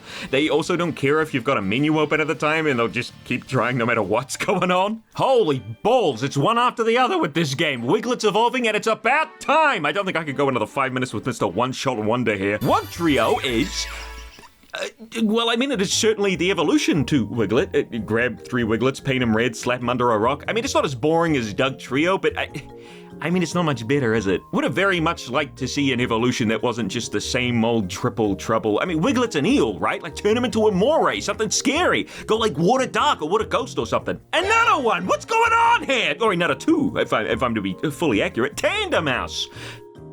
It's 2 mice. They're kind of funny. Cute, a little bit.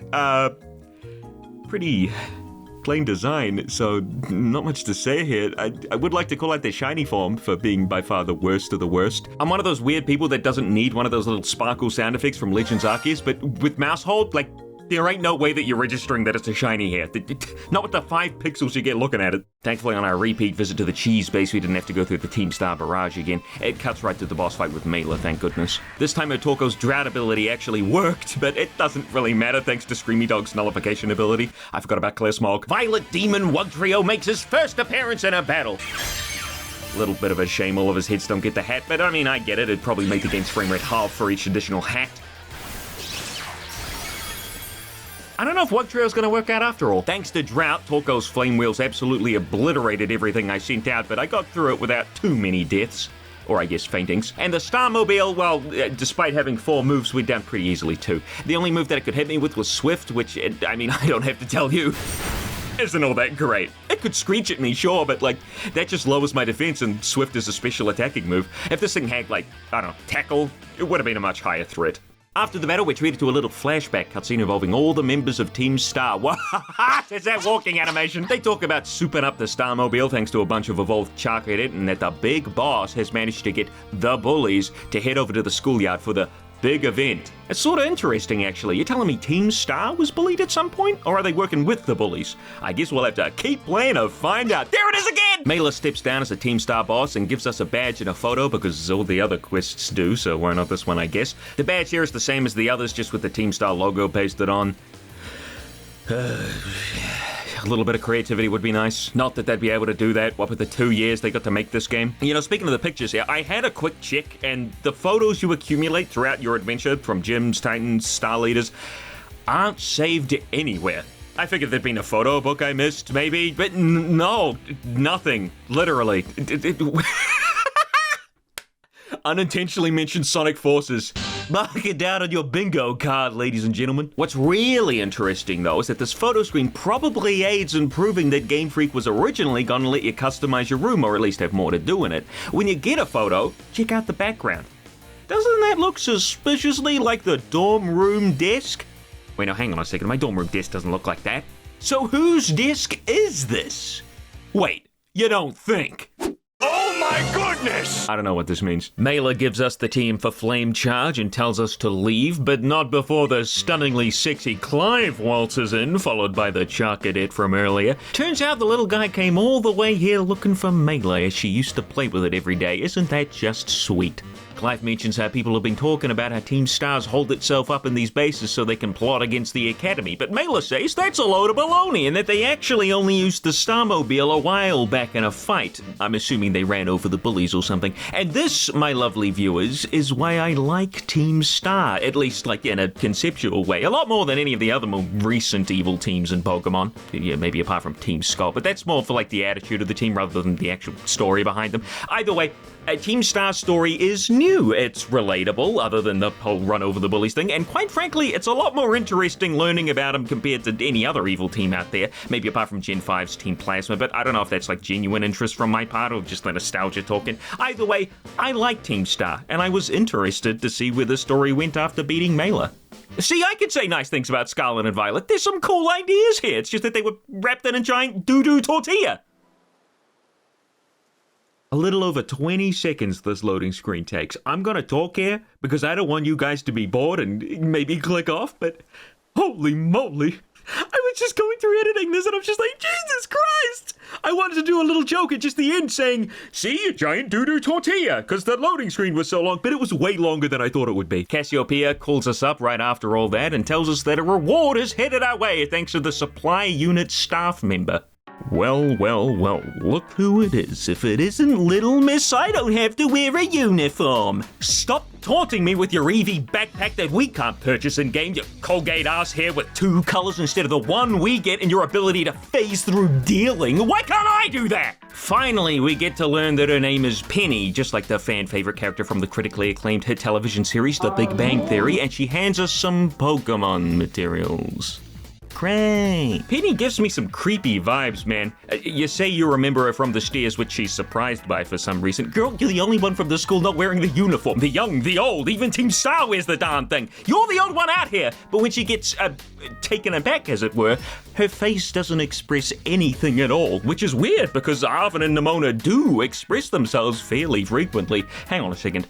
No facial expressions, connection to technology, the ability to phase through solid objects. This girl's a robot! Oh boy, they're getting smarter. They've figured out that running at 3 FPS gives them away immediately. I made my way down to a beach nearby another city, which we'll get to in a bit, but before that, the new Pokemon just don't stop coming! Wattrel is a cute little guy. I'm always a sucker for a dead-eyed Pokemon. Esper fans will know what I'm talking about here. Wattrel here is incredibly simple as far as a regional bird design goes, but those eyes really do make it for me. I'm sorry, Violet Demon, but I can't say no to a famous face. I swear at some point we'll stop running into new Pokemon. Finizen! It took us how many years to finally get a dolphin Pokemon? Wait, that's not even a Pokemon, that's just a dolphin. Yeah, I think the build up to the first ever dolphin Pokemon may have heightened my expectations a little bit. This is just kind of a stylized dolphin and that's it. And I know I'm a giant hypocrite who just praised Wattrel up to high heaven, but hey, at least it's got character.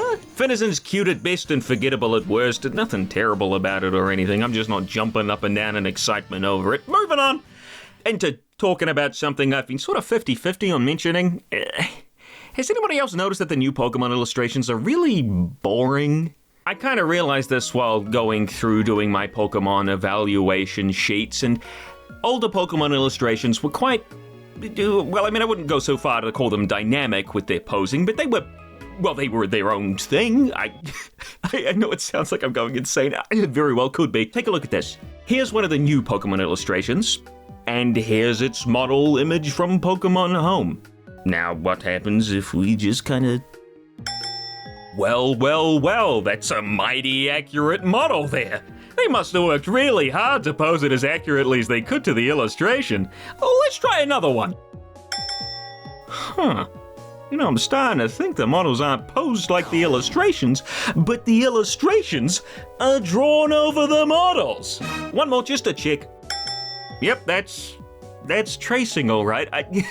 No wonder the illustrations for so many of the new Pokemon look so bland and boring. I mean, I know this is a bit of a spoiler, but I mean, it would have been if this video had been released when the game was still relevant, but check out Baxcalibur! Holy moly, looking stiffer than a pope in a brothel. It is just these newer illustrations too, before you ask. Check out Slurpuff here. These ones don't fit because, well, for one, Pokemon Home didn't exist yet, so the illustration was made all on its own. But I'm also pointing this out because I had to prove that Pokemon Home didn't just somehow perfectly line up the models with the illustrations here, just in case you didn't think that they were traced. Every Pokemon before Gen 9 and even Gen 8 is pretty clearly untraced and illustrated on its own merit. Usually, I prefer the way a Pokemon looks in the illustration over the actual in-game model. There's just something in the Pokemon style that gets lost when it makes the transition. Even take Slurpuff again as an example. It's so cute in the drawing, and then you get it in 3D and it looks like Shrek had a baby with a big pile of pink Play-Doh. Now, the whole reason I'm pointing this out isn't because tracing is illegal and Ken Sukamori should go to jail, and for all I know his bosses gave him, like 5.5 minutes to get these out the door. It's not unlikely that every single part of a Pokemon game is rushed, including these, and hey, you might not care. You might not give a single shit-tootie, but to me, it's just another little thing, or maybe a big thing. The art has been something I could enjoy over the years, despite Pokemon's waning appeal, that just erodes away those little bits of quality that Pokemon still had left. Extremely unimpressed with these overall. Some of them you could give them a pass, they still look good, but for a lot of them, you can tell, especially anything with very round shapes or ones on a 3/4 angle. Again, Baxcalibur, holy crap. Back to the game, I would like to mention that I do like the detail on Magikarp splashing around when it's washed up on the beach, but swimming around perfectly fine when it's in the water. It's a nice little bit of detail that doesn't go unappreciated. I mean, you gotta appreciate it while you've got it, right? You can't find much of anything else to appreciate anywhere else in the game. All right, Scott, get in there, buddy. Prove your worth, you funny-eyed fella. Okay, one pluck, not bad. Uh-oh. Scott wasn't looking all that strong, to be honest. I mean, that's a 4 times effective move right there. I spent a bit of time leveling him up, maybe trying to get him to evolve. Heck is this? Oh, that was quick. Wait, Scott's brother, Grot, is Kilowattrel, the somewhat obvious evolution of Wattrel. I'll be honest, I like Wattrel better. Kilowattrel kind of loses the charm that Wattrel has, and while I like the bulging throat, which sounds a little iffy now that I'm saying it out loud, the rest of its design is kind of lacking anything super interesting. It kind of looks like a Gen 1 Pokemon in that sense, just growing larger and more powerful. It does have an interesting new ability though, which is where it powers up its next electric type move if it's hit by a wind type move. Wind type is the sort of same thing as a sound or bomb type, where certain moves fall into the category without affecting the move's actual typing. For example, Air Cutter, Fairy Wind, and Gust are all wind type moves. There's actually not that many of them, 17 in all, so Kilowattrel's ability is kind of niche, all things considered. At least it has Volt Absorb as well, so. Veluza! It's a Veluza! Veluza's another new Pokemon, this time single stage, and its whole deal revolves around its ability to shed off its own flesh in order to hone its mind and get a big power boost. Apparently it's spare flesh? I mean, who on earth has spare flesh lying around? The design here is nothing all that special really, although I do have a soft spot for it. Kind of looks like a Barracuda. The real real draw here comes from the said flesh shedding going on. Turns into a strange fish bone and then immediately grows all of its flesh back as it has excellent regenerative abilities. I don't even want to think about the ways this Pokemon could be taken advantage of thanks to its ability, and I'm not going to. Instead, we'll talk about its special move, which is essentially Belly Drum, but instead of halving its HP in return for maxed out attack, it halves its HP in return for a sharp boost to its attacking stats and speed. So, it's a little bit different from Belly Drum because, oftentimes you'll try to get that move off and then you'll die in the next turn because, you're so slow. Most Pokemon that learn Belly Drum are like, what? Snorlax? Darmanitan? Hariyama. Here with Veluza, you don't have to worry about that. You just gotta worry about getting one shot right after you use the move, as Veluza's defensive stats really aren't all that spectacular. Either way, neat idea for a Pokemon, even if it does look a bit plain at first glance. Did you know it's a Psychic type too, not a pure Water type? Yeah. And guess how many Psychic type moves it learns on level up? One. Just one. By the way, this Veluza here, the one we've been watching, he got 9 critical hits in a row. 9! It doesn't even get a critical up ability. 9 crits in a row? I even used potions just to see if I was going crazy if this guy really did have the luck of the Irish, but he just kept going! 9 crits in a row! What are the chances? I get he was using high crit moves, but that's only like a 12.5% chance each time. I'm at a loss! I almost lost this fight. If Veluza hadn't tried to use Fillet Away again, I would have been toast. Like, I'm all for harder fights, but 9 crits? What the heck? I only just noticed Koraidon's tail puffing up like an inflatable. That's a neat little detail. And I was talking about Koraidon changing physically with each upgrade before. This is kind of like that. I like it. I had a quick look through my Pokédex. I forgot to mention the little rewards you get for catching Pokemon. Already got some Stardust and Great Balls. Here's a Thunderstone, some Ultra Balls, some EXP candies. Nice to get a little reward for your efforts throughout instead of, only at the end. Anyway, new city, Levincia. Okay, apparently I entered it, healed up, and then left immediately. Running my own videos is a freaking nightmare sometimes. Anyway, 5 to 10 minutes later and Scott started evolving. Hey, remember ages ago when I mentioned that the battle camera in the game kind of sucks balls? Well, Scott here was one of the direct influences for that little section in the video. Check it out! Or, check out the lack of it. Hello? Random quality check, sorry sir. Could you please show me your unique trainer animation? Okay, I'm gonna have to ask you to step out of line. You're telling me you've got a custom animation made specifically for your training class, and they didn't even bother making sure that your fingers didn't clip through your hat? Oh my goodness, look at those lashes. Anus?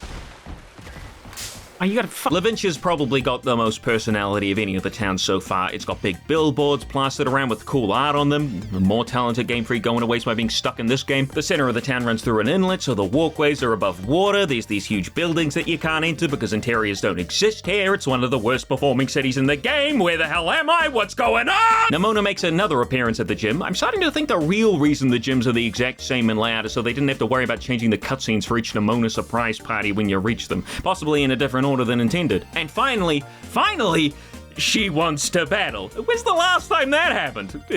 What, at the top of South Province Area 1? So much for battle crazed. If anything, I think you were battle phobic. In the dead center of town lies a big old Pokemon battle arena, the very one I'm assuming that'll be facing the gym leader at, and Nemona and I get right to it. Not much to say here, really. I mean, Nemona's recruited some fresh meat on her team with Rockruff, but that's kind of it. Her Pawmi is still a Pawmi for some reason, even though it hit the evolution point 3 levels ago. Like, buddy, Game Freak, we're at the 3rd freaking gym here. What, do you think I couldn't beat a Pawmo? Oh, jeez, look out for its 75 attack stat. Oh. Quaxly's at least evolved. Jesus Christ! Quaxwell is the next stage in the Quaxly line, and I don't think I've ever felt this relieved to have not picked a starter.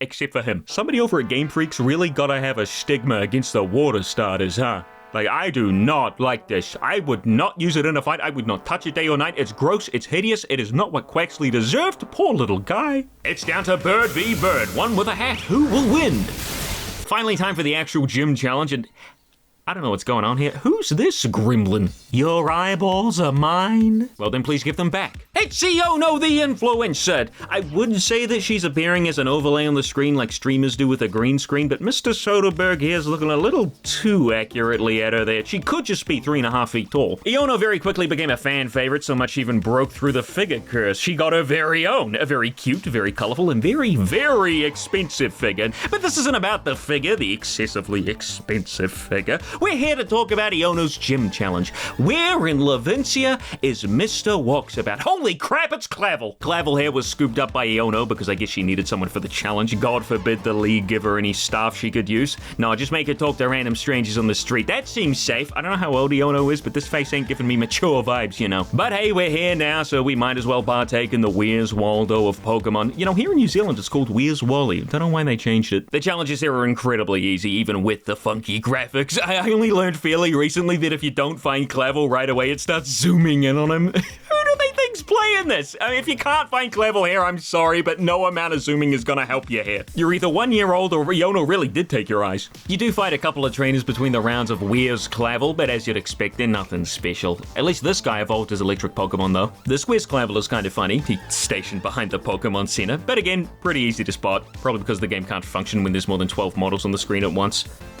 Hang on a second, am I fighting the same guy again? Oh.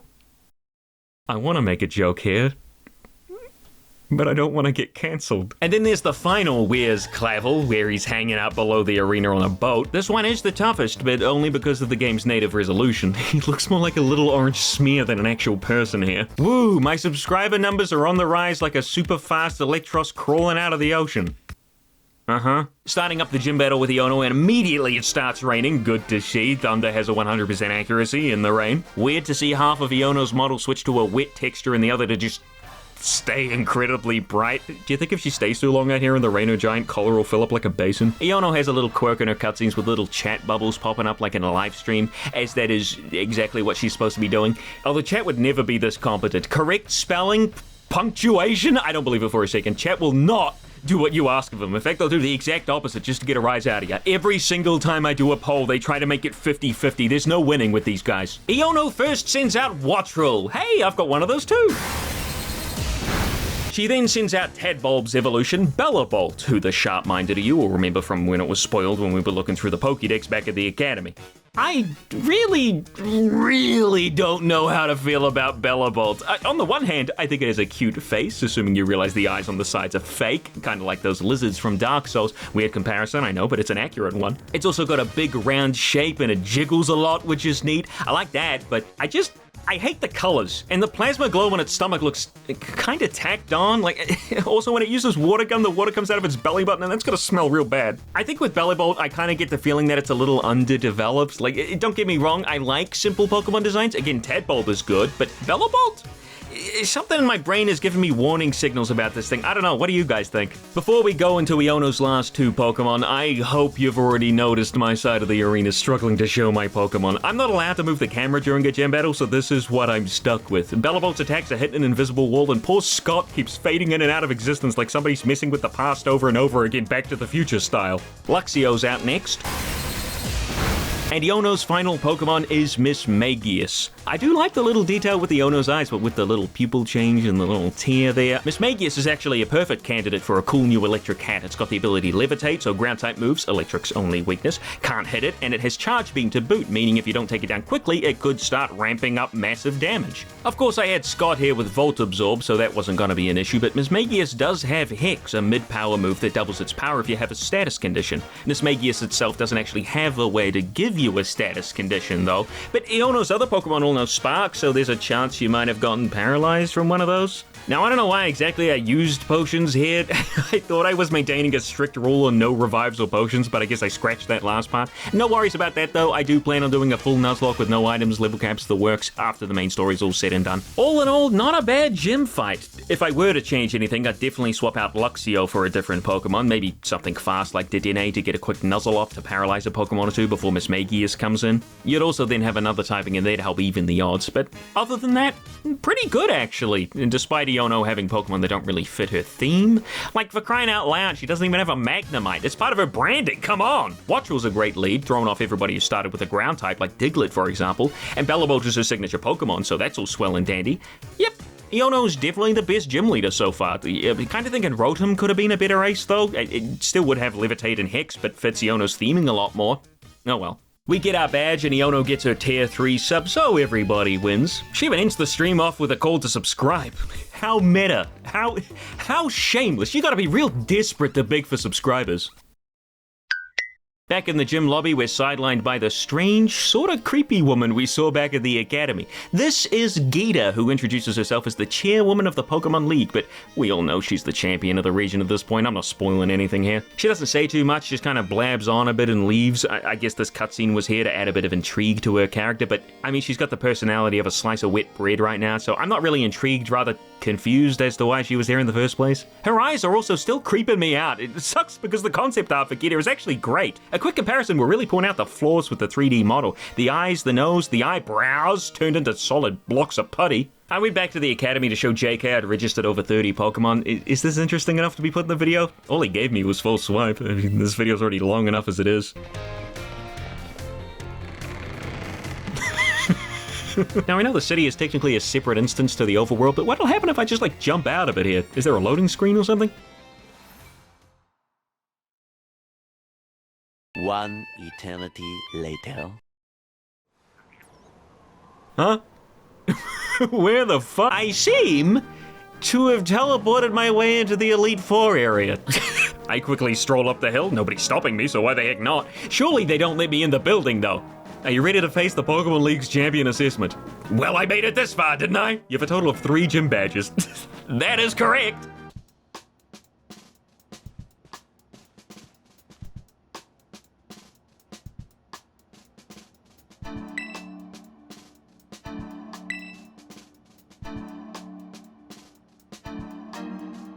I don't want to do this no more. There's no turning back! So Rika here starts up my champion assessment test, and if this isn't the most stressful moment in a Pokemon game I've ever taken part in, it's like I'm right back in high school. I can feel the judgment when she reads that I have only 3 badges. How did you get here today?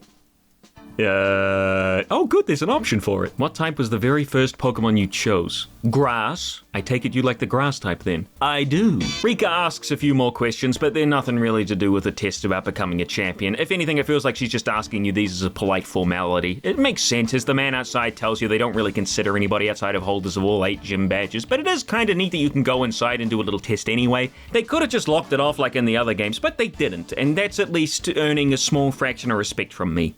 It's like throwing a grain of rice into an empty silo. As for the weird teleportation I partook in to get here, it turns out there's just a hole in the back of Misa Goza that directly leads here. It's not a big secret, you are allowed to be here. I'll tell you where I'm not meant to be though. The BLJ lives on, bitch! Take a look at that stunning view, folks. It is kinda slippery up here. Back to the main journey, I decide to head north of Laventia and towards what Arvin calls the Lurking Steel Titan. But before we get to that, I encounter another addition to the roster, Bramblin. Bramblin here is a grass ghost type tumbleweed Pokemon, and it certainly looks the part. A lot of people have called its line filler, and, well, you'll see the evolution when we get to it, but I think Bramblin on its own is fine.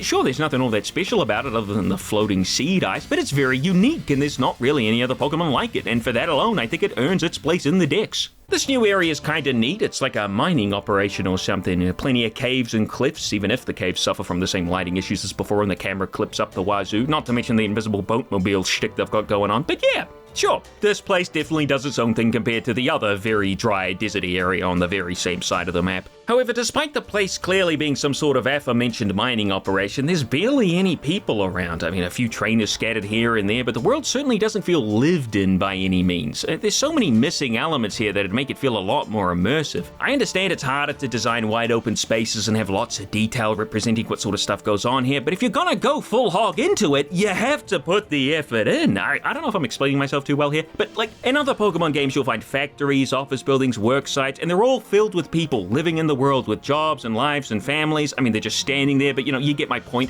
Here in Scarlet and Violet, it feels like the people in the world are 2 separate entities. Like the towns are still stuck in their own little bubbles, like in the DS games, but that's not how towns work. Especially in an open world, they spread, they grow, they become less dense towards the edges. There needs to be more life in the open world. There needs to be representation of how people live their lives in the environments that they're in. Set up a proper mining operation here and have the trainers be workers. There are a few hanging around, but what are they doing? Like, just standing around?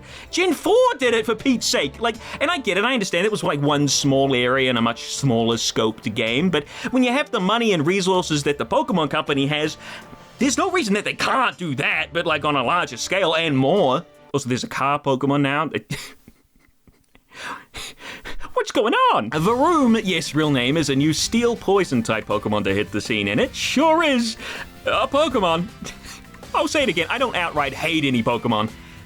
But, okay, I'm mostly kidding around. I don't really feel all that strongly towards Varoom here. In fact, I think my main issue here is that it's not a rock type. It has stone wheels, and yet it's steel poison. Maybe a rock steel or rock poison idea could have been a little more interesting here. Flintstones, maybe? Either way, it's not the first inanimate object Pokemon, and it certainly won't be the last. I hate it when people point to inanimate object Pokemon and say, look, Pokemon designs are getting worse. Ball, rock, magnet, pile of sludge, eggs. Eggs. Every generation has its flops. Remember Mime? Remember Jinx? Oh yes, I'm so sorry, Bread Dog is an abomination, but Seal, now that's inventive. Why does it float? I don't like that it floats. It doesn't have levitate, it has overcoat and slow start. It should not be hovering above the ground. It gives the wrong impression. It's like if Carcole hung a foot up in the air. What were they doing here? Jesus Christ, even in a huge open area with almost nothing in it, the game still runs like a 400-pound fat guy. What is going on here? What is it about Pokemon nowadays? Why am I stuck standing between two battling Pokemon? Am I trying to break up the fight? Check it out, watch me catch it. A spectacular throw. Cool, here's more items the game won't let me collect. At least I can send out Eggman, I guess. I don't know where the heck I am anymore. Girl, what are you doing over there? I'm going bonkers here! That is some phenomenal animation right there. Hey, take a look at this. Turns out the lighting isn't actually changing at all when you enter a cave. Instead, I guess they just layer a dark image or a few over the top of the entrance and then fade them out. Same with the exit. Just slap a white image over the exit and fade that out too. I mean, what's weird is that these images or effects don't actually affect the main player model and Koraidon. Here I am walking into a dark cave shrouded in shadow, but I'm still as bright as ever and the dust particles are too. And you can tell that the cave is being altered by a layered set of images because the bright white exit is also affected by him, whereas in a real cave, the bright exit would, you know, still be bright, even if the rest of the cave was dark. What a strange way to make caves. Is that animation meant to be resetting like that? Here I am coming across I don't know what, and instead of being amazed by what I'm seeing, I'm flabbergasted at how they managed to screw up one of the main 5 bosses' animations. This is the Earthworm Titan, a very strange new Pokemon introduced in this game. It is a steel Earthworm Titan with little arms. There's got to be some sort of inspiration here I'm not getting. Earthworm appears to be based on an earthworm and also shares similarities to a subway train. Okay, I get that for the Titan, but the regular Earthworm is really small by comparison. Just a very strange Pokemon. We've never actually had a proper Earthworm Pokemon before. I mean, I thought of Wurmple, but it's got legs. So it's a little odd that the first one is this.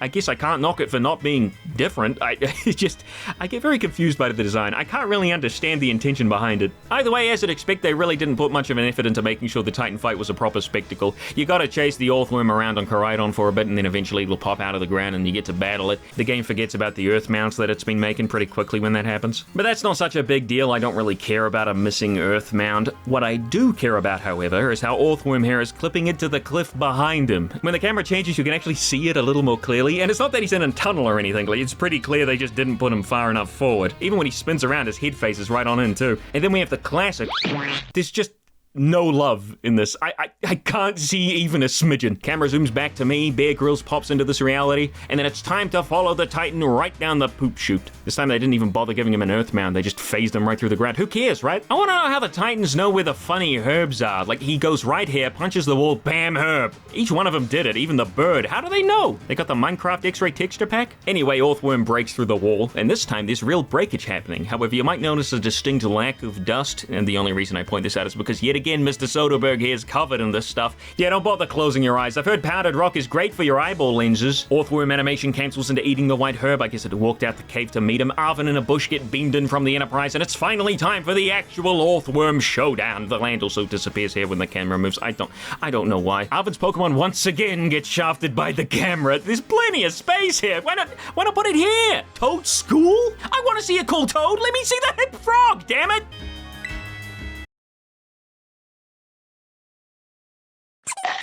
The Titan goes down pretty handily thanks to low kick and My word, did the earthworm cry? Could you imagine hearing that as the earth shakes below you? What a freaky noise for a worm to make. I didn't expect a Titan to be such a little cutie. Arvin, what kind of a one copy-paste cave and a salty herb sandwich later? You did it, Game Freak. You did the meme. And Arvin's dog is feeling just a little better. And my dog learns how to jump higher. I feel like one of us got the short end of the stick here. Arvin mentions these caves are the Titan's lairs, but they're more like pantries where they keep their food. I mean, if you've only got one singular herb in your pantry, in order to get there, you've got to bust open a cliff. I don't know where your priorities are lying. Like, who's breaking down doors for a sprig of rosemary? It's so nice to have a large jump on Koraidon now. The regular one felt terrible, so it's great having something you can actually use to traverse the landscape now. BLJs might even become a thing of the past, who knows? It is a little sad though that I'm 3 gyms and 3 Titans in and most trainers still only have a singular Pokemon. Usually the battle's shorter than the intro before it. This is exactly what I was talking about before. What is this? What's the point of this area here? What, you got a single yellow truck, 4 metal boxes, and a mound of dirt, all surrounded by a flimsy fence. There's an NPC here, but it's just a student from the academy. They don't know what's going on here. They're more interested in whether or not somebody loves them. You know what this place is probably for? Evolving Bear Grylls with a rare candy!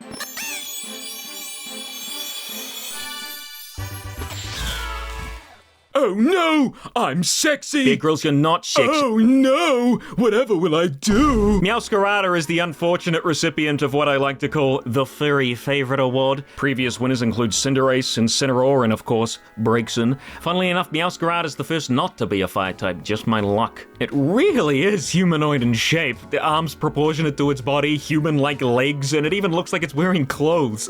I suppose much like the other furry favorites. Now, I don't particularly like Cinderace or Incineroar. Braixen is cute. Don't think too hard about that. I don't feel anything, towards it. But Meowscarada, I mean, it's alright. It's weird. There's aspects I like and aspects I don't, and I'd still pick it over the other 2 starters in this gen, but it's not like it reaches up quite as high as some of my older favorites, like Swampert or Superior. Funnily enough, it kind of falls into the same camp as Superior, where I like the pre-evolution more. I think Servine's really neat, same with Floragato. Maybe it has to do with the strange, shiny, dark parts on its nape and mask, what with the little bits looking like nipple coverings, or maybe it really is just the humanoid shape with the succulent thighs that ever so slightly puts me off. But I mean, I do like it. I just kind of wish the sexual stigma it so obviously would carry was thought through a little more by Game Freak. They must know what happens with Pokemon like this. Maybe they actively make designs like this to bolster sales in, certain communities online. Bear Grylls, it feels weird calling this thing Bear Grylls, also learned a new move, that being Meowscarada's signature move called Flower Trick. It's a 70-base power move that never misses, so kind of like a slightly more powerful Grass-type Aerial Ace.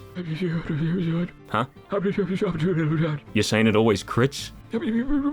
No, I mean, I'm not mad. Veluza also always crits. New Bear Grylls here did help me to learn all about what sort of messes the overworld models get up to when starting a battle. Here we see Bear Grylls hanging out, and then as the battle starts loading, he pops into position 5 or 6 meters away, and then suddenly he's back in the Pokeball ready to be thrown out. You know, Game Freak, you have a perfectly good time to do all that sort of stuff off camera when it focuses on the trainer you're about to battle. I mean, not only that, but I'm guessing Bear Grylls teleporting into position here is like maybe a leftover from maybe when the following Pokemon was supposed to be already out when starting a battle, like in the original Heart Gold, Soul Silver. But no, I can't get following Pokemon working correctly, even though Modest fixed it almost immediately way back in Sword and Shield, and can't get this working right either, so just have them be thrown in, even though they're already out of the ball. Again, people will still buy the game, so who cares, right?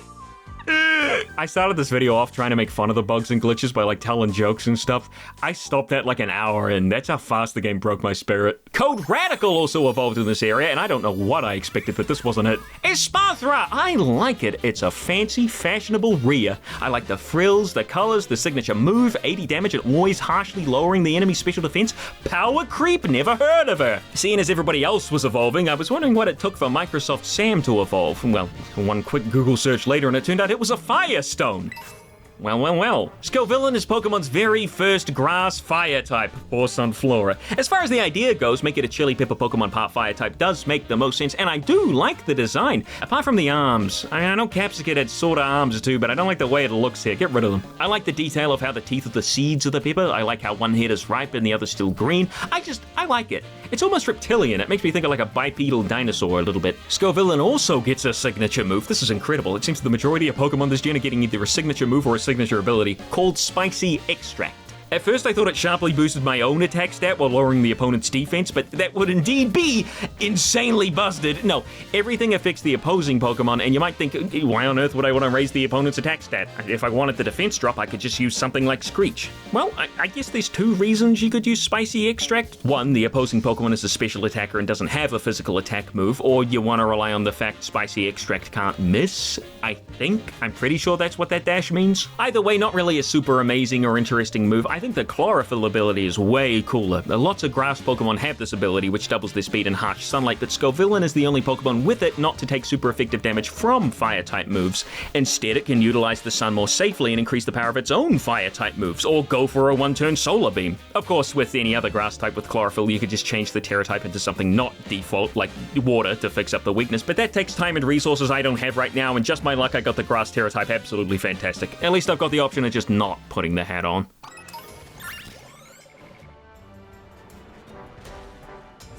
What am I stuck on? Tell me what I'm stuck on! Hey, did you guys know you don't actually have to wait a turn after using Hyper Beam in a raid? Like, you can just spam that shit? Before too much longer, I'd made it to another... Well, I don't want to say town, this is anything but a town. This place is called Zapapico, and the only reason that I know that is because I looked it up. Much like South Province Area 6, it didn't bother popping up when I entered. Some welcome, right? So what is there to do in Zapapico, you might ask? Well, there's a sandwich shop. Moving on. Satotal's a new Pokemon found right at the base of the big old mountain at the top of the map. A pure ice-type whale baby just waddling out around here. What a cute little guy! Be a little bit cuter if he didn't have those long arms. I don't know why I don't like him, I just don't. Now, I didn't keep going up the mountain. I realized it was starting to catch up to my Pokemon's levels. Haha, I'm extremely overleveled without trying, which meant it was most likely a later area. So instead, I trotted back to the mining area and towards the next Team Star base, this time the poison one. An NPC said before it was a place called Tag Tree Thicket, which sounds great. I mean, there hasn't really been any foresty areas so far, just plains and deserts. I only managed to get 2 steps inside the Team Star base before Clive appeared. Clive? Hello? He's worried about Team Star's tardiness in regards to academy attendance. He says he'll have no choice but to expel every Team Star member from the school if they don't disband the team soon, as he had to set an ultimatum a wee while ago. Cassiopeia soon calls, asking us who we were just with. Oh, I see one of the changes they made this gen was Zoroark's ability working on choices now. For some reason, this cutscene teleports you directly in front of the Team Star base, meaning they skipped the entire Tag Tree Thicket and it's just sitting there behind you now. No idea why they did this. Could have easily had the cutscene take place back at the entrance. As for the Tag Tree Thicket itself, well, it's not really much of a, thicket. It's pretty sparse as far as one of those go. It's just as well, really. It's one of the worst performing areas in the game. There's 2 other areas I think of immediately. Mesogos is the obvious one, and another one which we haven't gotten to yet, the lake, is also pretty terrible, but this takes the cake. Holy moly! I don't want to drag on about performance, but Jesus Christ, I'm surprised my Switch isn't smoking. From the stress. It's so dumb. While I was here, I did run into one of the new Pokemon, though. Grafaiai! Jesus! You'd be forgiven for not realizing this is Shroodle's evolution. You remember this little bastard? I like Grafaiai's design for the most part, but the face kind of ruins it for me. I get that it's meant to look like a mask, but the eyes are gigantic, wrapping around the head and then just suddenly stopping on the sides. Apart from that, though, it's pretty neat. I mean, I like the poisonous paint finger thing it's got going on. There's a little kid screaming and yelling and having a tantrum outside the Star base. Game gives me a classic mobile phone advertisement choice, except this time it's not about cheating on my husband. The little kid wants to see Don Atticus, the leader of said base, and is shit out of luck because Grunt Guy here won't let him in. Grunt Guy doesn't recognize me, but the kid does, so I say, prepare to get raided. But apparently the kid's got some sort of blood pact with Don Atticus, so we have to fight him before heading inside. Yeah, me too, kid. He sends out a Gulpin as his first Pokemon. Gulpin, dude. Please don't say it. I can't do this. And the Shroodle as his second. Seems thematically relevant, I guess, poison types and all. Clive enters the scene. Hip, modern words are exchanged and he distracts the dumbass kid, allowing me to sneak inside. Of course, realistically, the only thing separating me from the inside of this base from the outside is the tiny-ass fence you can quite literally hop over, but a stupid-ass cutscene plays, forcing you back out each time. Looks like a ghost town in there. Where's all the members? Funnily enough, or not funnily enough, this is kind of par for the course. They didn't really set up the trigger for the cutscene all that well, so you can run along the fence and it'll start up at certain points too. Absolutely incredible craftsmanship. We do the Team Star barrage upon entering again. It's the exact same thing as before, except this time there's poison types littered around the camp instead of fire types. I was kind of hoping there'd be a different little minigame per Team Star camp, but I mean, look what I'm talking about. Time to see what Atticus has in store for us. I thought the Starmobile was Mailer's thing. So they just all have a Starmobile then? That is incredibly boring. I take it back, this is the best thing I've seen in my goddamn life. Atticus, in between all the old-timey speak, sends out a Skuntank, a fairly decent lead. Decent for my team anyway. Code Radical can't do shit, it's a dark type. Eggman, however, is of course a steel type. Get a load of this! This looks like a job for Milk. I'm so mad I used items in these fights. Why did I use items in these fights? I think I was trying to get like a regular Joe's experience, like how a normal person would play. I'm looking forward to that Nuzlocke experience. Rivervroom is Atticus's next Pokemon.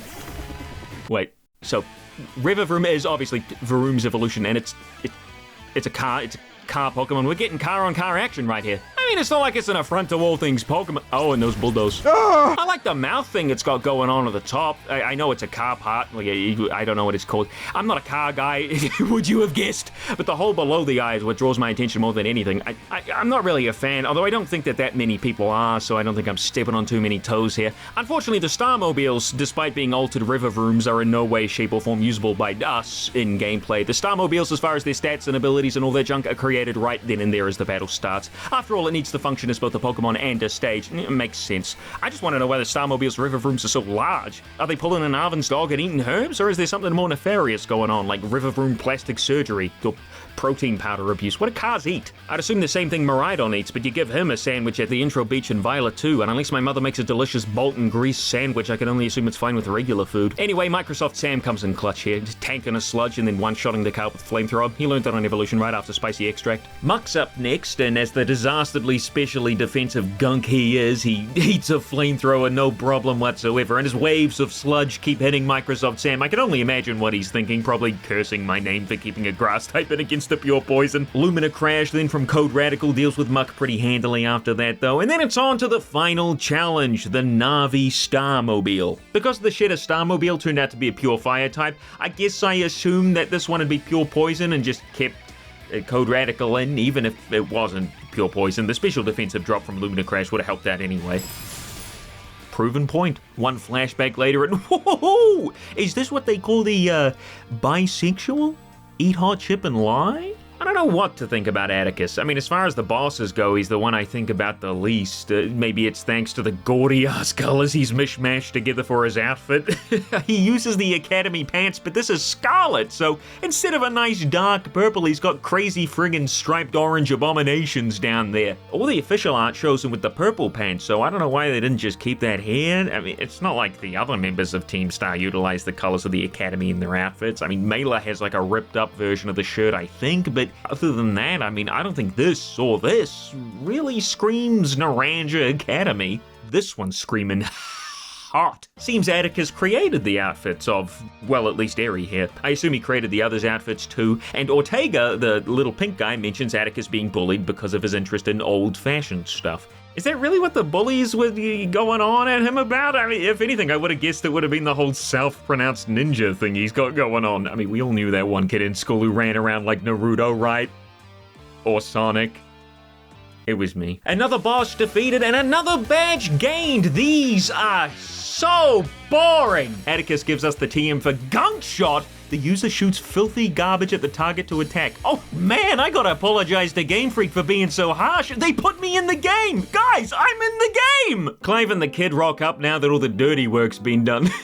It turns out that Team Star didn't just fight back the bullies only for themselves, but for a lot of other kids getting bullied in the school too. This kid being one of said victims of the aforementioned atomic wedgies and what do bullies do now? Do you tease somebody until they develop an eating disorder? The kid simply wants Atticus and the rest of Team Star to come back to school to avoid being expelled. As in the kid's eyes, my god, does he have a friggin' name? I don't think he does. They just keep saying little fella. Wait, no, I had a battle with him. Yusuf. He does not get a title card like the rest of the characters. Poor Yusuf. Anyway, Team Star are heroes in the kid's eyes and he doesn't want anything bad to happen to them, yada yada yada. Clive gets a reality check. Yes, believe it or not, Clive, students get bullied and schools normally don't do shit. This is hitting some sore spots for me, I think. Here's another one of those delightfully long loading screens we all love so much. Thanks, Game Freak, for putting in all the effort into making sure the game runs just as spectacularly as your company. Let me just skip through that real quick. Ah, there we go. That was just, you know, a 50-second long loading screen. Do I even need to say anything else? What is this? Cassiopeia cold calls us once again, and Penny makes another unholy uniformless appearance. Something Coridon Elixir, something Pokemon materials. Get out of here, Penny! There's been a freaking gimmickle grumbling in my left ear for the last 4 minutes. I am not in the mood. I'm sick of these trainer transitions. This one's got Pelipper popping in before the fight. I can only assume they're loading in the models before we get started, you know, when the game basically freezes for a few seconds after you talk to a trainer. It's just so clumsy. This game is made clumsily, like it was coded falling down a flight of stairs. I spent a while after all that catching a few other Pokemon to fill out the decks, something I'd been working on between the quest markers. Must be the new regional flying type Psyduck I've heard so much about. I will say it's nice to see more and more Pokemon throughout the game with unique little interactions. Voltorb, for example, starts to self-destruct if you get too close. Would love to see more of these. Of course, it would be a little more interesting with the Legends Arceus mechanic of actually being able to be hurt from wild Pokemon. I mean, the way Voltorb is now, all it does is do a little sad poof that does nothing but kill itself. Oh.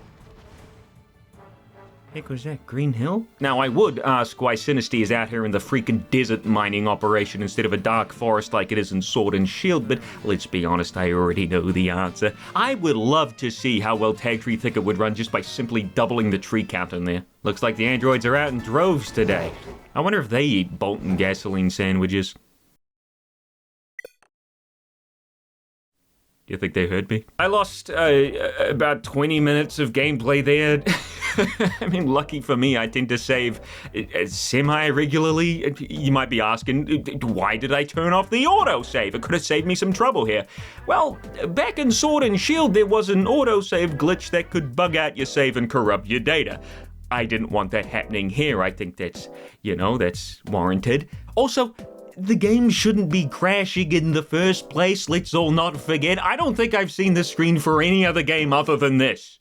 And Sonic Colors Ultimate. It shows what sort of quality we're dealing with here. Scarlet and Violet suffer horrendously from memory leakage. Essentially, as I understand it, it boils down to the longer you play the game, the worse it performs and the glitchier it gets, eventually leading into a crash a lot of the time. It might have been the reason for that 50-second long loading screen from before, actually. Now, you think this would be a major problem Game Freak would have spent a bit of time fixing in a hot patch, like right after the game was released, but at this point, if you don't expect less than nothing, you're setting yourself up for disappointment. In the 2.0 patch and update, the memory leaks apparently got worse. They just don't care. All of you in the comments defending the Pokemon Company, which at this point is a very little amount, a very, very small amount. I'm quite proud of the people still watching. I want you to realize that sell your soul for $1. They would kill you and your entire family for an extra $5 if they could get away with it. They thrive while you, I don't know, buy their shitty ass games. I'm almost done here, to be honest. I didn't think I'd be able to keep mentioning new problems with the game, but they just keep coming. They don't stop. It's like Colors Ultimate. Really, it is. New problems popping up in every new area. You never get used to the game the way it is because it just keeps surprising you with how little it functions correctly. Hey look, a new Pokemon! Why did I come here? I'm back at the Elite Four. Why? Ceruledge is one of 2 evolutions for Charkit, and unfortunately in our case we got stuck with the less cool Scarlet exclusive with Ceruledge here being Violet only. It's pretty cool. It's also level 56. Oh, either way, Ceruledge is neat, just sort of the token cool Pokemon they usually throw into the regions. You know, Lucario, Bisharp, Toxtricity, Mr. Rhyme. He is so sexy. I guess I came back here to finish off the classes. Holy moly, that's a lot of cutscenes. Incoming incompetent app developer, another way to up your chances of a successful catch. Well, the first one's there to throw off the Pokemon Go players. It all makes sense now. The app sucks balls because the mobile audience is already used to using crap. What's pretty neat actually is that after the 3rd class of any subject, you get prompted with the midterm test. What's interesting about these is that they don't really bother making the questions make sense in the game world and instead allowing such questions as, what button would you use to let a Pokemon out of its ball so that it can walk with you? In fact, this was the first question I saw. This is Pokemon biology. How does this question have anything to do with biology? Asking where eggs are found, I mean, that's fine. That's like asking where babies come from in the Pokemon world. But pressing the ZR button? Ugh. Maybe everyone's got a couple of buttons under their folds and flaps. You know, to find the B button, it's behind the left ear, the R button, to lift up the ball sack. The questions here were incredibly easy, assuming you've been playing the game up until this point. Anybody starting the game right here might be in for a bit of a bind, though. How do you like the Pokédex? Ha! It stinks! And getting all the questions answered correctly has the grand reward of 5 small XP candies. How useful. Alternatively, here's a little trick for you guys. Don't do the test and still be vastly over-leveled without trying. Math with Miss Time is up next. Tell me, do you enjoy fortune-telling, horoscopes, and the like? I think it feels great to read your horoscope and see that it says good luck is coming your way. Ooh, this is our teacher? Miss Time, Stephanie's malfunctioning again. Miss Time talks about critical hits for a bit and asks what the rate of them are. Well, that's 4%, unless you happen to be a Veluza. We did the midterm immediately afterwards, just like in the biology class. I mean, it shouldn't be too much trouble. Where's my pen? What am I doing? Filling it out with my mind? I don't even have a test. Am I just gotta assume I'm sitting here staring at my desk imagining I'm taking it? Is this the norm in a horoscoper's classroom? The test covers some easy type effectiveness questions and the Pokeball trick question. Really, you're gonna put that on the test? Just really rub it in there. Miss Reifert's history class is up next. It talks about some stupid bullshit, dates and crap. I've got a terrible memory, so I don't know how the test is gonna go. If all I'm gonna have to do is try to regurgitate places and numbers. Fuck! Those seeking blank need look no further than the oranges of Paldea.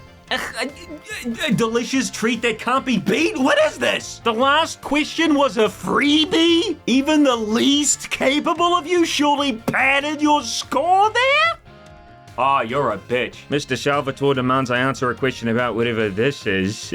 Funnily enough, despite being a cringe anime girl lover, it was the German that tipped me off to this one. I must have heard it somewhere. Language test time, and it sure is a language test. Nothing to do with Pokemon, but, a bit of variety never hurt anyone, I guess. What is your beloved teacher's name?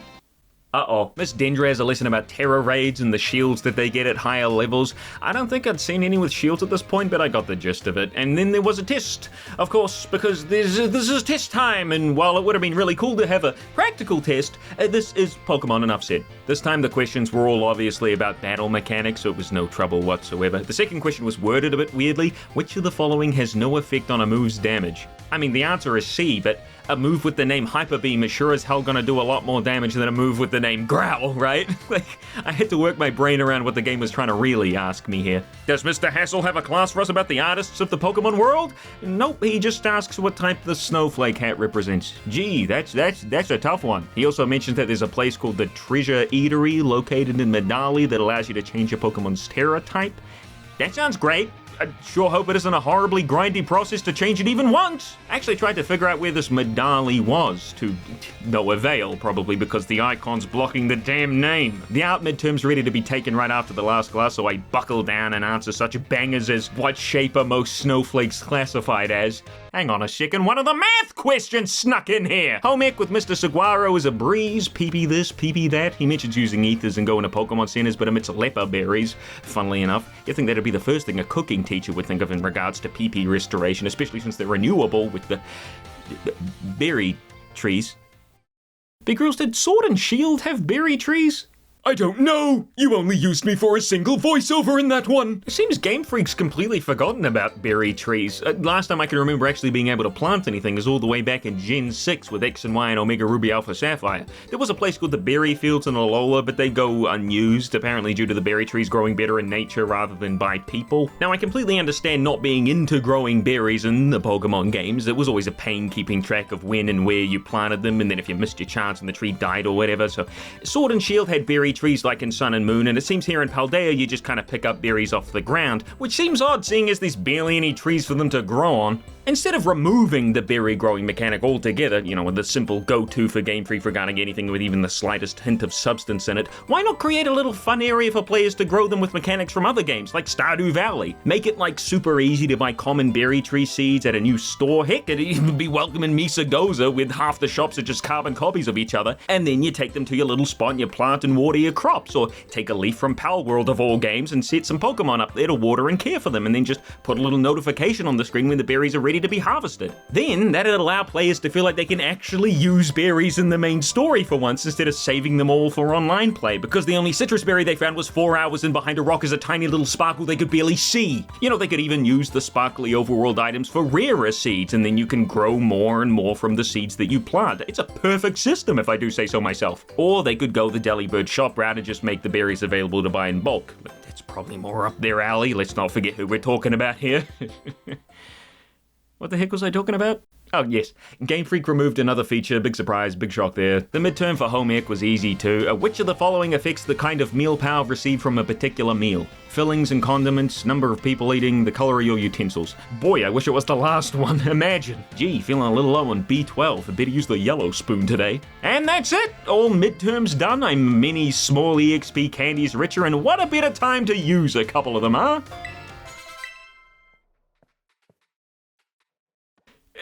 Oh, where the hell are we? And there you have it, Tinkertink's final evolution, Tinkerton, who really wants to know if I'm interested in any classes. Dude, you were right there, we just finished them all. Tinkerton is... well, I liked it at first. I've weirdly become less and less of a fan of it over time. I don't know whether that's because I genuinely think it just looks a little too ugly, or if it's because it's the #1 fan favorite of the Paldea region and my brain hates conformity. It definitely looks a lot cuter in its 2D artwork, and if all I had to go off of it was this, I think I'd still like it a lot, but I don't know, there's just something off about it. I get that weird, mindless Charmander vibe from it. It's got the same issues translating the design to 3D, except Charmander still has it a lot worse. Why is it still so desaturated? Tinkerton learns Gigaton Hammer upon evolution too, its very own unique move, just like the other Paldean Pokemon. What is that? So you're telling me in order to use a move like Frenzy Plant or Hyper Beam that does 150 damage, you need a way to turn afterwards to recharge, but this pink little bastard gets a move that does even more damage, and the only drawback is that you can't use it on the next turn? Insert avatar meme! They say there are some Pokemon that'll evolve if you have them walk with you for a long time. What? There's no way they actually did that. Not with the broken-ass following system they have. There's genuinely no way Game Freak could be stupid enough to do that. They're dumb. Oh, yes, but they're not missing their brains, surely. Miss Time, do you hear about this? Oh, she's being stalked. Not my problem. I'll ask somebody else. Miss Dendra's over in the home ec room learning how to properly make a sandwich from Mr. Saguaro, and she offers her latest and greatest creation for us to try.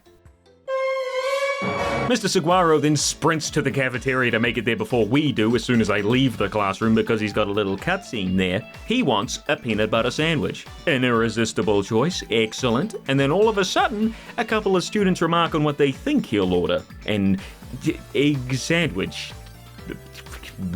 Maybe for the protein, or the 5-alarm sandwich, because I guess big, strong men eat big, hot sandwiches. Also, is that all they have here? Sandwiches? He loses his nerve and is just about to order the 5-alarm sandwich, but I insist he orders the peanut butter sandwich, because who the hell eats a spicy sandwich? Spicy noodles? Sure. Spicy curry? Absolutely. Hi, Rad from the future here. I guess I forgot about the existence of spicy sandwiches. Like, it's one of the most popular food. I don't. And what the heck is wrong with a good old peanut butter sandwich, huh?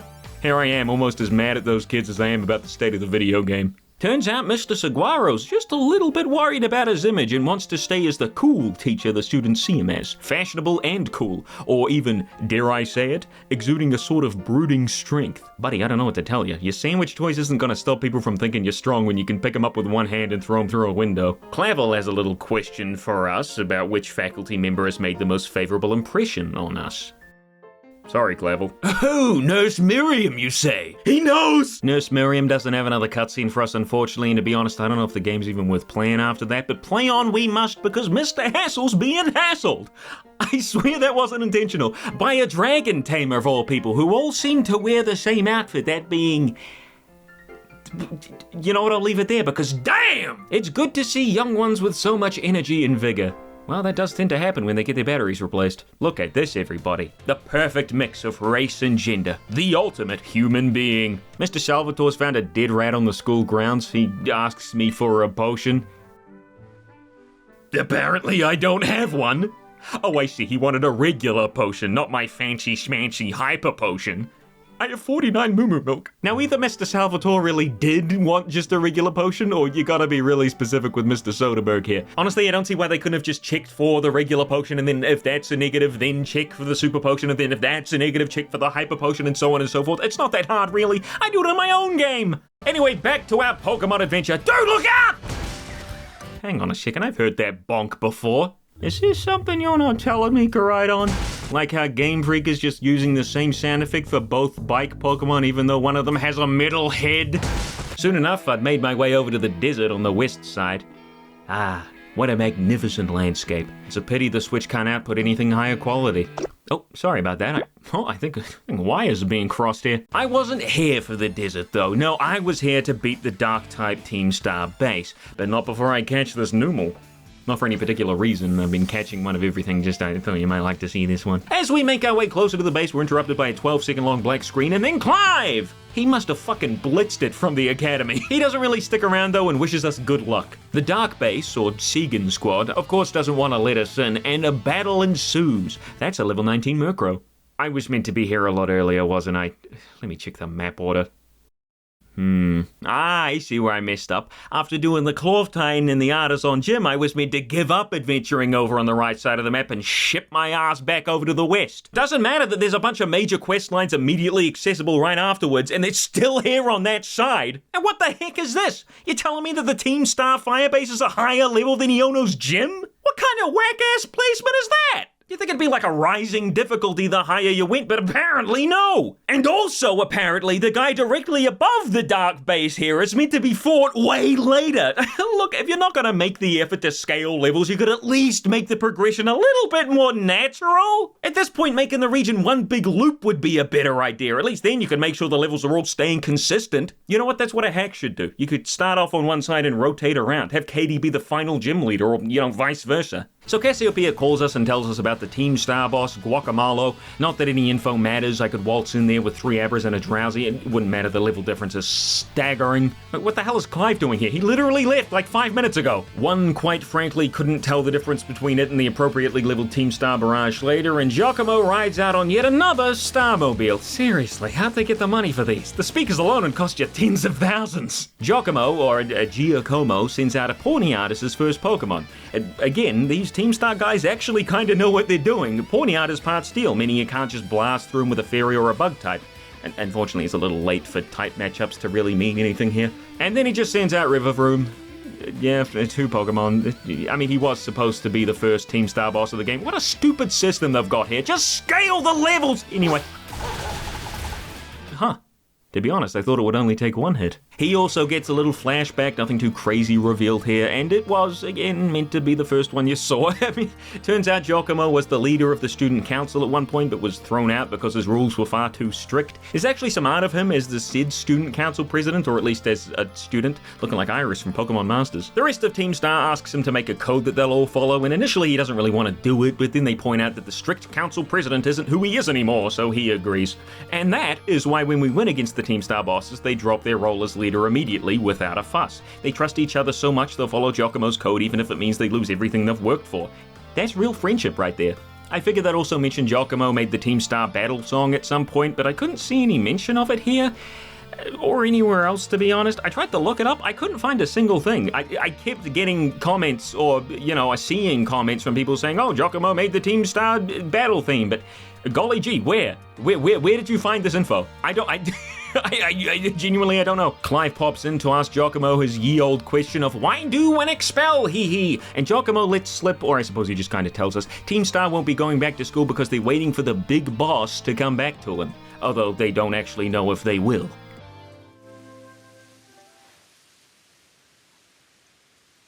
Okay, turns out the other Team Star loading screens weren't so long because of the memory leak. Apparently, they're just long. This one was 42 seconds. If only optimizing your game was a thing you can do in real life, but unfortunately it only exists in fairy tales. Cassiopeia calls us again, blah blah blah, big boss this, big boss that. Penny drops in again, I don't know how she's getting to these places. I have to assume she's walking everywhere, never see any flying taxis. Then again, I haven't really seen any flying taxis anywhere. Apparently there's one in Zappa Pico.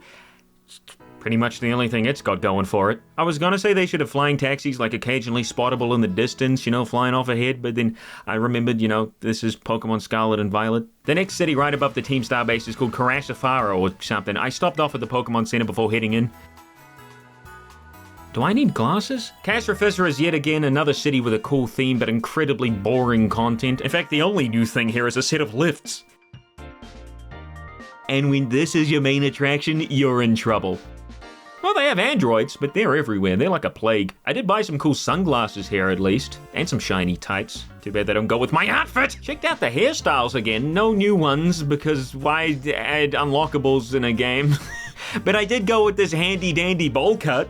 Don't worry, it doesn't stick around too long. I only got it because in my regular haircut, I can't wear hats. That's right, some haircuts in the game, you just can't wear hats with. I thought I was going insane when nothing was showing up. And also, why are there only 2 or 3 new haircuts available at the barber in the first place? If you unlocked more as you progressed, I'd understand why they weren't available upon first making your character, but you don't get any more throughout the journey, and the ones you don't start off with are in the very first city, 𝙛𝙞𝙣𝙖𝙡𝙮. What's the point? Just let us use them from the start. I don't understand. Maybe they didn't originally allow you to change your haircut at the start of the game like the other Pokemon games and then change their mind later on down the line and we're like, oh gee, well we can't have all the haircuts available. Let's just be wishy-washy about it and put all of them in except 2. I don't get it. I mean, obviously the no hat thing is a much bigger problem. They don't even have a little icon or anything to let you know that you can't. I mean, what is this? Am I a Viera in Final Fantasy XIV? I don't accept it there and I certainly don't accept it here, especially when there's not even a semi-decent reason.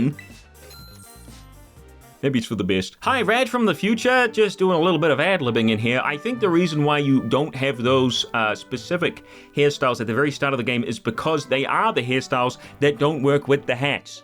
So they wanted you really, really badly to be able to wear the school's hat. And I genuinely, I think that's the only reason. They could have, you know, made haircut meshes that work with the hats instead of you know, just not allowing you to wear the hats. But, you know, that would mean extra effort, and this is Scarlet and Violet. Whatever. Upon approaching the Cascarafa gym, we see the gym leader sprinting off to who knows where, and because this is Pokemon, he moves just like how he would in fucking Red and Blue, because somehow Game Freak still hasn't learned how to make characters move in a way that isn't 90-degree turns. I'm so sick of this. Anyway, we gotta follow him because this gym employee here says he forgot his wallet. I'm sorry, I can't keep looking at this. I wrote in my notes that I was ballin'.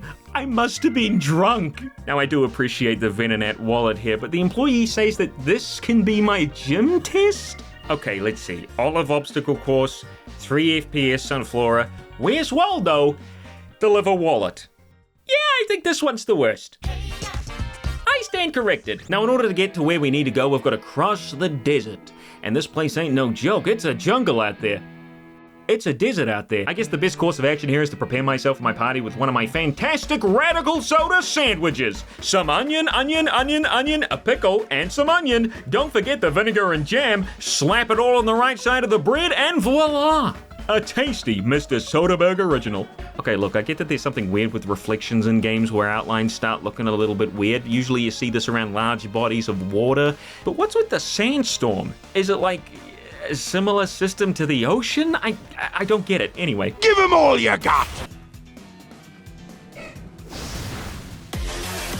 Here's something I didn't expect. Looks like Salty DK Dance becomes Salty DK Evolution. Knuckle Stack is a bunch of salty rock cubes all stacked up, hence the name, and it's the least offensive evolution they could have made. I think it's interesting. Usually Pokemon like this don't turn into quadrupeds, so that's something, but knowing Pokemon, it'll probably end up on 2 feet again. This thing's giving me major Carcol vibes. You know, the more that I look at it, the more I realize that the light coming from Sandygast isn't actually real light. It's probably just another image layered on the ground around the terrestrialized Pokemon. There's gotta be the stronghold, like in Minecraft. This place, really any place with hills, curves, or geometry that is not a straight line, is a real bad egg with the camera clipping. It just kept on going. Ooh, I don't know if I pound on yet. Oh. Hey, watch me jump this elephant. Yep, that's right! On my way to deliver a wallet, and look who it is! Don Fan Freakazoid. Professor Sada immediately calls me up to tell me that it's from Area Zero, and to subdue it. Girl, I am currently staring it down. I am so close I can smell its breath, and you're interrupting me to tell me where it's from? This is Great Tusk, what seems to be an alternate form of Donphan. It's a little odd that it's not called Donphan, though, because it actually says its name. Look. Or maybe that's pronounced Dunfand. Oh my god, Dunphan. Because it's living out here in the sand dunes, I'm a genius. Dunphan here looks as you'd expect an alternate form of Donphan to look, like an alternate version of Donphan, almost like a sort of mega evolution. What with the spikes and the teeth and the tusks. Do I like it more than Donphan though? Yes. I think Donphan's kind of boring, actually. Dunphan here spices up the design with some pink highlights and a more prehistoric look. I bet that has nothing to do with the selling point of the games. Now, this thing hits like a freaking truck. That was Rapid Spin, a 40 base power move right there. And it's fast, too! With one little speed boost, it outsped Bear Grylls, who has a base 123 speed stat. For this particular video, I did go look up Great Tusk's speed stat, and it's 87! You're telling me this stomping heap of muscles is faster than Suicune? Either way, it used Brick Break, so I took the chance that it was a fighting type and sent in code Radical to finish the job. And as you can tell by the way the Dunphan's animation slowed down before the move actually hit it did the job just fine. I'd like to talk about that for a second, actually. This game has an issue which I don't think was present in any other Pokemon game, where when you, or the enemy Pokemon, hits the opposing Pokemon with a move that'll either make it faint or get it low enough to slow down the idle animation. I'll show an example of it being done properly in, let's say, I don't know, Black and White. But here, the idle animation will slow down before the moves hit. The calculations are done immediately as to whether or not the Pokemon will faint or be low health, and because of this, it's like a mini spoiler every time. You will always know whether or not the Pokemon either fainted or got to low health. Is it the end of the world? Am I frothing at the mouth over it? No, but it's another skipped step that Game Freak rushed over to get the game out within a far too tight deadline. Throw it on the pile. Dunphan rocks the earth with a big stomp, creating a huge cloud of dust for it to flee away. Or teleport away. Well done, very immersive. Arven, of course, meets us near where the Titan ends up, and it's time for round 2. Because God forbid any of the Titan fights do something different. No, let's do the exact same fight 5 times with the only difference being the Pokemon used. Alas, poor Mr. Soderbergh opened his mouth before seeing the 5th and final Titan, where in fact they do try to do something a little bit different.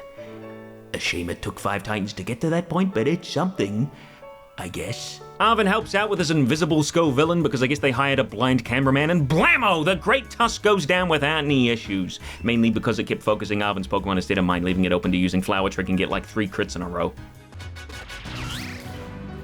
I don't know if Bear Grylls was all that happy about it though.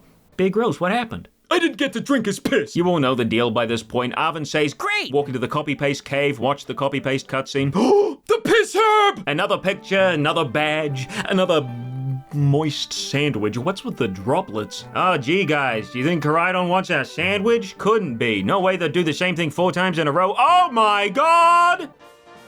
Koraidon will be able to glide now. Hell yeah, that's my thing!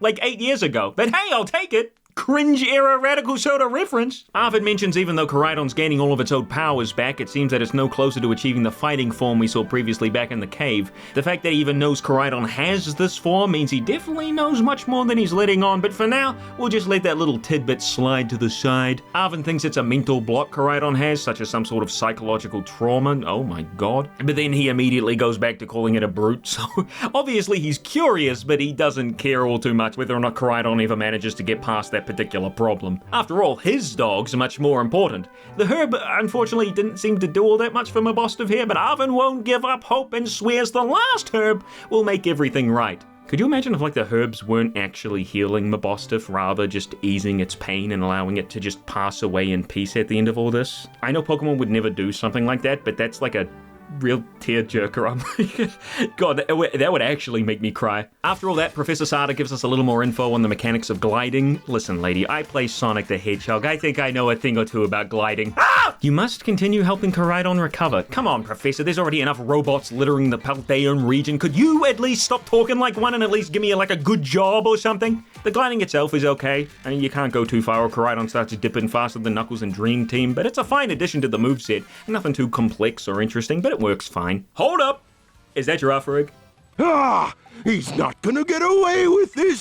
𝙛𝙞𝙣𝙖𝙡𝙮 joins the team, and my goodness, look at just how long the simple images of Pokemon take to load in the box. I was gonna ask why on earth they take so long to load, but we already know the answer to that. The long loading times for the images makes navigating through the box an absolute chore. There's already several problems with it, you know, much like the other menus, the cursor's slow and unresponsive, moving Pokemon around takes far too long, and you can't even rename Pokemon here. You have to move them into your party. And I'm not sure if you can relearn old moves in here, but I wouldn't be surprised if you couldn't. Hi, Future Rat here once again. I think they updated this in a patch. I think I'm going to talk about all the updates anyway once we get to the end, I think. I don't know if I do. I'm just going to say it here just in case. I used my candies to get 𝙛𝙞𝙣𝙖𝙡 up to around the same level as everybody else. Oh my god, he's taking a selfie. How is this? There you have it, folks! A Pokemon that desperately needed an evolution, and it finally got one! Oh no, they crippled it. Farigiraf has a cool new ability called Cudchew, which allows it to use its berry twice, the second time at the end of the next turn. It's also got a new ability called Armatail, which works pretty much exactly like Queenly Majesty or Dazzling, which that stops the opposing Pokemon from using priority moves like Fake Out or Extreme Speed on the holder of said ability. But this one also affects Farigiraf's teammates. I'm assuming it's only when it's out of the field, otherwise it'd be a little bit busted, but seeing as the main competitive mode is double battles in Pokemon, I bet Farigiraf's gonna be a really strong choice there. I like it. I've always been a fan of Girafarig, and I'm a fan of Farigiraf. I like the colors, I like the design, the tail moved up the neck and combined with the head, like so the lack of a tail makes sense, even if it does look a little bit weird. I like the abilities, however the move is a little bit underwhelming. It's literally Dual Chop, which they removed, but Psychic type. Couldn't you have at least given it like a special effect, like a, I don't know, 10% chance to confuse or something? Higher crit rate, anything? Why did you make this if it was just literally Dual Chop? You got rid of Dual Chop. Now Gabite's stuck with Dragon Breath until it hits level 42. What was the thought process here? Stop removing random shit. Dual Chop was like his thing. Is it that Dual Chop was technically the same power as like Dragon Claw? I don't understand. Wait, why is Dragon Rush a level 74 move? Who's leveling up their Gabite to level 74? What is it on Garchomp? Can't be better, right? 82? And here we are, Porta Marinata, the most pointless and least pointless city in all of Paldea. This place doesn't have proper shops, no enterable buildings, no gyms, but I'll tell you what it does have. The only unique town feature in the entire game. I'm not kidding, no matter how much I wish I was. Also, the feature sucks big old balls, but we'll get to that in a bit. Gym leader Kofu got all the way here and was like, wowie zowie, my wallet seems to be missing. And his apprentice says he'll go find it. Then he bumps into us immediately afterwards and forces us to battle. Aren't you like on a time limit here? I mean, I get it, you don't want me to interrupt Kofu, but he's not buying anything without his wallet, which you said you'd get. What, if you got the world's strongest ADHD? Would you just forget what you were doing? Anyway, the guy's got a Floatzel, but my disappearing YouTuber blasted it to smithereens. They really couldn't have just scooted the camera back a couple of inches. In all 5 minutes of playtesting, you didn't notice how one of your brand new Pokemon kept disappearing into thin air? Shucks, I let old man Kofu down. Yeah, but not for the reason you think. We hand Kofu back his wallet and he tells us he's here to purchase a very specific seaweed, as he's a chef and he must cook. He decides to let a kid with no experience whatsoever do the bidding for him because I really don't know. He was literally crying because he couldn't buy the seaweed, and now he's doing this? Either way, we step in for him and begin the one unique feature of all the towns in the game, if you exclude the Academy, and I am. Here in Porta Miranda, each day there are different items for auction, and you can bid against the NPCs to buy them. These items are ridiculously expensive. For example, would you like a single love ball? Let's start the bidding at $100,000. Holy crap! Good luck if you want a regular Pokemon in the darn thing, and probably best to save it for a raid mon. Kofu gives us 50,000 Pokemon dollars, and despite how much I'd rather run off with it, I take part in the bidding for the glorious Wakame seaweed from the Hoenn region. You know, in the Hoenn region, they actually have real and unique gym interiors. And interiors in general. Anyway, there's no real way to lose this bidding war, assuming you have half a brain. Actually, never really seen what happens if you refuse to participate. Is the auctioneer running at 2 FPS? But we get the seaweed and Kofu heads back to the gym. He's going the wrong way. I thought surely there was something, anything else in this town, but despite all my looking, all I could find was the girl with the Whiscash vagina, coming to cinemas near you! Found a Rotom up near the lighthouse on the hill. As a kid, I always thought Rotom was a legendary, like on the same vein as I don't know, mythical Manaphy, or I don't know, maybe the Lake Trio. Didn't help that in Pearl when you fought him, it played the legendary theme, made him feel really exclusive and special. Although what with the wash rotom meta and X and Y, the specialty of it wore off really quick. I'm sure there's people out there like feeling the exact same way about Landorus. Welcome to the outdoor. Oh, hello. Okay, see ya. Finally decided to head back to the gym and Kasparov with Vasa after catching a bunch of more Pokemon to fill out the decks, and look who it is! Mr. Hassel! And he's brought a friend. Androgynous spotted. This is Rika, a young lady part of the Elite Four, and I've had people say I'm silly for calling this design androgynous, but in a game series where Game Freak gives even 10-year-olds boobs, I'll kindly request you reconsider. Looking at her design, you can clearly tell that her Pokemon type would be Steel? I genuinely had no idea. Looking at the types left over after taking the ones away from Team Star bosses and gym leaders with what Steel, Flying, Rock, Ground, and Dragon. Seeing as that leaves one type extra, right at the end, either Gita uses one type, not really a common thing anymore, apart from Iris and Black and White too. No champion's used a monotype team since Ruby, Sapphire, and Emerald, and even then, the very first champion, Blue, had a variety of Pokemon. Not that they'd have easily made a monotype team with the amount of Pokemon available at the time. Remember Lance? Great example of why making teams around themes are way better than making teams around types. Technically, nowadays you could have a dragon-themed team without any dragons at all if you get a little creative. What am I talking about again? Rika? Type? Steel? I didn't know. How can you guess from that design? It's finally time for the battle against Kofu. Everything's led up to this. Getting the wallet, delivering the wallet, purchasing seaweed. What an adventure. Leader Kofu leads off with an However, I propose an idea. This man has 3 Pokemon and every single one of them is weak to electric. You could have easily had like a Whiscash or had a Lantern, had a Seismitoad. That one's not in the game. He didn't even have any counters to grass types. A single water flying Pokemon would have done that trick. Pelipper, Cramorant, Swanna, Mantine, Gyarados. Get rid of your damn Wug Trio and in its place slapping a Whiscash and a Pelipper. They make sense with the theme, seafood chef and all. People eat catfish and pelicans eat a lot. And bam, done. Resistances to both electric and grass, and the Pokemon themselves aren't even all that strong. How hard is it to make a semi-interesting trainer? Iono had 2 of her 3 Pokemon completely immune to ground moves, electric's only weakness. Why'd they shaft Kofu so damn hard? Man, this town's gotta really suck living in. Dust storms all the time? Hang on a second, the dust isn't even blowing from the desert. The wind direction means it's coming from here. Okay, Nemona pops in, ready for another rival fight. Or not. Apparently she can't battle us now because her team is specifically made to take on the gym leader. Okay, first of all, why is Nemona battling Kofu? She's already a champion ranked trainer. What's the rules around that? And secondly, wouldn't this be an awesome time to battle me? I just blasted through the gym leader, no problem. Wouldn't an interesting fight against Nemona using Pokemon specifically trained to fight Kofu be, I don't know, a good thing? Show us Nemona's versatility. Let us see proof that she's training a bunch of different Pokemon. As it is, the only thing Nemona's got that other rivals don't is the title of champion rank. The game tells us over and over again how much of a great trainer she is and how she's holding back when battling us and that she's been constantly updating, swapping, and training her team at all times, but we don't see it. So far I've fought Nemona 3 times, which I think is less than other Pokemon games. For example, Barry's fought us 4 times by the 4th gym. So much for battle crazed, but each time she's used the same team, just adding on a Pokemon or 2 each time. I'd like to think they remedy this inconsistency as the game progresses, but I really don't have all that much hope. Looking over the map to decide my next destination, I stumbled across this little guy. I didn't know what it was, so I flew over there, and after losing an honestly embarrassing amount of balls on a single Quillfish, here it is! I've stumbled across an outbreak of Wattrel. I couldn't really figure out the point of these at the time, but they're here essentially for shiny hunting.